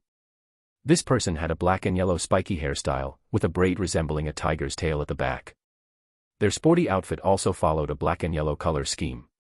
But what drew more attention was the large character tiger emblazoned on the shoulders of the top. Their positioning clearly indicated they were guarding the heavily concealed woman. What caught Morrow's eye wasn't the woman's unusually covered-up attire but the spiky-haired men protecting her. Kanzai of the Zodiac 12. Recognizing him instantly by his distinctive appearance and clothing, Morrow immediately recalled his profession, treasure hunter and bodyguard. So, he must have taken on a protection job. Morrow's gaze briefly passed over the heavily concealed woman before he quickly averted his eyes. Though his glance lasted less than 2 seconds and was obscured by the moving crowd, Kanzai still noticed. He openly scrutinized Morrow standing in the corner, focusing particularly on the top of his head, where a wisp of naturally dissipating aura, like faint smoke, was visible, just like the other passengers. A Nen user. Despite Morrow's attempts to blend in naturally, his disguise was utterly transparent to Kanzai's eyes. As a professional bodyguard hunter, discernment was his most fundamental skill. Other members of the Zodiac 12 might mock Kanzai's lack of education, but none would underestimate his ability to read people. Kanzai could instantly see through Morrow's disguise and also sense that Morrow's earlier glance held no hostility, just curiosity. Even so, Kanzai added Morrow to his watch list. Is there a problem with that guy? The muscular female bodyguard on the other side was also a nen user. Though she noticed Moro, she failed to see through his identity as a nen user. She believed there was a reason Kanzai kept staring at that person, so she lowered her voice and asked Kanzai through the earpiece. "We'll talk in the cabin." Kanzai replied, his eyes constantly scanning, maintaining vigilance at all times. He had looked over all the passengers and only identified Moro as the sole nen user among them. However, Kanzai was well aware that relying solely on visual observation or gyo might not necessarily reveal some strange being skilled at hiding within. So while he confirmed that Moro was the only nen user among the passengers, he still maintained room for doubt. This highly hypothetical approach undoubtedly reflected Kanzai's professional characteristics. And as it turned out, Kanzai's perspective wasn't mere paranoia. Within the shadows of certain passengers lurked traces invisible to ordinary eyes. Chapter 36, Nowhere to Return from Shadows. There was someone hiding within a passenger's shadow. It might sound unbelievable, but Nen made such a possibility real. Kanzai had sharp enough eyes to see through Moro's disguise, yet he couldn't detect the person concealed in the shadows. This wasn't due to negligence. Rather, this ability could evade detection even from Gyo. The Nen user hiding in the passenger's shadow was none other than Liu Yuan from Japan. According to the original plan, after obtaining the legendary sword Senro, he should have returned to his homeland with his companions.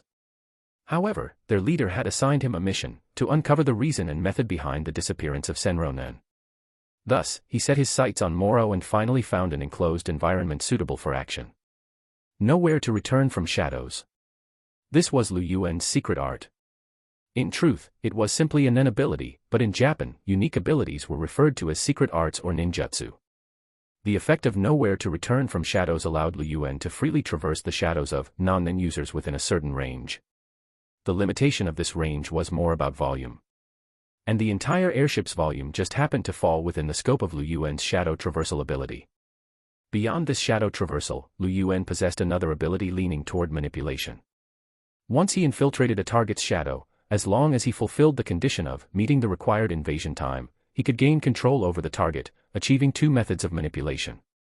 The first was to remain hidden within the target's shadow, manipulating them, or rather, possessing their body, through soul invasion. The second was to take away the target's shadow, turning them into a humanoid puppet that obeyed commands. For now, Liu Yuan lurked within a passenger's shadow, in no hurry to act. The airship would take 3 days to reach the Kukenyu Kingdom. Although it would land midway to refuel, passengers weren't permitted to disembark during the process. In other words, Liu Yuan had 3 full days to complete his mission. With ample time, he could first invade more passenger shadows, quietly amassing an army of puppets. This was the very reason he had waited for such an enclosed space. It allowed him to safely gather puppets while ensuring Moro couldn't escape midway. Within a viscous, pitch-black shadow space, Liu Yuan's body remained motionless, his expression blank as he patiently awaited the right moment. Inside a VIP cabin. Standing by the door, Kanzai answered the burly female bodyguard's question. "That boy is a nen user. He's using a disguise." "Huh." The bodyguard, Talia, narrowed her eyes at his words. She had sensed something off about Moro due to Kanzai's influence but hadn't seen through his disguise. Kanzai crossed his arms, his tone indifferent. "I didn't sense any hostility, but we shouldn't let our guard down. Among all the passengers, he's the only nen user.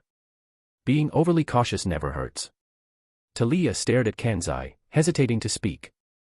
On the sofa inside the cabin, the woman who had already removed her mask and sunglasses cast a fleeting glance their way. "What?" Kanzai raised an eyebrow, puzzled by the bodyguard's reaction. After a brief hesitation, Talia ultimately chose not to correct his misuse of the idiom and simply shook her head. "It's nothing." Kanzai felt inexplicably confused. This pro-hunter, who was unusually sensitive to potential threats, seemed only exceptionally slow when it came to math and language. Not paying much attention to Talia's odd reaction, Kanzai shifted his gaze to the employer on the sofa, who had long, silky silver hair. This employer was a princess of the Kukenyu Kingdom. At first, Kanzai hadn't thought much of accepting this escort mission. He had taken similar jobs protecting nobles before, usually just transporting them from one country to another. The biggest risk he ever faced during such missions was encountering attacks from fellow nen users. But this time was completely different. Had he known this escort mission would involve messy power struggles within the royal family, he would have refused even if Chairman Netero himself had assigned it. He had the worst headache for these convoluted, scheming power games. But since he had already accepted the job, professionalism demanded that he treat it with full dedication, no matter how reluctant he felt. Fortunately, this female employer was reasonable. She lacked the usual arrogance and entitlement of nobility and even had a clear grasp of their current situation, cooperating fully throughout the journey. However, when facing attacks, this woman was as calm as a robot.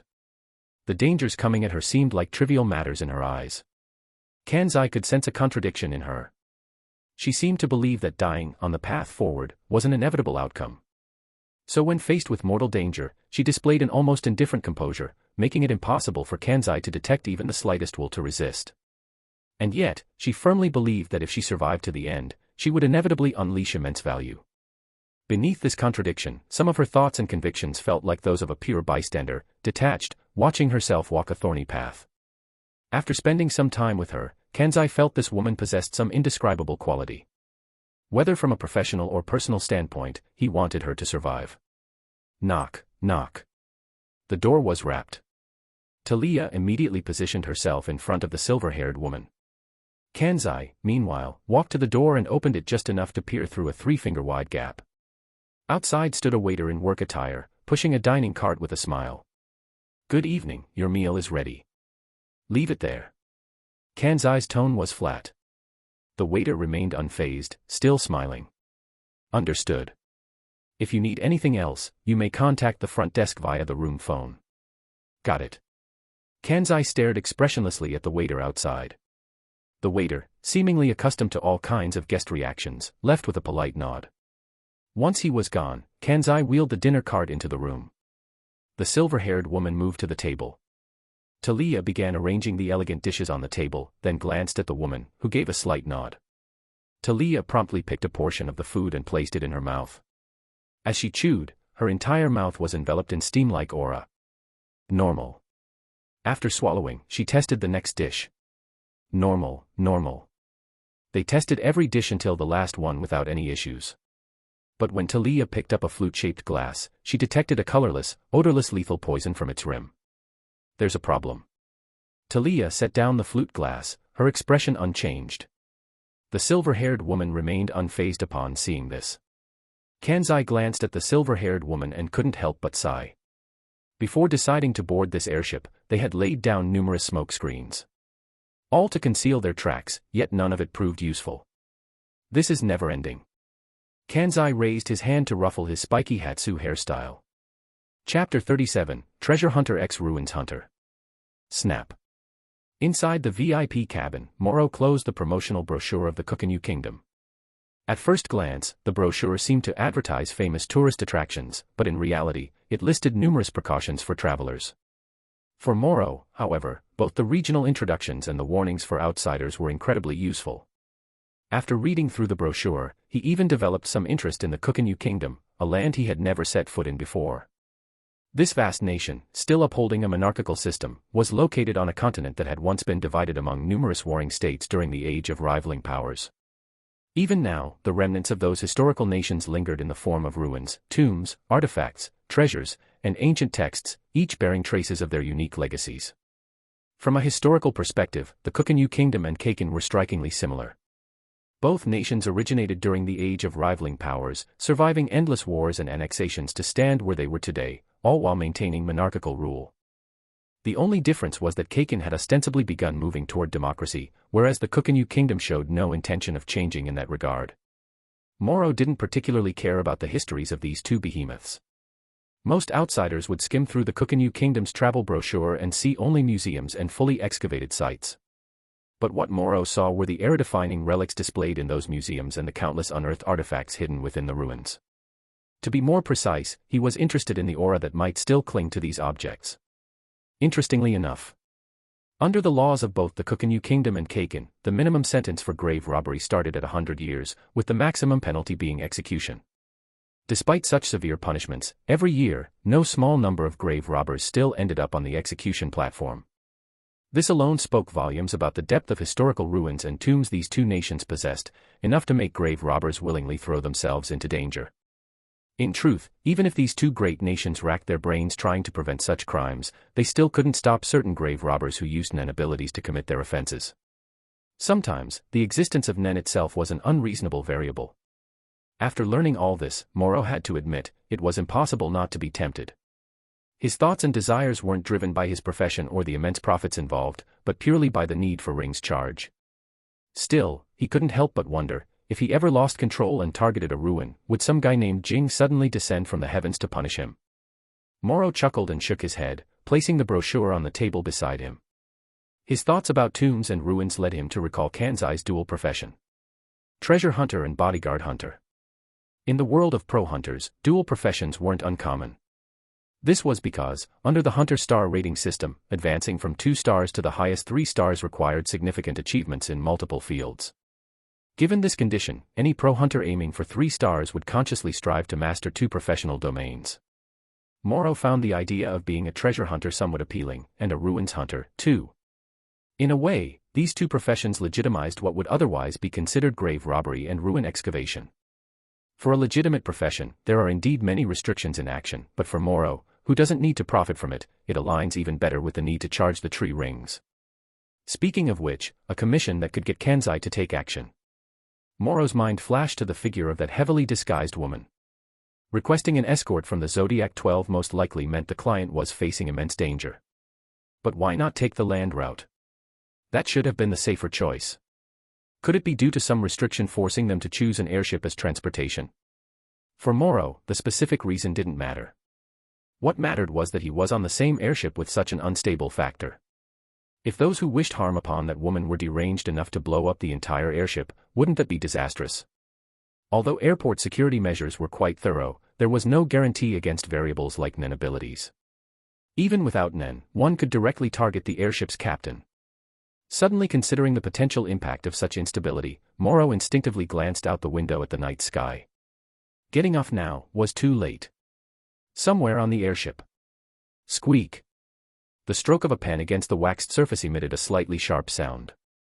Under the soft lighting, a man in work clothes crouched halfway to the ground, holding a pen as he meticulously and painstakingly inscribed strokes onto the floor. Each stroke seemed to require immense effort. So much so that the friction between the pen and the floor produced faint sounds. Done. The work-clad man put away the pen, breathing slightly heavily as he spoke. Before him on the ground were rows of peculiar symbols, arranged in a certain pattern to form a black design resembling electronic circuitry. Beside him stood a woman with her hair tied back, dressed in a bar uniform. Muse, how many more spots left? The woman glanced at the pattern on the floor. The man called Muse steadied his breathing and replied, 2. Can you handle it? The woman turned to stare directly at Muse, waiting for a definitive answer. Muse's eyelid twitched as he pocketed the pen. The hardest part of divine script is how time-consuming and laborious the writing process is, not to mention the mental strain, especially when applied to Nen space-related needs. It's even more challenging. But for me, it's nothing. So, can you handle it? The woman frowned slightly, her gaze subtly flickering over Muse's still-heaving chest. She just needed a clear answer. Muse gave her a somewhat exasperated look before affirming, I can. But to be safe, the remaining 2 spots. I'll need to wait until midnight. Then I'm heading back. I've been away too long. The woman pulled out her buzzing phone. It was peak business hours at the airship's bar. The only reason she could leave her post at this time, under her disguise as a bartender, was due to the ambiguous relationship she deliberately cultivated with the manager.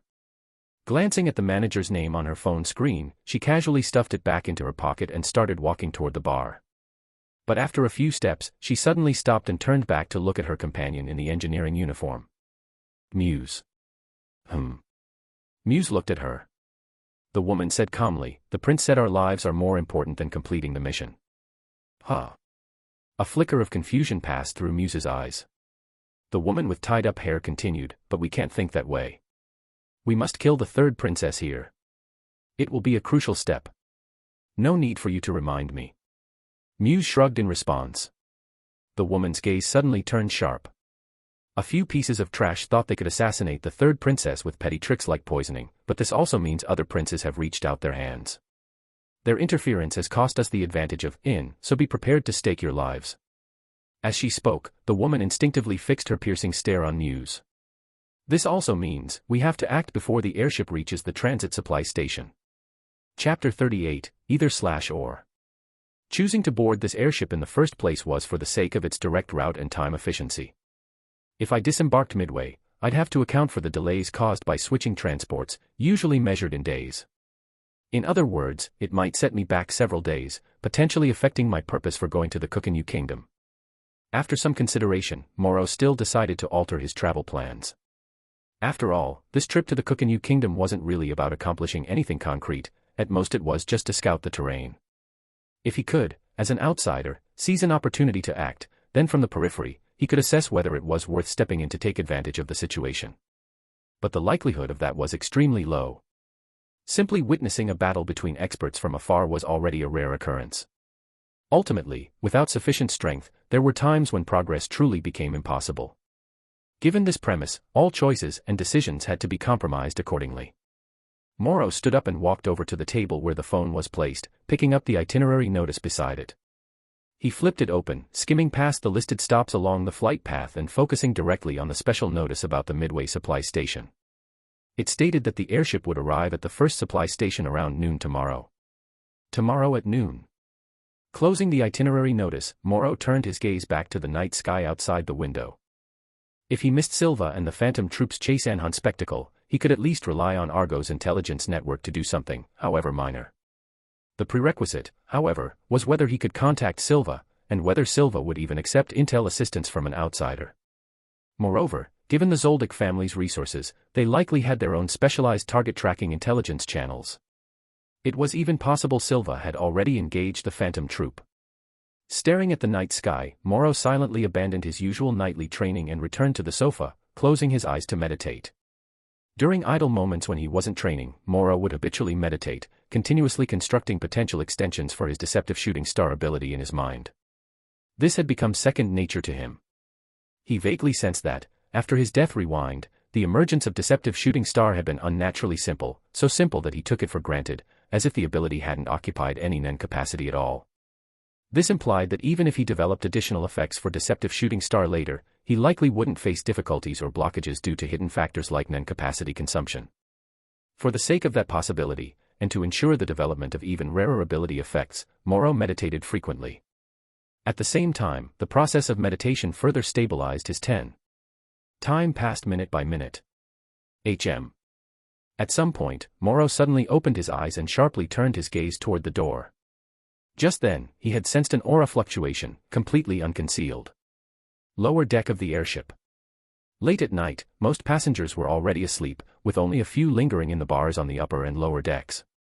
For Liu Yuan, the dead of night was the perfect time to infiltrate shadows. Because when targets were asleep, the time required to invade their shadows was drastically reduced. Based on this mechanism, Liu Yuan planned to pull an all-nighter on the first day, seizing control of as many people as possible.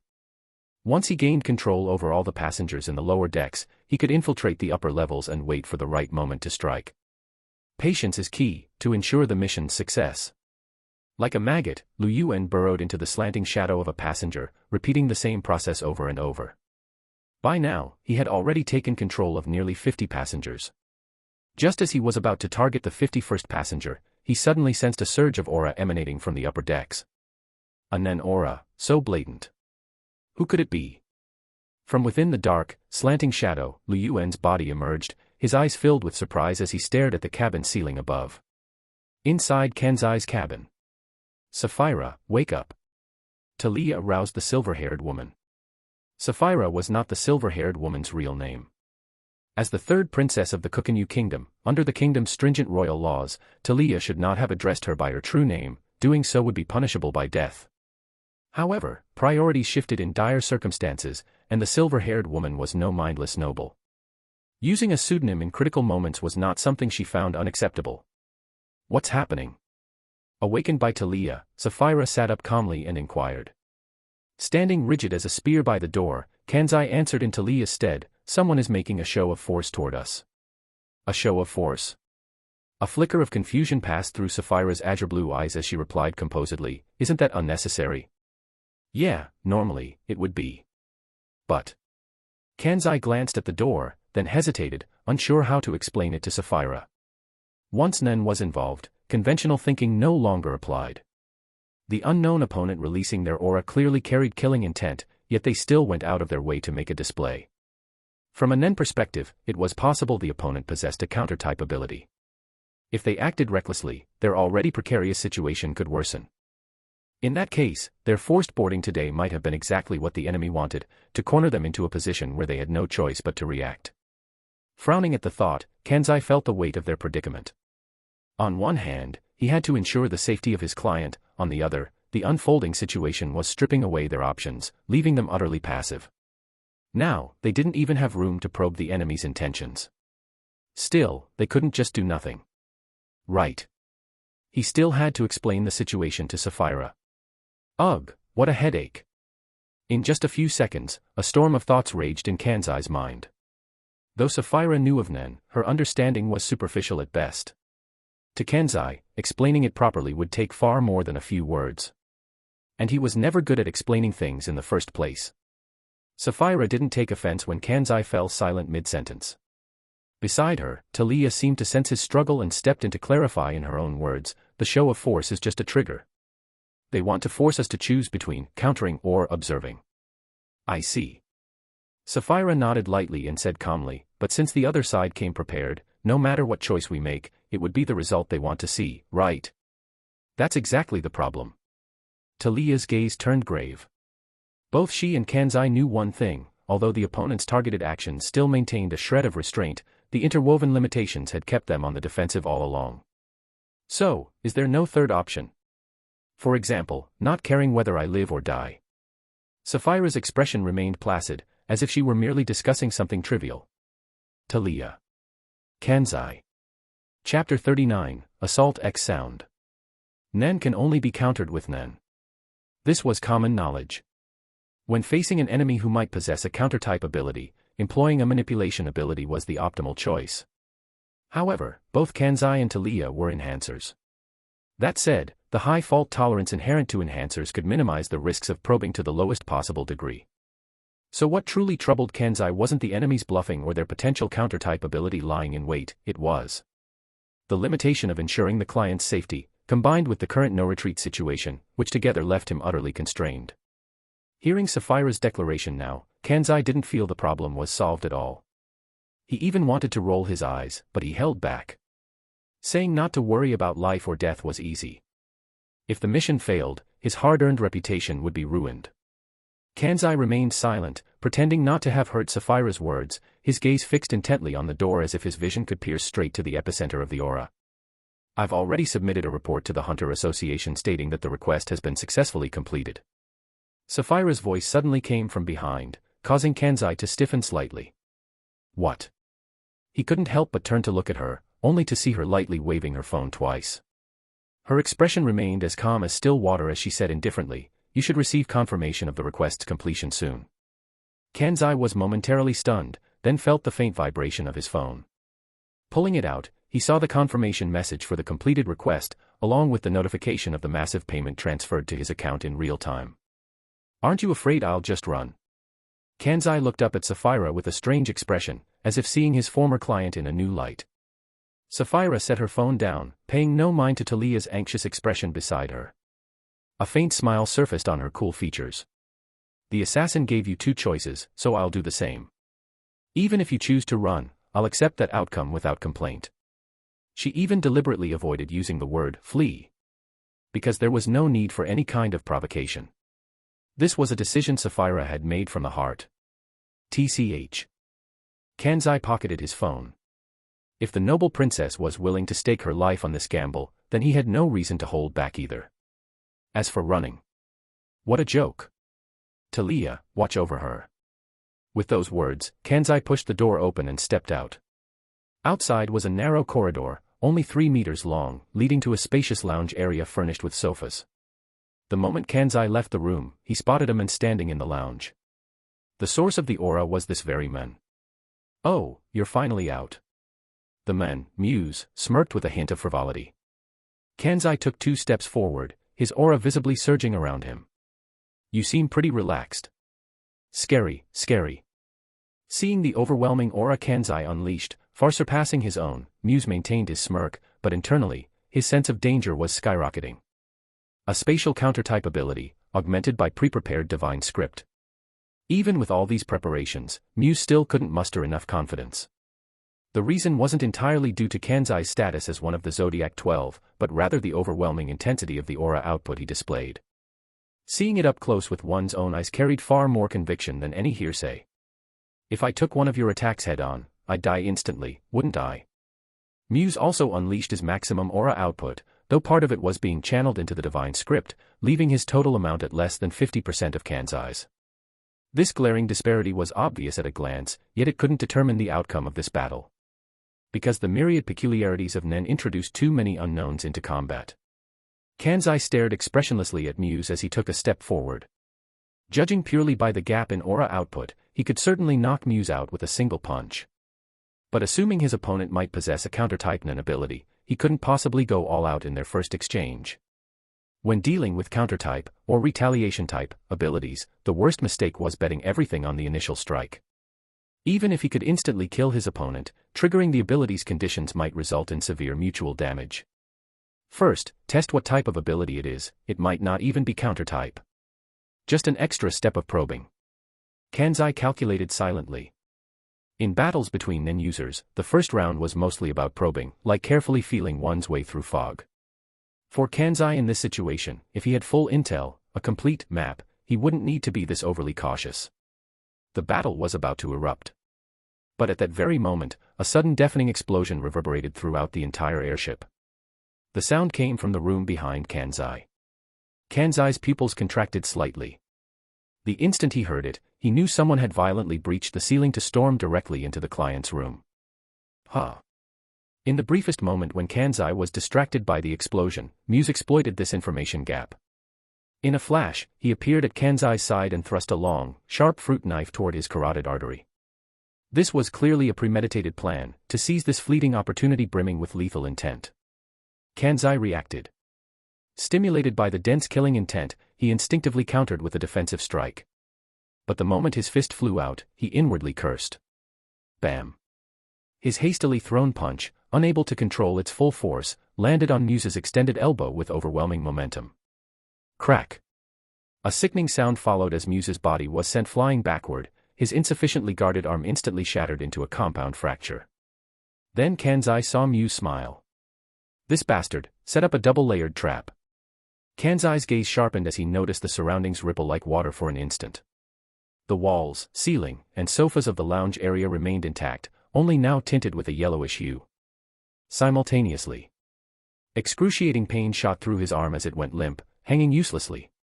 Kanzai glanced swiftly at his right arm and immediately understood the reason. It was indeed a counter-type ability, one that evenly distributed damage, and a spatial type at that. Troublesome. Boom. Another tremendous noise abruptly erupted. Moro, walking down the corridor, could still feel the faint tremors in the floor. Quite the brazen assault. He glanced back toward the direction of the noise, clearly coming from Kanzai's vicinity. Fortunately, I didn't get too close, or I would have been caught up in it by now. Moro withdrew his gaze and moved to the corridor outside the cockpit before stopping. The aura enveloping Moro's body instantly expanded outward like light patterns, passing through the floor, walls, and ceiling in a spherical shape, allowing it to probe into the cockpit. As it swept through the captain's quarters, Moro keenly detected something unusual. With such loud commotion, including being touched by N. Yet the people inside showed no signs of panic. Are they being controlled? Moro thought to himself. Chapter 40, Probing X-Realization. The feared scenario had occurred. And it was a blatant attack, utterly indifferent to the passengers' reactions or survival.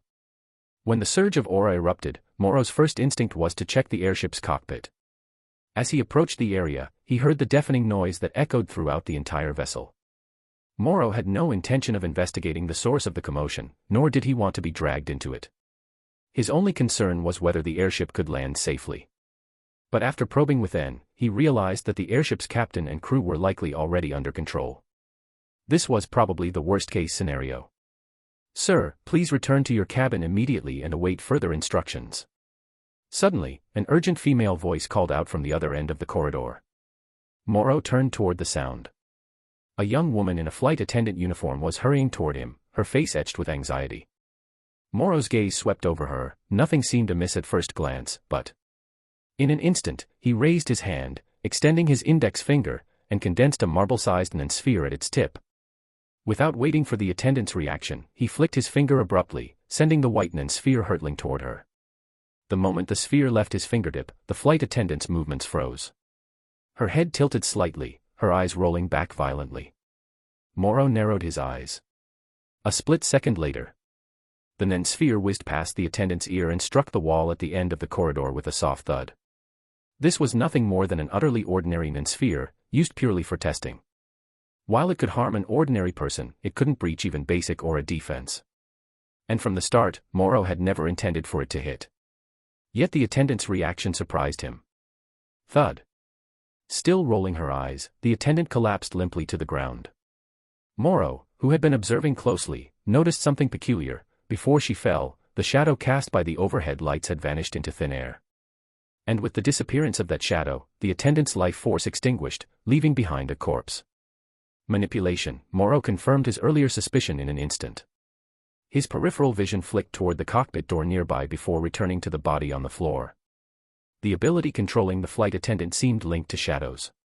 Moreover, the controlled individual's speech, movements, and even the natural dissipation of their aura were indistinguishable from a normal person.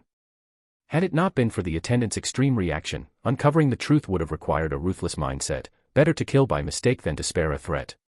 But it was precisely this reaction that unsettled Morrow. A manipulator's advantage usually lay in exploiting their puppets to act on their behalf. In other words, they had no reason to care about the puppet's survival. Because aside from suggestion-based or contract-based manipulation abilities, most manipulation abilities effectively strip the target of their life upon control. Which was why the earlier sequence felt so jarring. It was almost as if they were wary or afraid of something happening. For instance, would damage inflicted on the puppet reflect back onto the ability user themselves? So it's a manipulation ability similar to soul invasion. This type of ability can directly take over a target's body, achieving perfect disguise while fulfilling real-time requirements for sensory feedback and language functions. Correspondingly, in terms of limitation, it may carry the risk of direct damage transfer. If this possibility holds true, it could somewhat explain what just happened. To further confirm this speculation, Morrow suddenly condensed another sphere at his fingertip and flicked it. Whoosh! The small sphere struck the corpse's head with a dull thud. Moments later, blood seeped from beneath the corpse's head. The ability has indeed been revoked. Morrow then turned his gaze back to the cockpit door, thinking to himself, the attacker is targeting Kanzai's side, yet they controlled the flight attendant to stop me. Are they trying to seize an opportunity to attack me, or simply prevent me from entering the cockpit? As he pondered, Morrow released his N and approached the cockpit door. Fortunately, being an emitter made it easier for him to master application techniques like N, which now played a crucial role. The reason he tested the flight attendant earlier was due to the commotion caused by the attacker, combined with having already used N to probe the cockpit's interior. 2 people, still no response. Morrow broke the cockpit door's lock and pushed it open. At a glance, he saw 2 figures in captain's uniforms standing before the airship's control panel, likely the captain and first officer of this vessel. Morrow silently observed them, noting the faint aura lingering around their bodies. Then his gaze lowered to their backs. Under the cockpit lights, their shadows were conspicuously absent. Tap, tap. Morrow stepped sideways to one side of the cockpit. The clearly manipulated captain and first officer showed no reaction to his presence, moving mechanically like programmed puppets. Pausing, Morrow saw from his new angle that the 2 were operating the airship's controls autonomously, their eyes completely white. This was unmistakably the effect of an ability that drove its victims through commands. 2 manipulation modes. Morrow studied the puppets at the control panel. One method involved taking control of a victim's body via soul invasion, achieving perfect disguise but apparently carrying significant risks. The other turned people into command-following puppets, though their white eyes and shadowless forms blatantly revealed their condition. If they don't show themselves, finding them won't be easy. Morrow frowned. N was an excellent enemy detection technique, but it consumed considerable mental and physical energy. With combat already underway near Kanzai, gradually scanning the entire airship with N to locate the hidden manipulator seemed impractical. Really, if he knew how to land the airship, things wouldn't be so complicated. In a cabin below decks, a bound figure sat unconscious in a chair. Light from above cast a long human shadow across the floor. Suddenly, A figure emerged from the inky shadow, Lu Yuan. I've been discovered. Lu Yuan's expression darkened.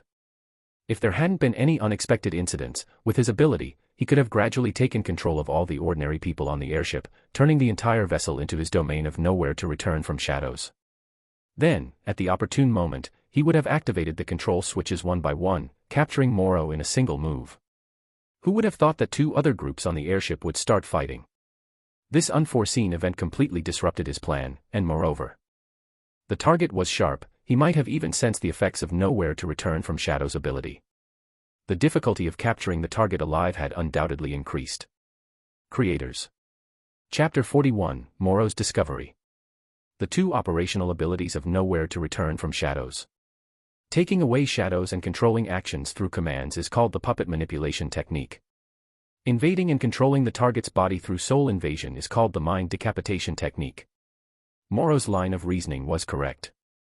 While Lu Yuan was using the mind decapitation technique, any damage inflicted on the controlled body would directly synchronize to Lu Yuan himself, including death.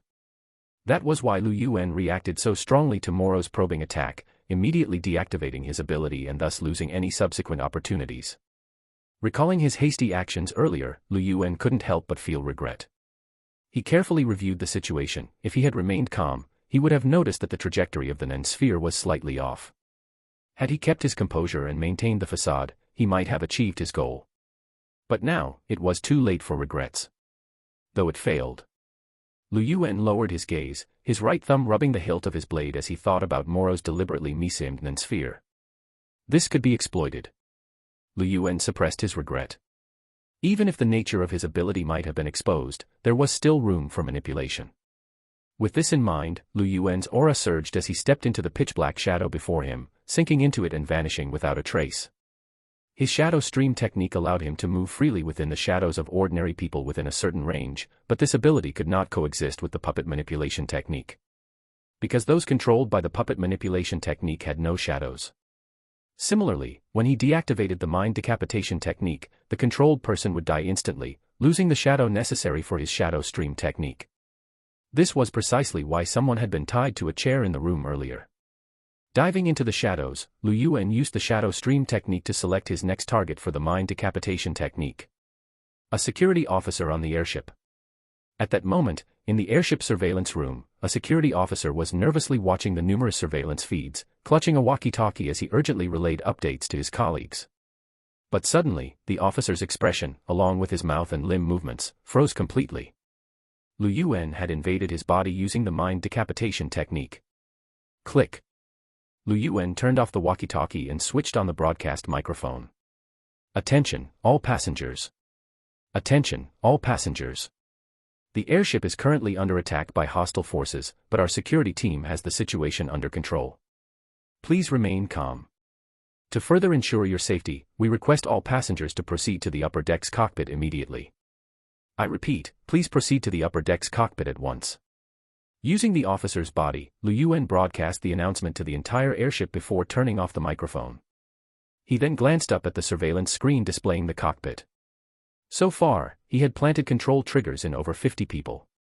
Unless activated, these individuals remained unaffected by any abilities, serving as potential anchors for his shadow stream technique.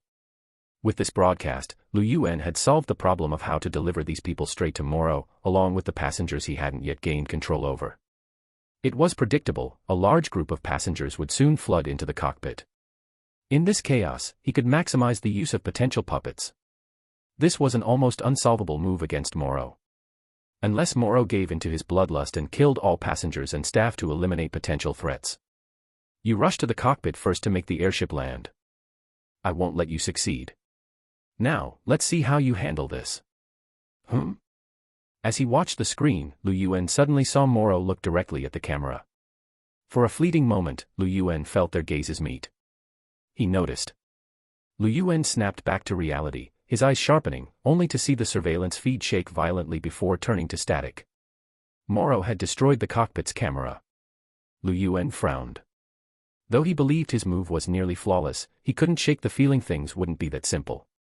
Inside the cockpit, Moro didn't pay much attention to the earlier broadcast. How strange. What intrigued him more was the obvious targeting. To go to such lengths just to prevent him from interfering with the airship's navigation. With such an ability, wouldn't it be better to use it against Kanzai? Wait. Something's off. Moro looked up at the destroyed camera. The initial aura fluctuation and the approximate direction of the loud noise suggested someone had attacked the client under Kanzai's protection. That was Kanzai of the Zodiac 12. To divert power when dealing with a hunter bodyguard of that caliber. And such a significant diversion at that. This suddenly made Moro realize that whoever controlled the captain and issued the broadcast might not be after Kanzai's client at all. So. They were targeting me from the start. Almost got misled. Moro's expression shifted slightly. If the bodyguard hunter hadn't been Kanzai, he wouldn't have been so certain. Realizing this, Moro turned his gaze to the controlled captain and co-pilot. He had already examined them carefully. Their control was a command-based manipulation ability. This kind of control usually only appears on puppets. The captain and co-pilot before him were already dead. Until the manipulator gave them new commands, they would only follow their current instructions without any other actions. This made Moro abandon the idea of safely landing the airship for now, and he no longer intended to stay in the cockpit. Originally, he had planned to use delaying tactics here against the manipulator. What prompted this decision was his belief that the manipulator's ability system had some flaws. While overly diversified abilities could raise the ceiling of application methods, they inevitably came with corresponding multiple limitations. 2 control modes, plus benefits in control quantity. Based on this, Moro concluded that the manipulator employing this ability must bear the cost of exponentially increased NEN output. If Liu Yuan could witness all of Moro's deductions about the current situation from start to finish, he would undoubtedly feel a chill run down his spine. Because he was in the shadows, while Moro stood in the light. The information they received was unequal, yet Moro could still discern the truth amidst what could be called chaotic circumstances. Thud. Having changed his mind, Moro pushed open the door and strode out of the cockpit before the passengers could swarm in. Then, while expanding his N, he headed toward the location where the earlier aura fluctuations had occurred. He needed to confirm Kanzai's situation to decide his next move based on how things developed. And, considering the worst-case scenario, he had to mentally prepare for the possibility of the airship crashing. As Moro moved closer to Kanzai's position, his extended N suddenly registered contact with Nen. Moro sharply turned his gaze toward the observation deck outside. About 10 meters away on the deck's floor, there was a series of obscure symbols emitting an aura sheen. Divine script. Moro didn't understand divine script at all, but he could vaguely recognize it, likely one of the advantages of being a transmigrator. Why was there divine script here? Chapter 42, Time of Molting. Divine script is a type of NEN-carved inscription resembling talismans or magic arrays. It is typically used to assist NEN abilities, serving purposes such as amplification or sealing. However, due to its obscure and difficult nature, coupled with the tedious and time-consuming preparatory work required, few are willing to invest the effort to learn it. Yet once mastered, the combination of divine script and NEN abilities can achieve feats that would otherwise be impossible. For example, the Greed Island game in the original work utilized vast amounts of divine script to expand the application limits of various abilities, manifesting countless NPCs and objects with special abilities within the script's effective range. Without divine script, relying solely on 11 NEN users, not only would creating a game as massive as Greed Island be impossible, but even its daily maintenance and operation would be an insurmountable task. It could be said that the release of Greed Island best exemplifies the value and effectiveness of divine script. Yet throughout the original story, divine script's presence is remarkably faint, with little to no usage shown. This suggests that NEN users willing to learn divine script are undoubtedly few and far between. Alternatively, due to factors like restricted teachings, very few NEN users even have access to divine script. Moro didn't understand divine script, but as a transmigrator he had a general grasp of its various aspects. In his view, the low usage rate of divine script was partly due to its inherent range limitation.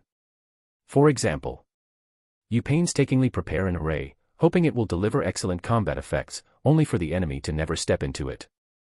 This not only renders your efforts wasted but also forces you to dismantle the divine script you've set up in advance.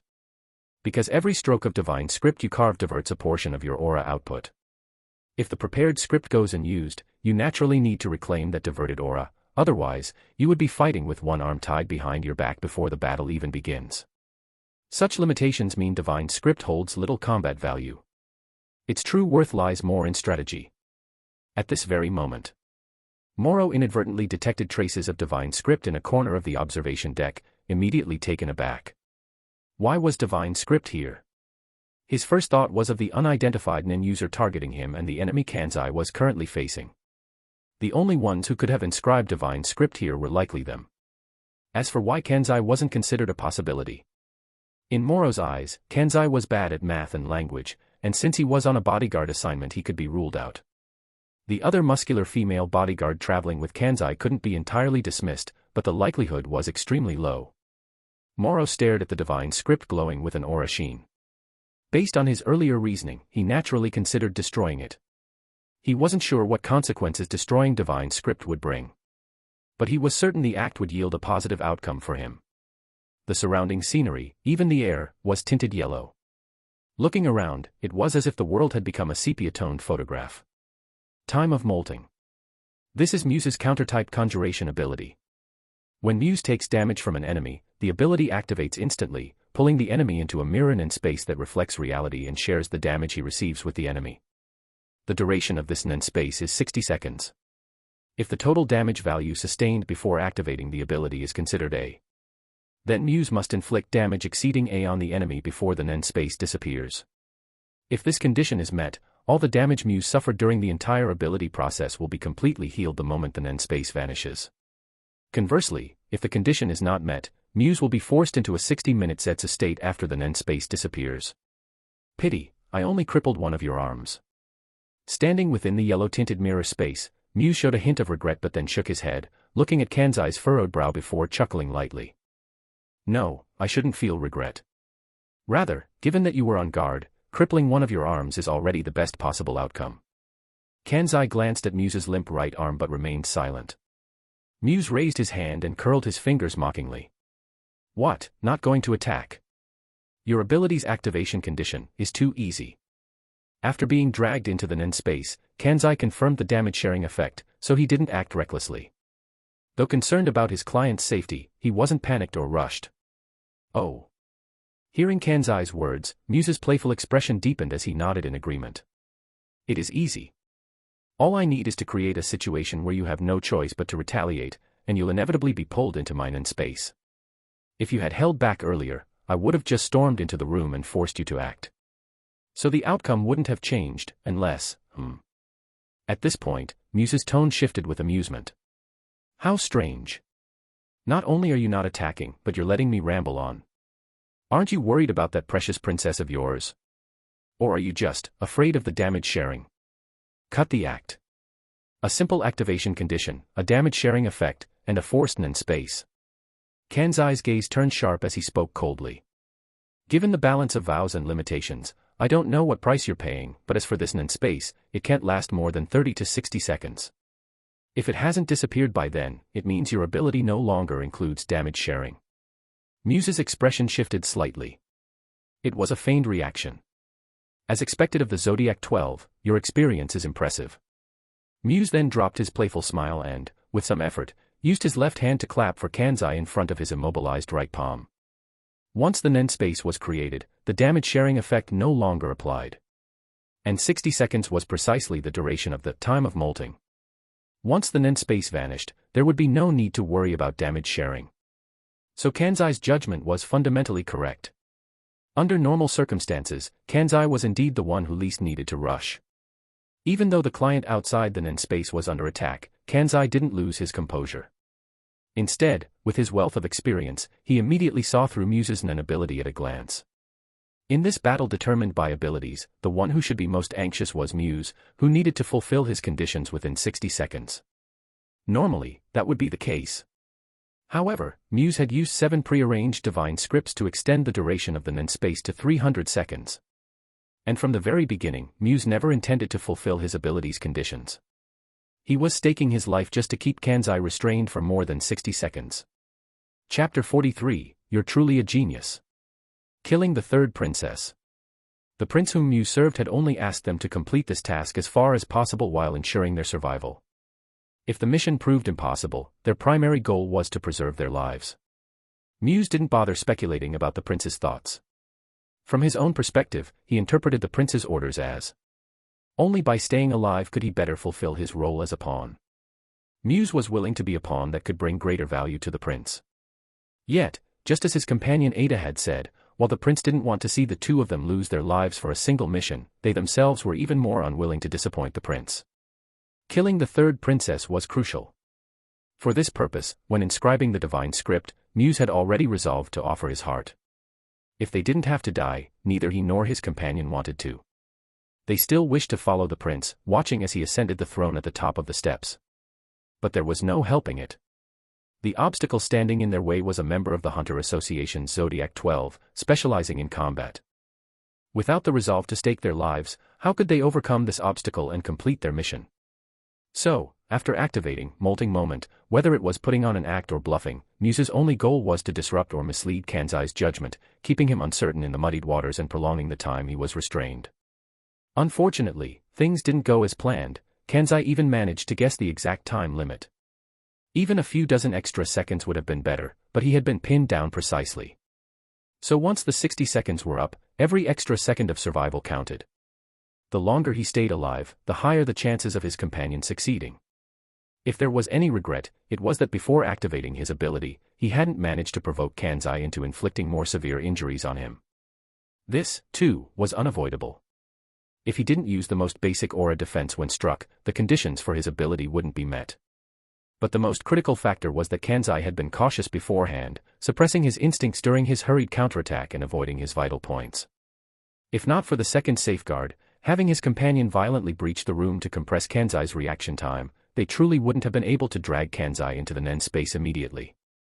Truly worthy of the Zodiac 12. This praise, Muse genuinely meant, while silently apologizing to his companion in his heart. Sorry, Ada.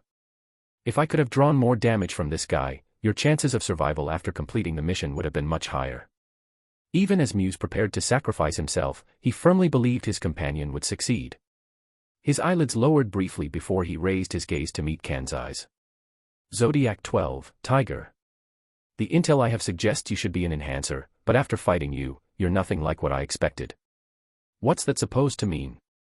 You think enhancers are all reckless brutes who charge in blindly? Muse retorted, aren't they? Every enhancer he had encountered relied on their high offense and defense to act without fear. So when working with his companion, his favorite opponents were enhancers, they were easy to trap. Did enhancers steal your rice or something? Kanzai detected the disdain in Muse's words toward enhancers, his eyes widening slightly as he concluded the 60-second count in his mind. The Nen space hadn't disappeared. At least he didn't have to worry about the counter-type ability effect of damage sharing anymore.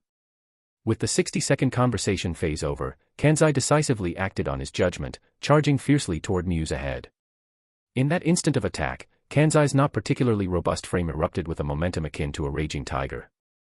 Muse, who bore the brunt of it, finally saw the hallmark traits of an enhancer in Kanzai. Even without diverting aura output to the divine script, there's no way to block this. With just one glance, Muse sensed the gap in direct combat, the very aspect that made enhancers so troublesome. But he had never intended to face Kanzai head-on. Gathering aura in his feet, he spun and sprinted, immediately extending the distance Kanzai needed to cover to attack. Unfortunately, the Nen space's mechanics had fixed the range of movement. He couldn't jump off the airship, nor could he play hide-and-seek. I just need to hold out for a minute or two. Muse focused solely on fleeing and avoiding combat. Because of the ability trait of Time of Molting, which required dealing damage to the enemy within 60 seconds, he had invested heavily in mobility. Now, by devoting everything to evasion, he managed to stay out of Kanzai's grasp for the moment. But if caught, he would likely be killed in one strike. Thus, Muse and Kanzai began a chase across the upper deck of the airship. Though Kanzai's victory was all but assured, he still had to consider the safety of his client, Sapphira. Is this guy's Nen ability really this potent? As time slipped away during the pursuit, Kanzai realized Muse's ability mechanics were exceeding his expectations. If the Nen space hadn't disappeared after 60 seconds, it was almost certain that damage-sharing mechanism was gone. After that, the Nen space should vanish within another 30 seconds at most. Yet the expected outcome didn't occur. Kanzai's brow furrowed. He didn't know Muse was already stalling with the resolve to die. At the 38-second mark of the chase, Kanzai finally found an opening, lashing out with a fist wreathed in dense aura toward Muse's back. Facing the attack, Muse suddenly turned, raising his left arm and channeling nearly all his aura output into defense. Boom. Crack. The punch landed on Muse's left arm. The devastating force sent his body flying backward, his entire left arm shattering into pieces on impact. Want to know how long this Nen space will last? Using the distance created by Kanzai's strike, Muse landed from midair, completely disregarding his ruined left arm as he answered his own question. A full 300 seconds. Understand now. From the moment you stepped in here, you could no longer protect that princess. Kanzai's heart lurched, but he ignored Muse's words, erupting once more with tiger-like speed as he lunged for the kill. Muse's face twisted into another smirk. Though both arms were useless now, he could probably stall for another minute at most. It was enough. Just as Muse was thinking this, the yellowish hue around them suddenly receded like a tide. HxH. The abrupt change left both Muse and Kanzai visibly startled. As the yellowish color completely faded, the two found themselves still in their original positions. The only difference was the appearance of a new figure standing in the corridor leading from the rest area to the entrance. It's him. Kanzai looked at the person and recognized him as the boy who had concealed his identity as an end user during boarding.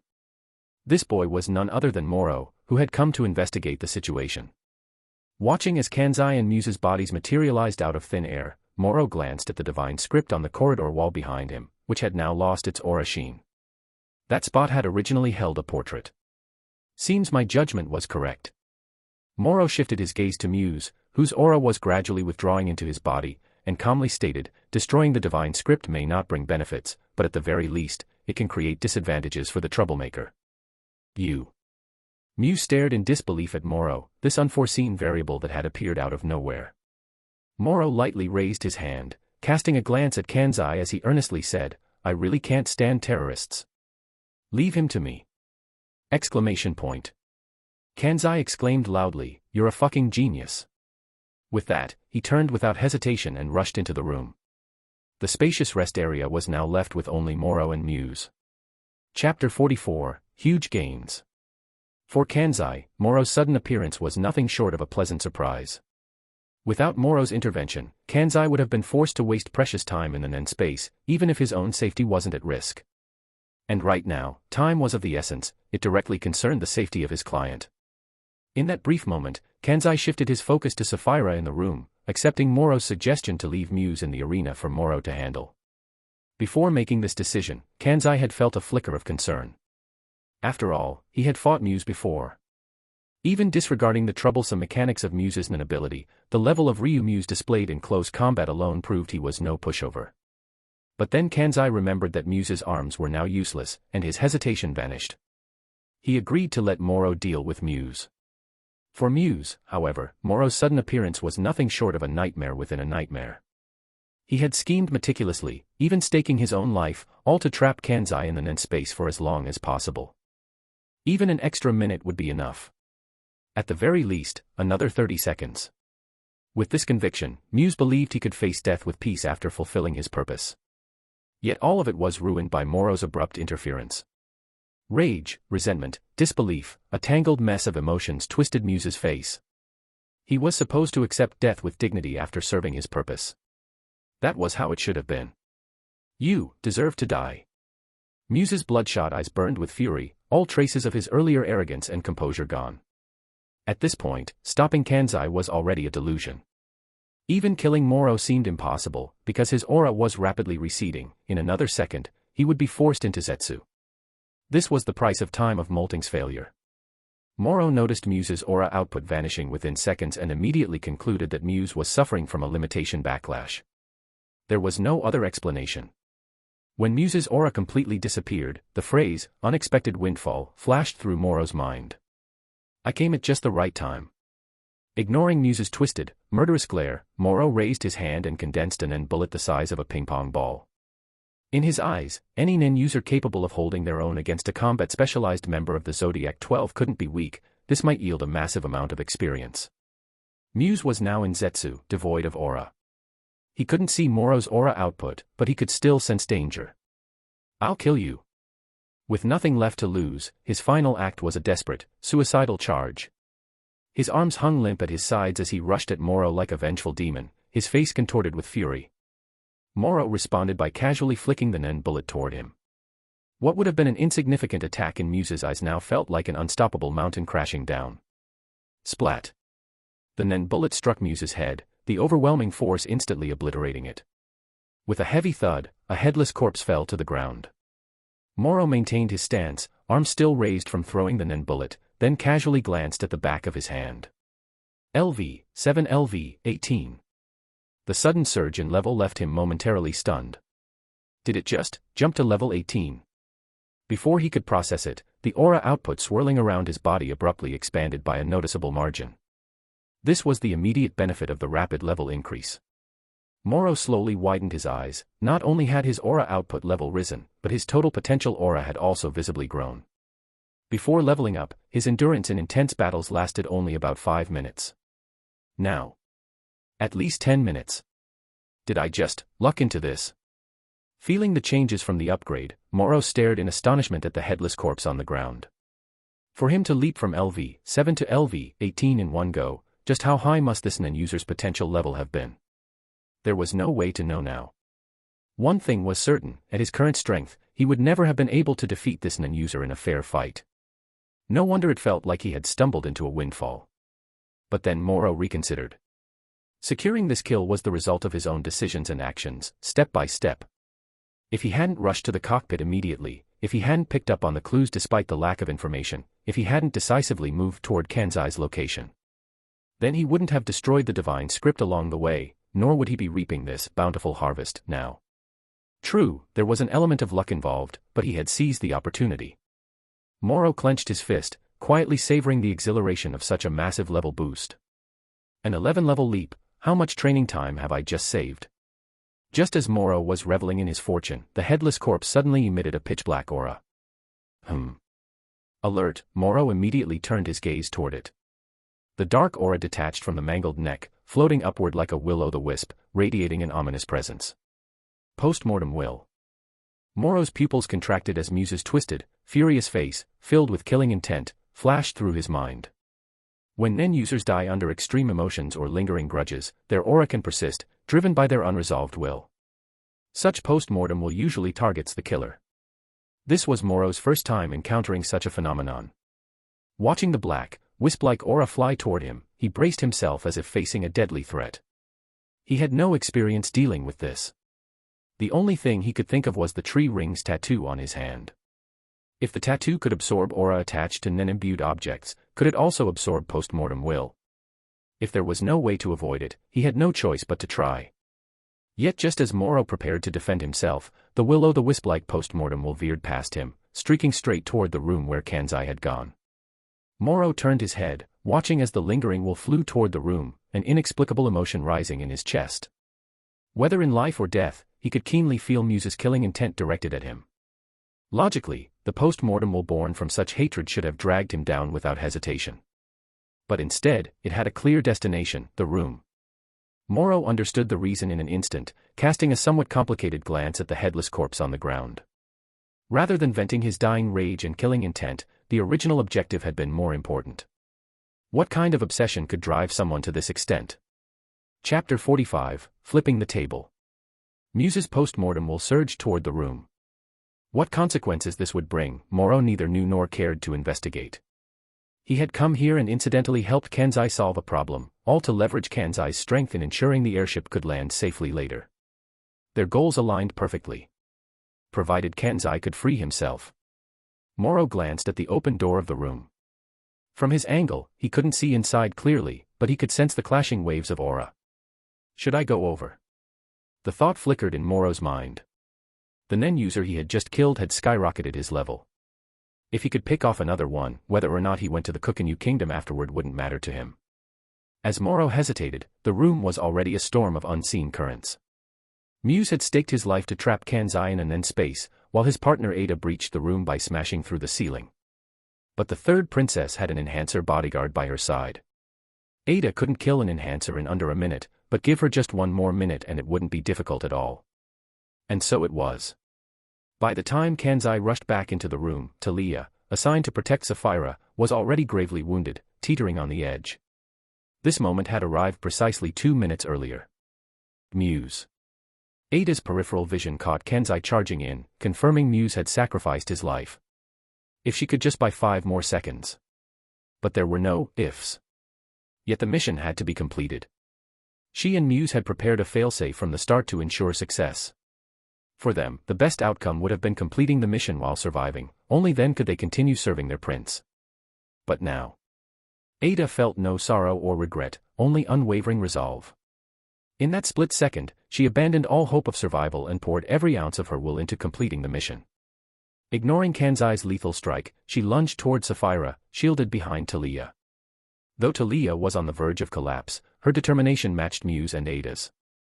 Driven by the desperate need to protect Sapphira, Talia met Ada without hesitation, using the last of her strength to buy the crucial seconds until Kenzai's arrival. Just 3 more seconds. No, 2 will do. Fearless in the face of death, Talia's only thought was to hold out until Kenzai could take over. She had to endure, only then could Sapphira survive. Despite her injuries, Talia erupted with even greater aura, sensing the tide turning in their favor. But what followed left her stunned and despairing. A blinding flash, the instant burst of an explosion. On the enemy's body. High explosives. Indeed, in her final moments, Ada had calmly detonated the explosives strapped to her. This was the last trump card she and Muse had smuggled aboard the airship using their disguised identities. If survival was impossible, then she would flip the table without hesitation. A blinding flash of scorching light vanished in an instant, followed immediately by a shockwave wreathed in searing flames that swallowed Ada, Talia, and Sapphira in the blink of an eye. Kenzai, who had been charging straight toward them, paled drastically. Barely managing to cross his left arm in front of his face, he was sent flying by the explosive shockwave. At the same time, in the lounge area, Moro heard the deafening explosion before seeing the residual blast surge out of the room like a dragon, barreling down the corridor straight toward the lounge. The short distance gave Moro just enough time to react. Almost the moment the explosion occurred, Moro's eyes sharpened. He flipped behind a sofa, crouching low as he shielded his entire body with aura while bracing the sofa in front of him. Boom. The shockwave overturned the entire lounge. When the chaos settled, flammable materials like the surrounding carpets had caught fire. Moro rose from behind the sofa, surveying the devastation with trembling pupils, a sliver of relief flickering in his heart. The unsteady tilt beneath his feet signaled the severity of the situation. The airship might very well crash because of this explosion. A deep sense of foreboding struck Moro before he turned his gaze toward the corridor ahead.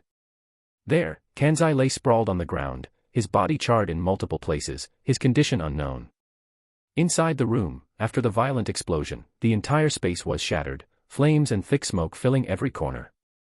In one corner, Talia's body was mangled beyond recognition, her life already extinguished. Yet beneath her, Sapphira's faint groans could barely be heard. In the final moments before the explosion struck, Talia had fulfilled her duty to the death, shielding Sapphira's life as she had wished. But before collapsing, Talia had only noticed Kenzai rushing back to aid them. She hadn't seen the lingering post-mortem while soaring through the air. Among the enemy ranks, there was someone with an indomitable will. Muse's post-mortem will, taking the form of phosphorescent flames, slipped through the smoke and fire, homing unerringly toward the space beneath Talia's corpse. The next second, Sapphira's weak voice abruptly cut off. Outside the room, in the corridor, Kenzai shook his head as he staggered to his feet. Without bothering to check his injuries, he charged back into the smoke-filled room. He quickly found Talia in the corner, and Sapphira, crushed beneath her. Both were dead. Kenzai's expression darkened. "Sorry about this," he muttered to the corpses. Glancing at the tilting floor, he clenched his fists before swiftly turning and leaving the room, now nearly engulfed in smoke. Back in the corridor, he immediately spotted Moro standing in the lounge. He ran over and demanded, "What's your name?" Moro. Having seen Kenzai rush out of the room, Moro could roughly guess the reason. He wondered just who Kenzai had been protecting to attract such powerful non-users, ones who had resorted to such extreme measures. They really left no room for survival. Kenzai stopped in front of Moro, briefly glancing at the headless corpse flung farther away before locking eyes with him. "Moro, right. You know who I am." Moro inwardly marveled at Kenzai's sharpness before nodding and offering a flattering reply, "One of the Hunter Association's Zodiac 12. Hard not to recognize you. Then I'll skip the introductions. Come with me to find the captain." Ignoring the flattery in Moro's words, Kanzai's first thought upon seeing the aftermath of the explosion was to find the captain and have the airship make an emergency landing as soon as possible. Moro remained standing still inside. That's exactly why I came looking for you. What do you mean? Kanzai was puzzled. Moro briefly explained the situation in the cockpit. After hearing it, Kanzai's expression darkened even more. Screech. A piercing noise came from the front as the airship tilted and swayed back and forth. Steadying himself, Moro said, "This explosion might force that manipulator to make an emergency landing." No sooner had he spoken than the floor suddenly tilted again, making it clear that the airship had reached a dangerously steep angle. It seemed like it was about to crash. Moro and Kanzai exchanged glances, both seeing the gravity in each other's eyes. Chapter 46, Even if Life is as Dust. Above the endless expanse of white clouds, an airship spewed thick smoke and flames, its body severely tilted, on the verge of plunging into the sea of clouds. Inside the airship, screams erupted everywhere. The terror induced by the high-altitude disaster gripped the hearts of passengers and crew like a merciless hand. Under the immense pressure of impending death, some gave up in despair, others screamed in confusion, and some frantically sought any lifeline they could grasp. Yet, in the face of the crashing airship, even the strongest will to survive seemed as insignificant as ants beneath human feet. Listening to the panicked screams of the passengers, Moro and Kanzai reacted differently. Moro, moving against the tilted slope, silently headed toward the observation deck. When the airship showed signs of crashing, the fate of the other passengers was all too clear. Only one word occupied Moro's mind: survival. There was no room left for anyone else. Kanzai glanced toward the source of the screams, hesitation flickering in his eyes before he sighed. There was no point dwelling on things beyond his control. The hesitation vanished from his gaze as he quickly followed Moro. The two arrived at the observation deck one after another. Standing there, a mere glance upward revealed the thick smoke and flames billowing from the upper cabins, now threatening the massive gas chamber above the airship's body. At this sight, both Moro and Kanzai tensed. It was practically a giant bomb, ready to explode at any moment. Suppressing his shock, Moro moved along the wall to the edge of the observation deck and looked down. The clouds were within reach. The next moment, the tilting airship plunged into the clouds, a powerful gust of wind whipping through Moro's hair and clothes. Gripping the railing tightly, Moro leaned forward, peering downward. Through the suddenly thinning gaps in the clouds, the vast earth stretched out below. The rushing wind carried a suffocating sensation. Several thousand meters of visible altitude. Even with Nen, it offered no sense of security. Moro stared down at the impossibly distant ground, expecting his heart to race and fear to overwhelm him. Yet, standing here, gazing at the abyss just a step away, he found himself unexpectedly calm. Kanzai stepped up behind Moro and said gravely, "Whether we live or die depends entirely on our skills." At a time like this, even mentioning luck was a luxury. Even as an enhancer, he couldn't guarantee a safe landing from thousands of meters in the air. Moro glanced back at Kanzai, then up at the gas chamber that could trigger a violent explosion at any moment. With time running out, there was no room for hesitation or second thoughts. Moro had envisioned the airship crashing before, but the reality was far more perilous. "Let's exchange contact info." He pulled out his phone and looked at Kanzai. Kanzai nodded. "Sure. If I make it back to the ground alive, I'll contact you immediately. If you die, I'll do my best to recover your body." "How considerate of you." Moro's eyelid twitched. Kanzai, as if oblivious to the sarcasm, said earnestly, "No need to thank me. We're comrades now." Moro fell silent for a moment before asking, "Your number?" Bracing against the increasingly fierce wind, Kanzai recited his contact details. After listening, Moro dialed the number at the fastest speed and hung up as soon as the first ringtone sounded. "Take care." Putting away his phone, Moro gave Kanzai a slight nod before leaping forward, his body slanting downward like a javelin toward the sky below. The airship could explode at any moment, so he had no time to spare considering whether his survival technique would safely bring him back to the ground. Kanzai watched Moro's figure descending through the air, a flash of admiration crossing his eyes. Then he glanced back at the airship cabin, a mix of regret and guilt welling up in his heart. After standing still for 2 or 3 seconds, Kanzai released his grip on the railing and jumped toward the wispy white clouds below, thin as cooking smoke. He spread his arms and legs, slowing his descent due to air resistance. From his current altitude, he could still see Moro's figure beneath him. Boom. At that moment, a deafening explosion erupted above them. Almost simultaneously, Kanzai and Moro flipped their bodies to face the sky, looking toward the source of the explosion. Under their gaze, the airship exploded into a blindingly bright fireball, blooming high in the sky. Moro silently stared at the suddenly expanding inferno, faintly making out the scattered fragments of the airship's wreckage. But the distance was too great, and it was hard to tell whether the dark specks strewn about were debris or human remains. Often, human life was as insignificant as dust. Only by wielding power could one earn the right to change their fate. Moro flipped back around, facing downward as he spread his limbs to slow his fall. Deceptive shooting star. A glowing green Nen bullet formed in his right palm, facing downward, before being launched. Whoosh! The shooting star plummeted rapidly, only to come to an abrupt halt about 100 meters below. 1 second later.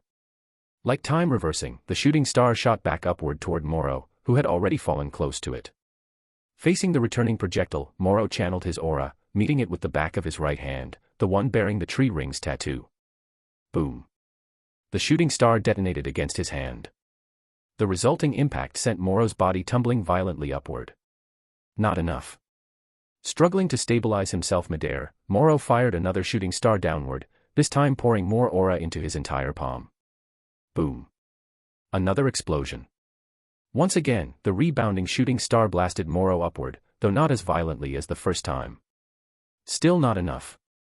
Sensing the feedback from the aura collision, Moro launched yet another shooting star, further increasing the aura gathered in his palm. Boom. Another collision of aura, but this time, there was a faint sense of harmony.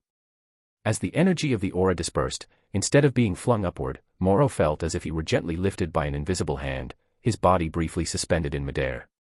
This was because the returning shooting star and the measured aura enveloping his hand had created a peculiar neutralizing effect upon impact.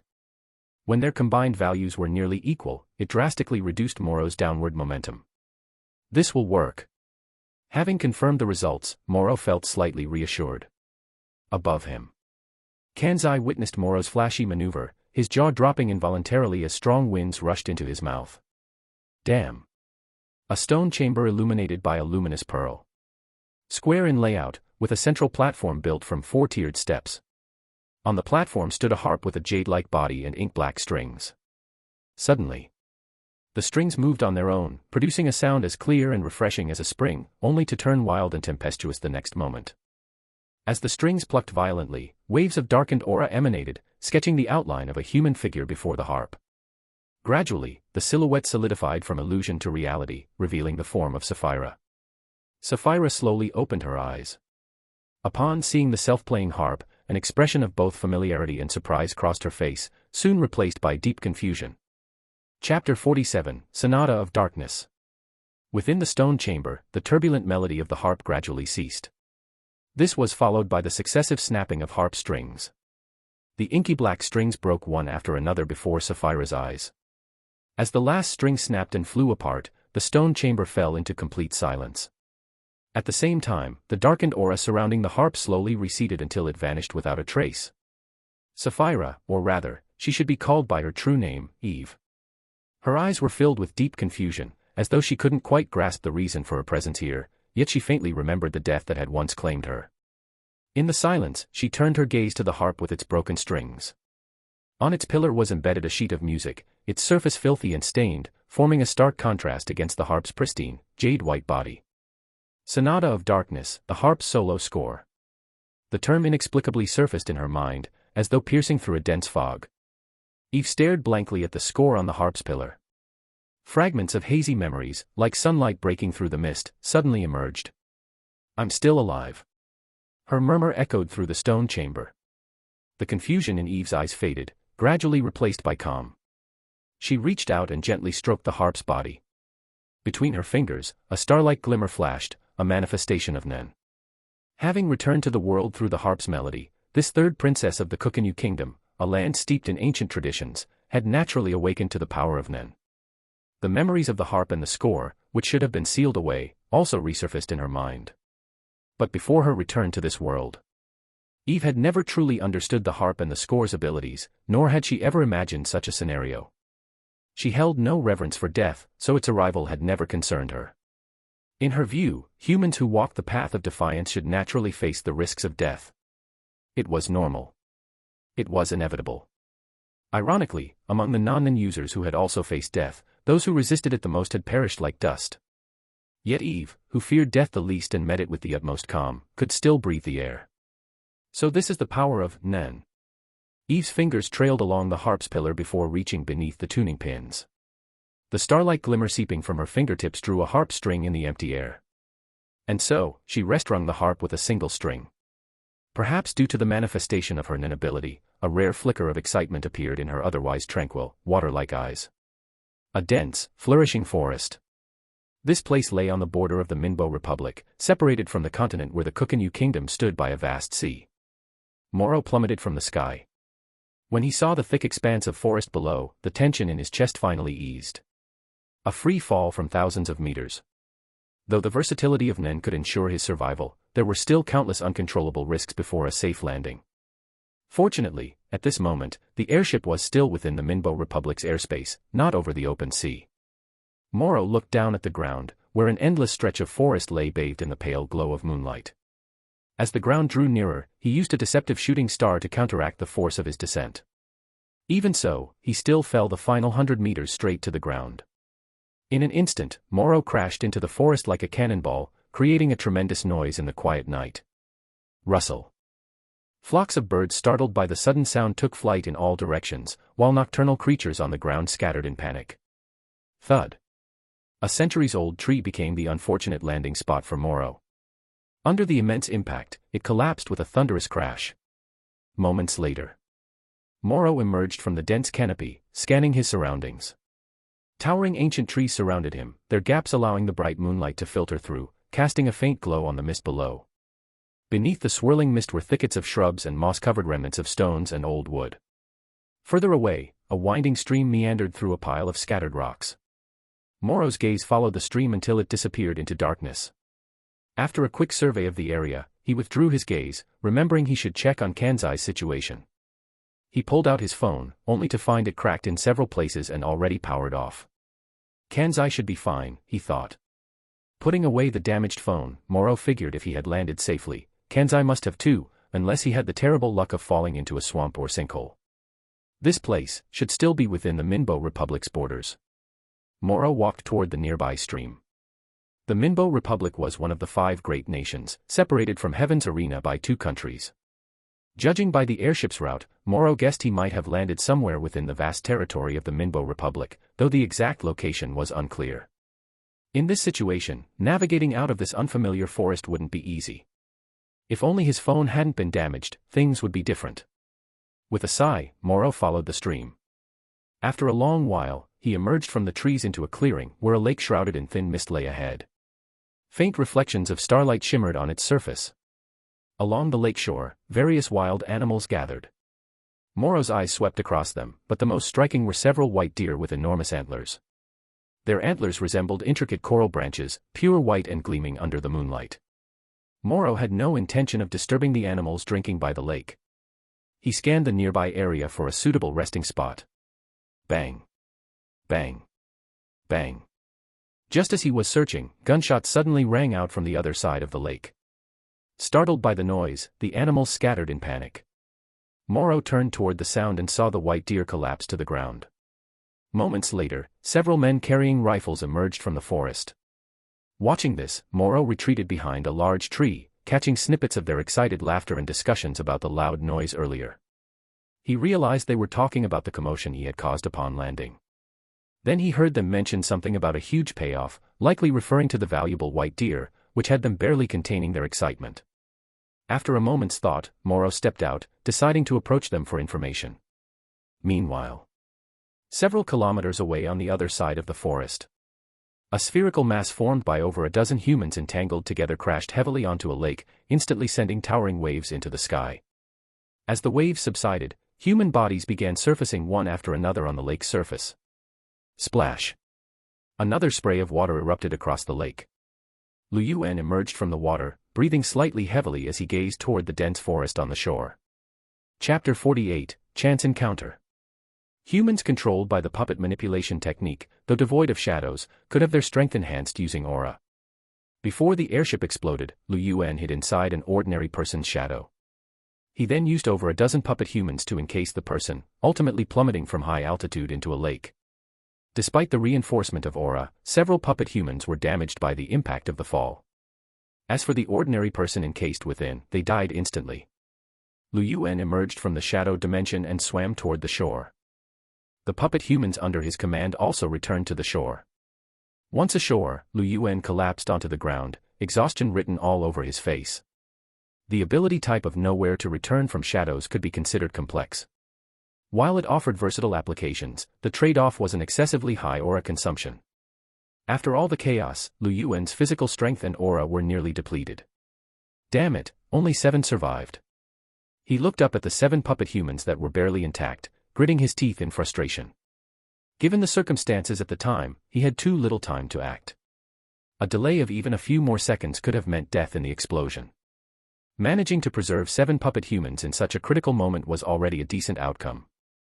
He was simply furious that these setbacks had interfered with his mission. Right now, there was no way to confirm Moro's whereabouts, let alone continue the pursuit. Lu Yuan struggled to calm his emotions, exhaling deeply before closing his eyes to rest. Losing an excellent opportunity to strike didn't mean the mission had failed. Once he recovered, he could always seek another chance. Under the moonlight, Lu Yuan leaned against a tree, surrounded by 7 motionless, zombie-like puppets that shielded him in the center.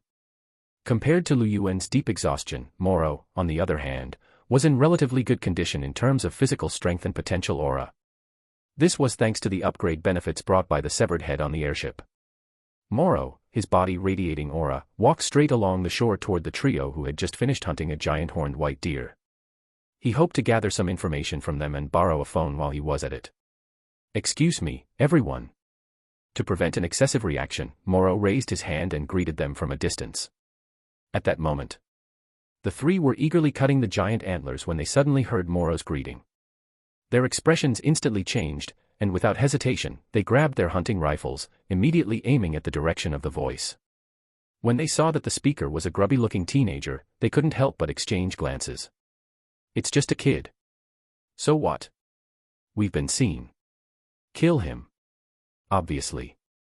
What do you think we're doing here?" Among the 3, the oldest, a bearded man, made the decision swiftly. Poaching giant horned white deer was a serious crime, with penalties calculated by weight. The coral antlers of an adult white deer alone could land them a minimum of 20 years in prison. A murderous glint flashed in the bearded man's eyes. Their actions were already illicit, so they couldn't be bothered to ask Moro's intentions. He took aim and pulled the trigger. Bang. Even with a suppressor, the gunshot echoed across the lake. The bullet tore through the air, heading straight for Moro. But Moro had sensed the bearded man's killing intent the moment it arose and immediately dodged out of the bullet's trajectory. The bullet flew past him, vanishing into the night. The bearded man was momentarily stunned when Moro dodged the gunshot. He hastily pulled the bolt to eject the still warm shell casing. "What are you waiting for? Shoot." As he urged his companions, the bearded man raised his gun again to aim at Moro. But this time, Moro didn't give him another chance. Whoosh, whoosh, whoosh. Several Nin bullets crossed the distance between life and death, exploding the heads of the 3 gunmen. Amid the spray of blood, the 3 collapsed to the ground with their hunting rifles, landing with dull thuds. Moro approached the corpses and glanced at the nearby fallen stag. Poachers. He withdrew his gaze, his expression cold. He didn't recognize the giant antlered white stag, but given how decisively these 3 had opened fire, they were likely criminals engaged in poaching. Perhaps they didn't care at all why a teenager had appeared in the dense forest, they only cared about covering up their crimes. Moro crouched down and searched one of the bodies, pulling out a phone. He turned it on and dialed Kenzai's number. Beep, beep. After a minute of unanswered ringing, the call automatically disconnected. Moro tried several more times, but there was still no response. Could his phone have been crushed too? Unlikely. A combat-oriented member of the Zodiac 12 like him must be highly skilled in advanced techniques like shoot. Moro set the phone aside and glanced at the faint mist curling like smoke around him. Surely Kenzai hadn't been unlucky enough to fall into a swamp. The humidity in this area was high, so swamps were likely present. Statistically, it was possible. The image of Kanzai plunging into a swamp like a javelin flashed through Moro's mind, sending a shiver down his spine. That would be too tragic. Shaking his head, Moro sent a text to Argo instead. Without waiting for a reply, he pocketed the phone and continued searching the bodies. Pistols, cigarettes, lighters, a compass. After setting aside the useful items, Moro checked the backpacks on the corpses, pulling out some dry rations, clean water, and poached goods. Claws from an unknown creature, a multicolored sharp beak, even a pair of emerald green beast eyes preserved in a bottle. Finding these body parts confirmed the men's identities. No wonder they were so ruthless. Moro glanced at the corpses nearby. He had only intended to ask for directions, but these men had brought this upon themselves. Moro pulled over a backpack, took out a can of meat, pried it open, and began eating. After a quick meal, he emptied one of the backpacks and loaded it with useful supplies and food. As for the claws, beak, and the severed antlers on the ground, those were definitely not coming with him. Using the regional map he'd found in the backpack, he confirmed his location, a forest within the Minbo Republic. Legally speaking, this technically counted as a legal entry. Carrying these likely valuable poached goods would just be stacking debuffs. As Moro finished packing, he suddenly tensed, raising the pistol toward the low-visibility woods ahead while gathering aura in his other hand. From the moment he dealt with the poachers, he hadn't let his guard down. Now, hearing faint rustling, he immediately went on alert. Rustle. A man pushed aside the lush bushes and swaggered into Moro's presence as if he owned the place. Acting as though he hadn't noticed the gun in Moro's hand, the man's gaze swept over the corpses on the ground and the half-sawed deer antlers. His expression shifted slightly before he glanced at the pile of poached game carelessly scattered nearby. Then, his eyes returned to Moro, and he said calmly, "Let's get acquainted. My name is Benjamin, gourmet hunter by profession." Chapter 49, Style. Walking straight out of the woods and calmly facing Moro's gun muzzle without hesitation, this was the attitude Benjamin displayed, devoid of any hostility. Moro didn't lower his pistol, the aura in his left hand still poised for action, but he didn't ignore Benjamin's gesture of goodwill either. Moro, treasure hunter. Given the completeness of the other party's self-introduction, Moro temporarily assigned himself the title of treasure hunter. Benjamin nodded slightly, then raised a hand to point at the 3 corpses on the ground and said, "I'm not here to assign blame, it might even sound like a rhetorical question, but I still need to confirm this, Moro. Did you kill these men?" Moro paused briefly, subtly glancing at Benjamin's shadow before answering bluntly, "Yes, I killed them." Given the scene before them, denying it would be pointless. Hearing this, Benjamin nodded again and remarked coolly, "A few poachers. Good riddance." With that simple judgment on the identities of the corpses, he then turned his gaze to the white deer nearby. Flower-horned giant deer, a Class B protected creature. They've been circulating frequently in the black market lately, which is why I'm here. Oh. Moro caught the implication in Benjamin's words and asked nonchalantly, "Shouldn't that be the job of anti-poaching hunters?" "That's true." A faint smile appeared on Benjamin's face as he explained, "But for gourmet hunters like us, who often deal with ingredients, there's always a responsibility to protect the environment. If we encounter poachers in the wild, we naturally won't turn a blind eye." "So, you were specifically after them?" Moro's eyes flickered toward the corpses on the ground. For gourmet hunters, all ingredients were sourced from nature, which meant they had a duty to preserve it. So it made some sense that a team of poachers would catch the attention of a gourmet hunter who frequented remote forests. Benjamin, however, shook his head. "Not entirely." Moro looked at him. Unfazed by Moro's still-raised pistol, Benjamin walked straight toward the white antlers the poachers had cut off. "Look, this is the real treasure." Holding the coral-like antlers in his hands, Benjamin's eyes gleamed with excitement. Moro raised an eyebrow at the sight. Benjamin weighed the antlers briefly before turning back to Moro. "If it weren't for you, I would have killed these poachers when I caught up to them anyway. Of course, as for these already harvested spoils on the ground, I'd report them truthfully to the local forestry bureau. But these flower-horned giant deers..." Here, Benjamin paused, his expression turning deadly serious. "Must not go to waste." Moro's eyes flashed with surprise, wondering if Benjamin had been observing from the shadows all along. After all, gourmet hunters often ventured into deep forests to hunt rare ingredients. If nothing else, their mastery of Zetsa had to be exceptional. And Benjamin's motive for doing so was likely to give himself an excuse to taste the flower-horned giant deer. Noticing Moro's reaction, Benjamin drew a boning knife carved from blood-colored ore from his waist sheath. As he began trimming the antlers, he asked, "Moro, you're not thinking that I deliberately hid and waited until the poachers finished hunting the flowerhorn giant deer just for these antlers, are you?" "I never said that." Moro immediately denied it, but his gaze lingered on the blood-stained boning knife in Benjamin's hand. Under the silvery moonlight, he could clearly see the smoky aura clinging to the knife. That aura didn't originate from Benjamin, it was attached to the boning knife itself. Without a doubt, this strangely designed boning knife was a Nen-imbued object, and the aura attached to it was remarkably refined. Hearing Moro's words, Benjamin only worked faster at cleaning the antlers, openly admitting, "But I was indeed waiting on purpose." Moro looked up, surprised, at Benjamin. All that talk about environmental responsibility. Just as he'd suspected, it was all about tasting a Class B protected creature. Thinking this, Moro silently stepped back, putting distance between himself and Benjamin. Noticing Moro's movement, Benjamin paused his work and said leisurely, "No need to be so shocked. I am a pro hunter, after all. Whether it means being ruthless or justifying my actions, I won't hesitate to do whatever it takes to get what I want." As he spoke, he raised the antlers toward Moro. One of them had been stripped of its hard outer layer, revealing a jelly-like substance inside. Even if this appeared on the black market, it wouldn't be easy to obtain. Trust me, this is a top-tier ingredient that would drive any gourmet hunter wild. If you miss out, I guarantee you'll regret it for life. So, care to share? No.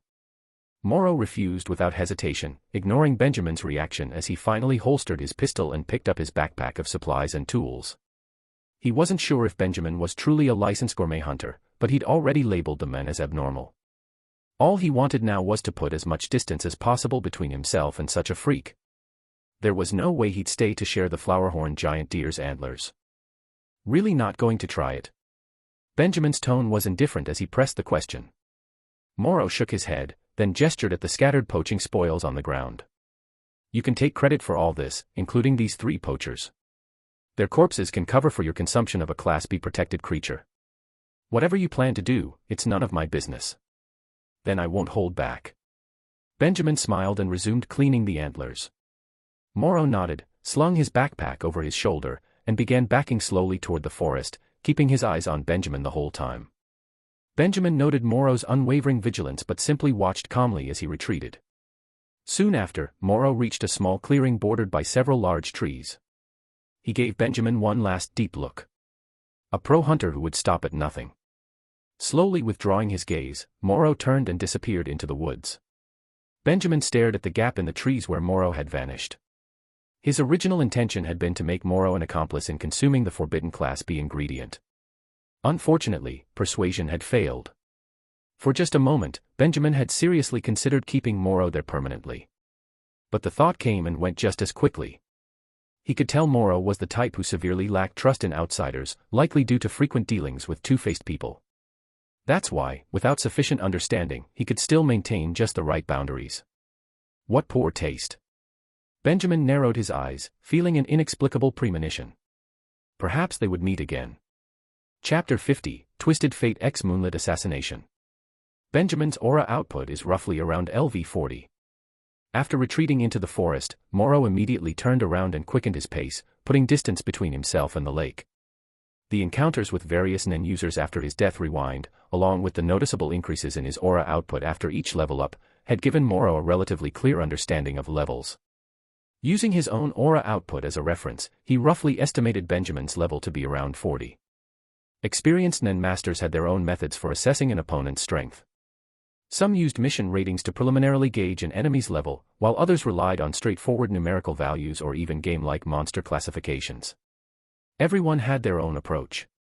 But the common thread among all these methods was that the assessor needed ample experience. And experience was precisely what Moro lacked the most. The only reason he could arrive at an assessment was because the tree ring's tattoo had quantified his own aura output.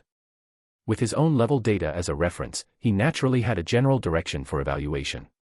Moro's assessment of Benjamin was LV.40, though he wasn't entirely confident in its accuracy. He was certain Benjamin's aura output was a tier above his own.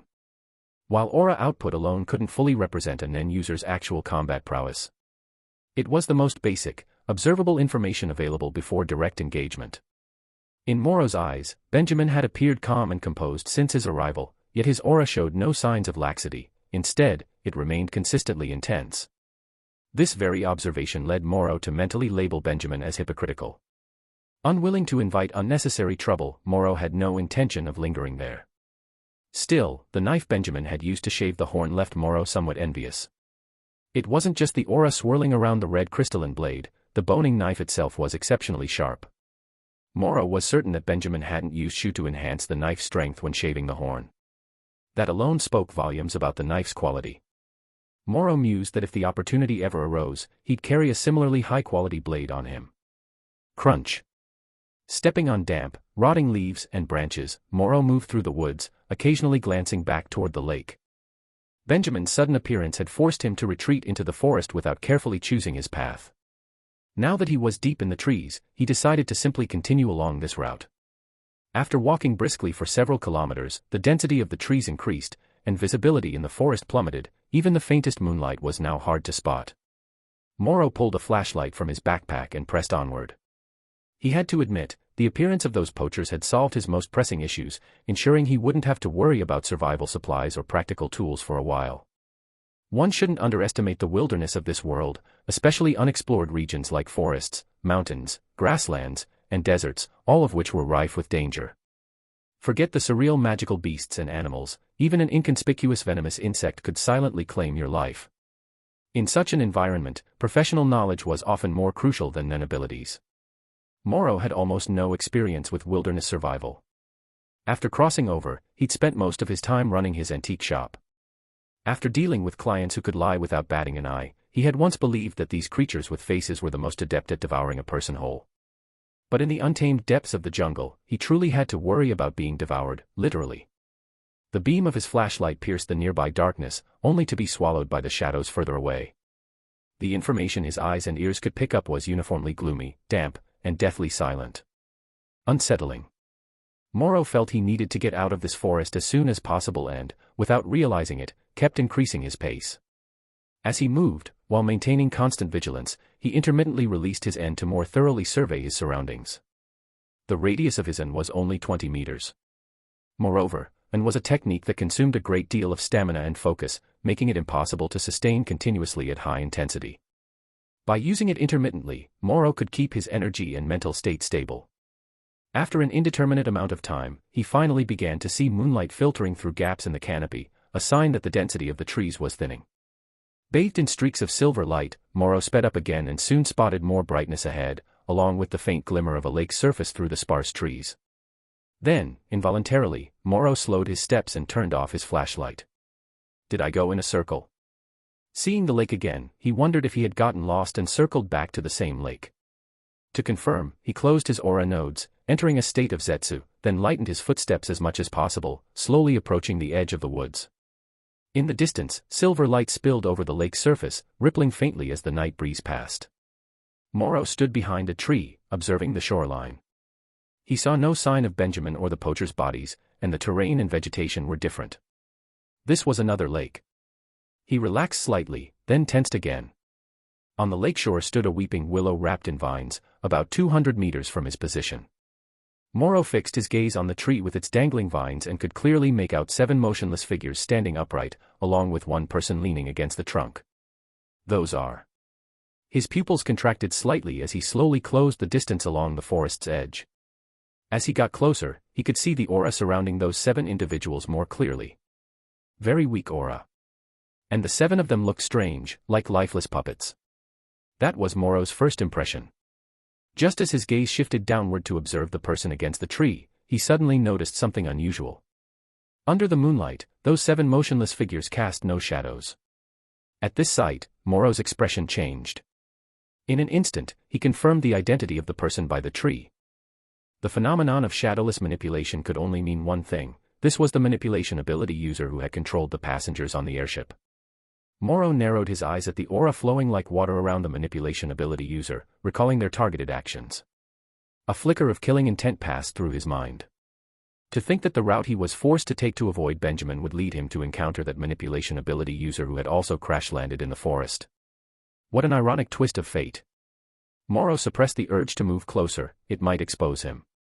Although the current distance exceeded 100 meters, he could utilize the return mechanism of his shooting star. Deceptive shooting star. Once Moro found the right angle, he could no longer restrain his impulse to strike. He immediately channeled his aura and fired 2 shooting stars backward. Moments later, the returning shooting stars passed over Moro, who had just dodged, slicing through the moonlight toward the figure standing before the weeping willow. Lu Yuen suddenly opened his eyes, locking onto the direction of the incoming shooting stars. A glint reflected in his turbulent gaze. Almost simultaneously, the 7 puppet humans, programmed with a protective command, rushed in front of Lu Yuen, forming a solid wall to block the path of the shooting stars. The next instant, 2 massive shooting stars collided with the human barricade and exploded violently. With a deafening blast, the tightly packed wall of bodies was torn apart in the most literal sense. For a brief moment, dismembered limbs mixed with copious amounts of blood rained onto the grass, the thick plasma flattening entire patches of foliage. Lu Yuen stared at the scattered remains, his pupils trembling. The puppet humans he had worked so hard to preserve had been shattered so effortlessly. As fury surged within him, Lu Yuen rose and drew his katana, his gaze snapping toward the forest, only to quickly regain his composure. With his emotions under control, the aura emanating from his body gradually stabilized, no longer erratic and scattered. Then, Lu Yuen saw Moro step out from the trees. His initial surprise quickly gave way to a cold, murderous expression. I hadn't even gone looking for you, yet here you are, delivering yourself to me. A ninja. Bathed in moonlight, Moro took in Lu Yuen's attire and was momentarily taken aback. A black hood and mask, along with a black, form-fitting bodysuit. It was an outfit reminiscent of a ninja. Yet this ability user, who seemed to hail from a ninja background, wielded a katana. Under Moro's scrutinizing gaze, Lu Yuen offered no further words. Instead, he leveled his blade and assumed an offensive stance. The prerequisite for activating Nowhere to return from shadows was the presence of ordinary humans to serve as material for the ability. But in a place like this, there were no ordinary people, meaning Lu Yuen couldn't use his ability. More often than not, the inherent limitations of Nen abilities brought trouble to their users. Though one could consciously avoid or even exploit these limitations, there were always moments of bad luck, or instances where enemies who knew their weaknesses set deliberate traps. Unable to use his ability, Lu Yuen had no choice but to revert to basic combat methods. Yet a flicker of doubt crossed his mind. Why had the opponent's aura suddenly grown so much stronger? He suppressed the thought almost immediately, focusing entirely on the mission assigned by his leader.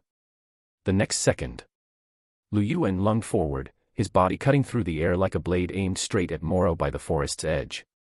The fate of his puppet barricade had given him a clear understanding of the destructive power of Moro's Nen bullets and confirmed Moro's Nen type. Under these circumstances, closing the distance to engage in close combat became Lu Yuen's only viable option. Just as Lu Yuen had halved the distance between them, he suddenly noticed a basketball-sized fluorescent green Nen bullet flying out from the woods behind Moro. How could this be? Lu Yuen was slightly startled when he saw the Nen bullet pass by Moro's body and shoot straight toward him. In the blink of an eye, Lu Yuen swung his blade at the Nen bullet. Relying on the solidified aura wrapped around his blade, he cleanly split the bullet in 2. Boom. Boom. The divided Nen bullets landed on the lake's surface, sending 2 towering columns of water into the air. Meanwhile, Moro took advantage of Lu Yuen's deflection of the shooting star to stand still, arms raised, heedless of his aura consumption as he continuously fired off more shooting stars. Now at level 18, his Nen bullet release speed had visibly improved. As long as he controlled the size of the shooting stars, he could maintain rapid fire without issue. Whoosh! Whoosh! Whoosh! In just 1 second, over a dozen shooting stars shot toward Lu Yuen dozens of meters away. The power and size have decreased. Seeing the barrage of egg-sized shooting stars coming his way, Lu Yuen's eyes sharpened. Instead of retreating, he charged forward, meeting the onslaught head-on. SSSSH. Lu Yuen cleaved through the first 2 shooting stars with his blade, then swiftly adjusted his position mid-sprint to evade the rest. But even as he advanced, Moro didn't stop his ability. Shooting stars continued to fire from his outstretched palms. However, the density and power of these projectiles couldn't pin Lu Yuen down, they only slowed his charge. 30 meters, 20 meters. The distance between them steadily shrank. Yet Moro, as an emitter, showed no concern over Lu Yuen's approach. Conventional wisdom suggested that emitters should avoid close combat at all costs. But this wasn't an absolute rule. Take Franklin of the Phantom Troop, for example, a NEN user capable of wielding both emitter and enhancer abilities at 100% efficiency. Even without the advantage of distance, he could hold his own in close combat against Nobunaga, another enhancer. Unlike Franklin, Moro's NEN affinity leaned more toward emission and manipulation. But when it came to forced close-quarters combat, while he couldn't match Franklin's 100% enhancer offense-defense conversion rate, he had his own countermeasure. The return of the shooting stars.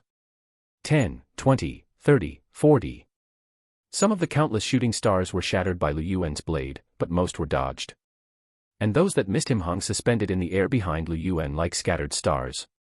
Moro could freely adjust the return time of each shooting star between 1 and 5 seconds. This meant that by setting progressively shorter return times for each projectile, he could orchestrate a simultaneous return of all shooting stars after 5 seconds. As for the issue of power dilution due to excessive numbers, this unavoidable mechanic within the NEN system could be compensated for through vows and limitations. Under the limitation of self-inflicted wound, the returning shooting stars gained double their original power, effectively overriding the power dilution mechanism. This was the unique advantage of the shooting stars. And it was one of the tangible improvements Moro experienced upon reaching level 18. When the preset moment arrived, Liu Yuan finally stepped within the 10-meter range. At that very instant, the numerous shooting stars suspended behind Liu Yuan reversed course at an even greater speed, hurtling toward him, now aligned in a straight line with Moro. In that fleeting moment, it was like a meteor shower. By the time Liu Yuan realized something was wrong, it was already too late to turn back. Because Liu Yuan didn't understand the ability mechanism of the deceptive shooting star harming Moro, and Moro never stopped releasing the shooting stars.